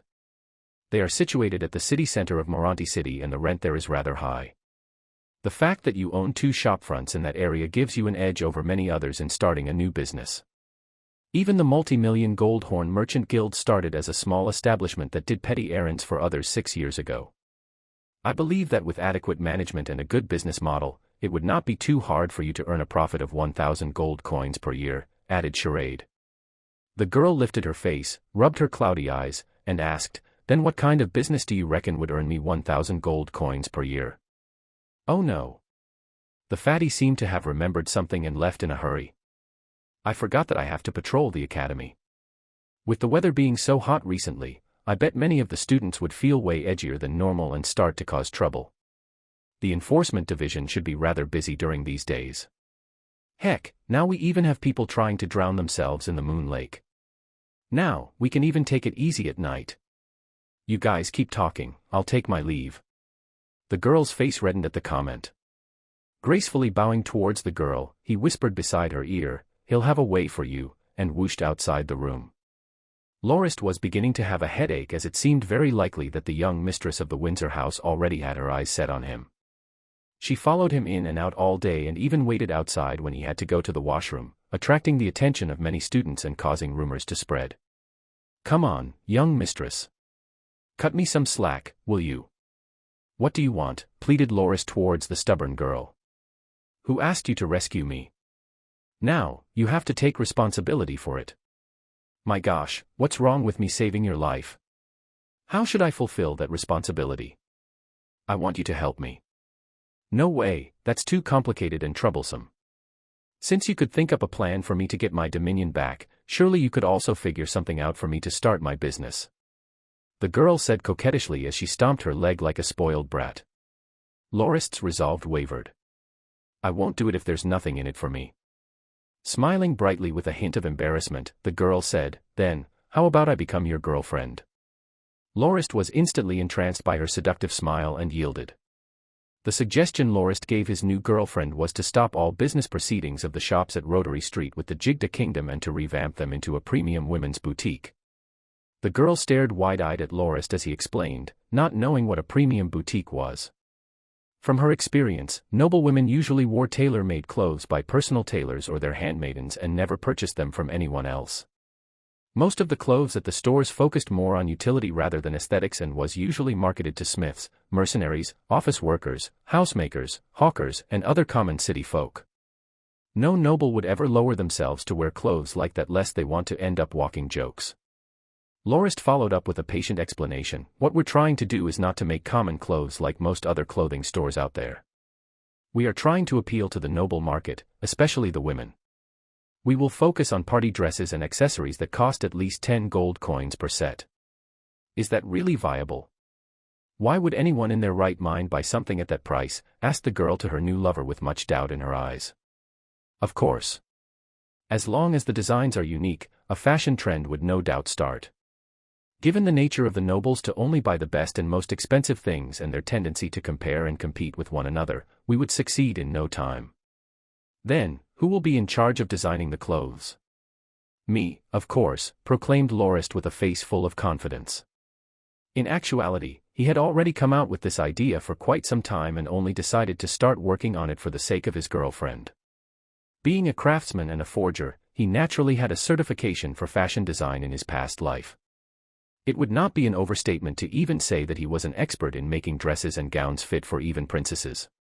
During his time as a factory owner in his past life, he received a rather big business order. A rich businessman who wanted to throw a birthday party for his 7-year-old daughter had contacted Mattrel, one of the biggest toy companies in the world, to make 108 dolls that were about the size of his daughter at a price of 100,000 renminbi each, roughly $15,000, and specified that each of the dolls should have 2 different princess dresses that could be changed in and out of. In essence, he had requested for 108 dolls of the size of his daughter with another 216 sets of dresses and gowns. The executives of Mattrel was left flabbergasted at the magnitude of the order. Did he come to them to order toys or clothes? If it were priced at $100,000 each, then it would not be a problem for the company to hire professional fashion designers for the task. But 100,000 renminbi was not nearly enough for that kind of spending. So, they decided to just let one of their factories in China figure up a way to produce the clothes at a lower cost. While the rich businessman wanted the original products produced by Mattrel themselves, he forgot that many of them were actually manufactured in China and that Mattrel was only responsible for branding, designing, and marketing. Once the order reached the Chinese factory, the people in charge were also racking their brains for a solution. While it would be easy to change a small part of the mold at a low cost to produce a new line of dolls, that wasn't easily achieved with the dolls' clothes. Should they resort to outsourcing this to clothing companies? It wasn't an easy task, especially when the request specified for the clothes to each have a unique design. This also meant different materials for different clothes, especially when princess-themed clothing would require certain special crystals or materials to decorate them. In the end, one of the persons in charge who was coincidentally an old comrade of Lorist decided to call him up for help. Within 3 months, Lorist spent all his time researching. He watched various films that featured extravagant dresses, read all sorts of fashion magazines as well as studied the various exotic dresses movie stars often wore to the red carpet. His research material stacked up all over his office and his co-workers even joked that his office had become an archive for the whole of humanity's fashion culture. Spending days and nights discussing and planning with several other fashion designers, he finally came up with more than 500 designs which he submitted to Mattrel's factory in China, which then sent it to the rich businessman to select from, after which the selected designs were sent back to Lorist's factory to begin the production. This very order earned him more than $500,000 and he even deliberated whether he should change his factory's focus to children's clothing instead. Having crossed over to Grindia for more than 6 years, Lorist already had a firm understanding of this world. Being the largest trading city on the continent, Morandi city had visitors from all over the world and was also the central hub for the latest trends. However, to Lorist, most of these trends were nothing but jokes. What use did he have for popular things that ranged from soft beast fur shawls, well-written poems to durable, exquisite swords? The nobles of this world had a custom of making their own clothes. But Lorist discovered that the designs of those clothes had not changed much from hundreds of years ago. The only noticeable difference was the improvement of the materials and the slightly different embroidery on the clothing. Most noble women, young or old, including the young Miss Windsor, had their personal tailors or handmaidens make their clothes, which didn't really differ much from one another.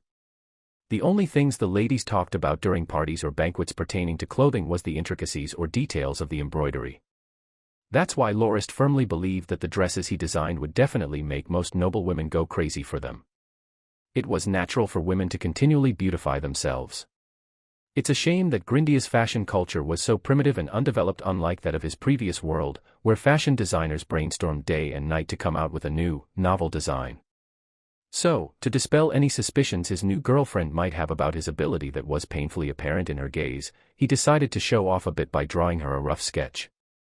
The girl subsequently brought her new boyfriend back to her house in the east sector of the city, much to her two maidservants' surprise, as the usual haughty mistress of theirs had picked someone who looked so average to be her boyfriend. They thought that Lorist's clothes were rather ragged and that the iron rank badge he wore on his chest was quite unsightly. Not knowing of the thoughts his girlfriend's maids had about him, Lorist went up to the third floor to a room with sufficient lighting and asked for a pen and paper to start drawing.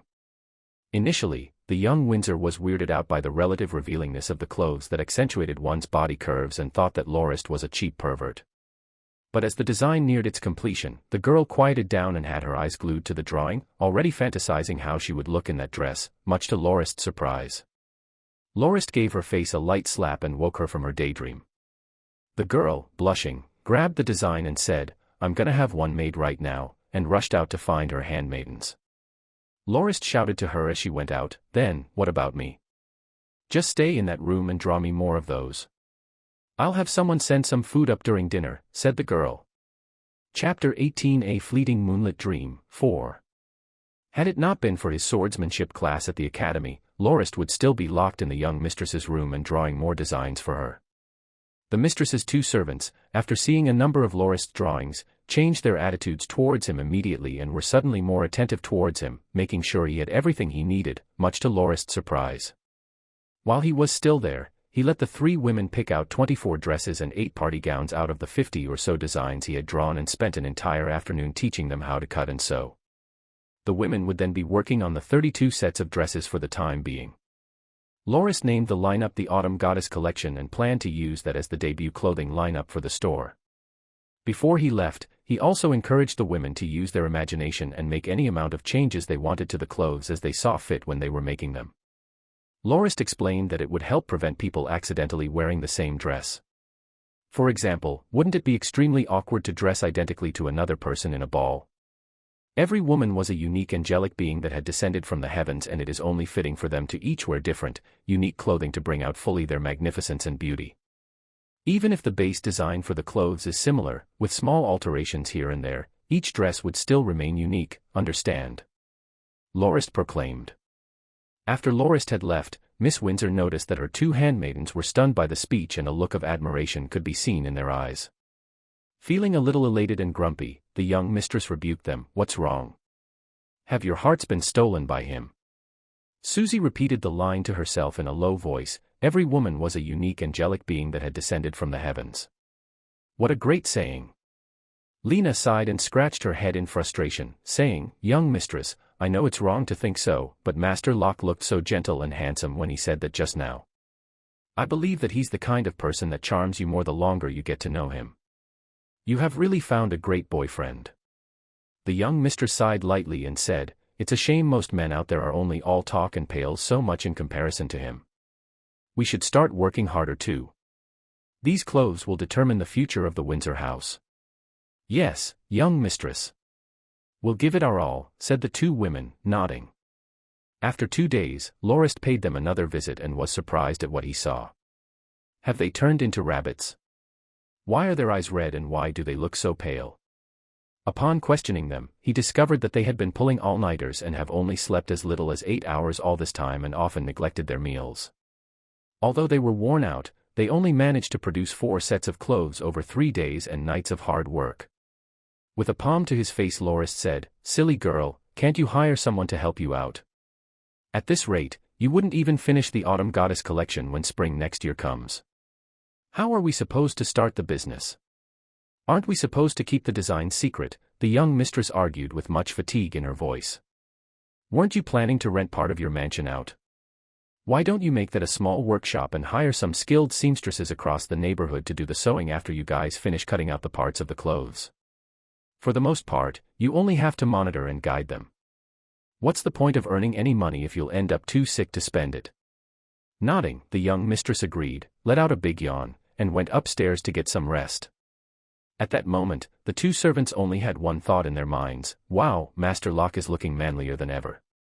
Having given his instructions, Lorist monitored their progress for a few more days and was satisfied with the current production rate of the clothing workshop. He then started to plan how he would decorate the two shopfronts on Rotary Street. After a period of brainstorming, Lorist had drawn up a rough plan for the decorations. His only concern was the cost was a little high at roughly 60 gold fords. He subsequently broke into an argument with his girlfriend over the issue. The young mistress believed that they shouldn't spend so much money on the decorations of the shop and that it only had to be clean and simple. "We're only selling clothes. There's no need to poke a hole in our wallets for useless decorations," said the young mistress. Lorist pressed on and said, "We can only raise the price of the clothes if we decorate the shop lavishly. We must show that the clothes at our store have been spared no expense and deserve every gold coin listed on the price tag. To do that, we must ensure that our store looks elegant and classy. Besides, the money spent on the decorations would be earned back easily after selling 1 or 2 sets of clothing." Why doesn't she understand such a simple principle? Lorist was rather frustrated at her adamant refusal. After that, Lena secretly told him that the young mistress was seriously lacking in funds and only had about 10 gold coins left in their savings. She wasn't even sure how she would finance the clothing workshop as well as her household with the amount of savings she had left. Suddenly coming to an understanding, Lorist merely nodded and left. After several hours, Lorist returned with a large bag and placed it on the table. Gently gazing at the young mistress, he said, "You could have just told me that you lacked the money. I'm your boyfriend for Soul's sake, there's no need to bear the burden by yourself. We should face issues like this together. These here are my savings, 160 gold coins. It should be more than enough to pay off the expenses of the clothes shop for 2 to 3 months. Staring at the bag with her large, beautiful eyes, the girl leapt into Lorist's embrace and broke into tears of joy, tightly hugging Lorist as she cried. Lorist lightly pat her on the back a few times. He understood that recently, she has been facing huge psychological stress ever since getting the news of her family's conundrum, was refused help from almost everyone she sought out and even contemplated suicide. After he had saved her, she started to see Lorist as a beacon of hope for her family and started dating him in hopes that he would participate and contribute to her family's resurgence. While she was rather confident in the quality of the few clothes that they had produced, she was still worried about how to run the business. The extra money spent on hiring other workers only served to increase her anxieties and prompted her to be in a hurry to sell the clothes so that she will have enough money to keep the business going. Furthermore, she was hesitant to ask Lorist for help as she had dated him not out of true love but with the intention of using him to reclaim her family's dominion. As her sobs intensified, she let out all the bottled feelings within. The two handmaidens could only watch as Lorist continued to calm her down. "Come on, stop crying. You'll start to look ugly when your eyes start swelling. What would I do with an ugly girlfriend?" Breaking into a small chuckle, she slapped Lorist on the back and said, "Why you?" but continued to bury her face in Lorist's chest. Her crying slowly subsided and she fell asleep in the end. From that day onwards, she asked Lorist to start calling her by her pet name, Wenna, as it was quite absurd for a boyfriend to have to refer to his girlfriend as young mistress all the time. Lorist gladly did so as per her request. 2 months later, the newly renovated Windsor apparels and accessories started operation. However, within 3 days of its opening, it did not have even one customer. The reason was simple: the decorations and furnishings rivaled that of a palace's. Although the shopfront wasn't that big, it had 4 neatly dressed silver swordsmen standing guard at the entrance. The gold cloud tiles on the doorstep only served to increase the store's imposingness and made most people subconsciously avoid the place. Worried sick and not having any appetite, Wenna blamed Lorist for over-decorating the shop and causing the 32 sets of clothes in the Autumn Goddess collection to unsold. As she was about to break into another bout of tears, Lorist merely stretched lazily on his seat and said, "Calm down.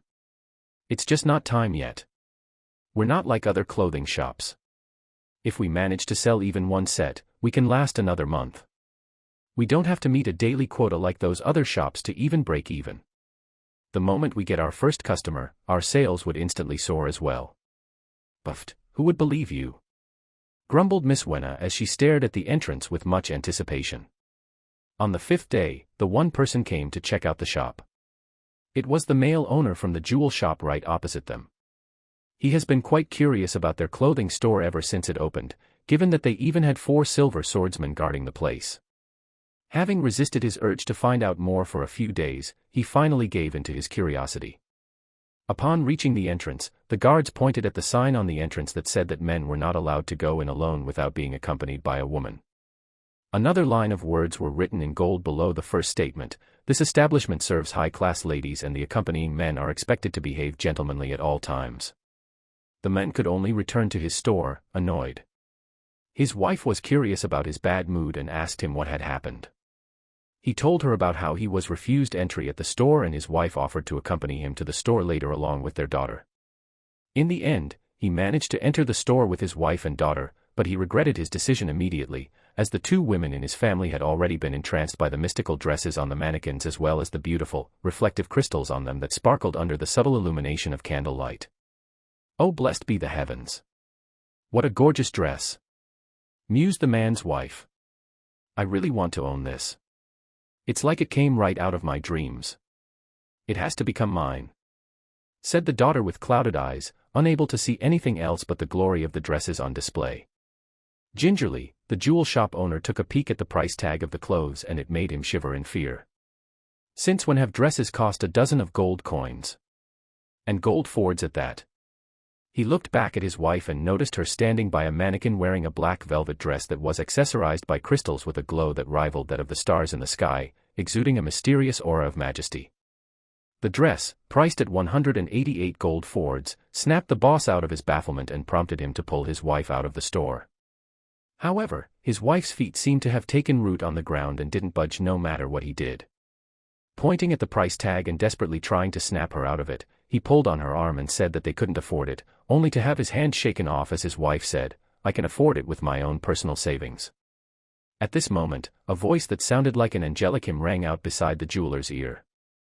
"I'm sorry, respected customers, this gown, the chant of the night, can only be purchased by those with noble titles." Elated, the man quickly dragged his wife away from the dress and for the first time in his life, he thanked the existence of the nobles who had helped save him 188 gold Fords, which would usually take him an entire year to save up. But his happiness was short-lived as his wife and daughter ended up spending up to 60 gold Fords on some other clothes in the store. The men did not understand why a piece of female casual wear would cost more than 1 gold coin in this store. In other common clothing stores, that kind of money could easily get them more than 10 pieces of the same thing. But he understood from the fervid eyes of his wife that should he stop her from buying anything, he would be spending the whole night kneeling by the bed instead of sleeping in it. Though, the visit to the store had not been a total disaster. Having made a purchase of more than 60 gold Fords, the whole family was invited to the second floor for tea and pastries as the tailors made special adjustments to the clothes so that they would better fit their new owners. The man, sitting on a comfortable, luxurious sofa, was rather pleased with the service the store had provided. 3 days later, the jeweler brought his wife and daughter to attend a banquet organized by a merchant guild and noticed that they had become the center of attention of the banquet.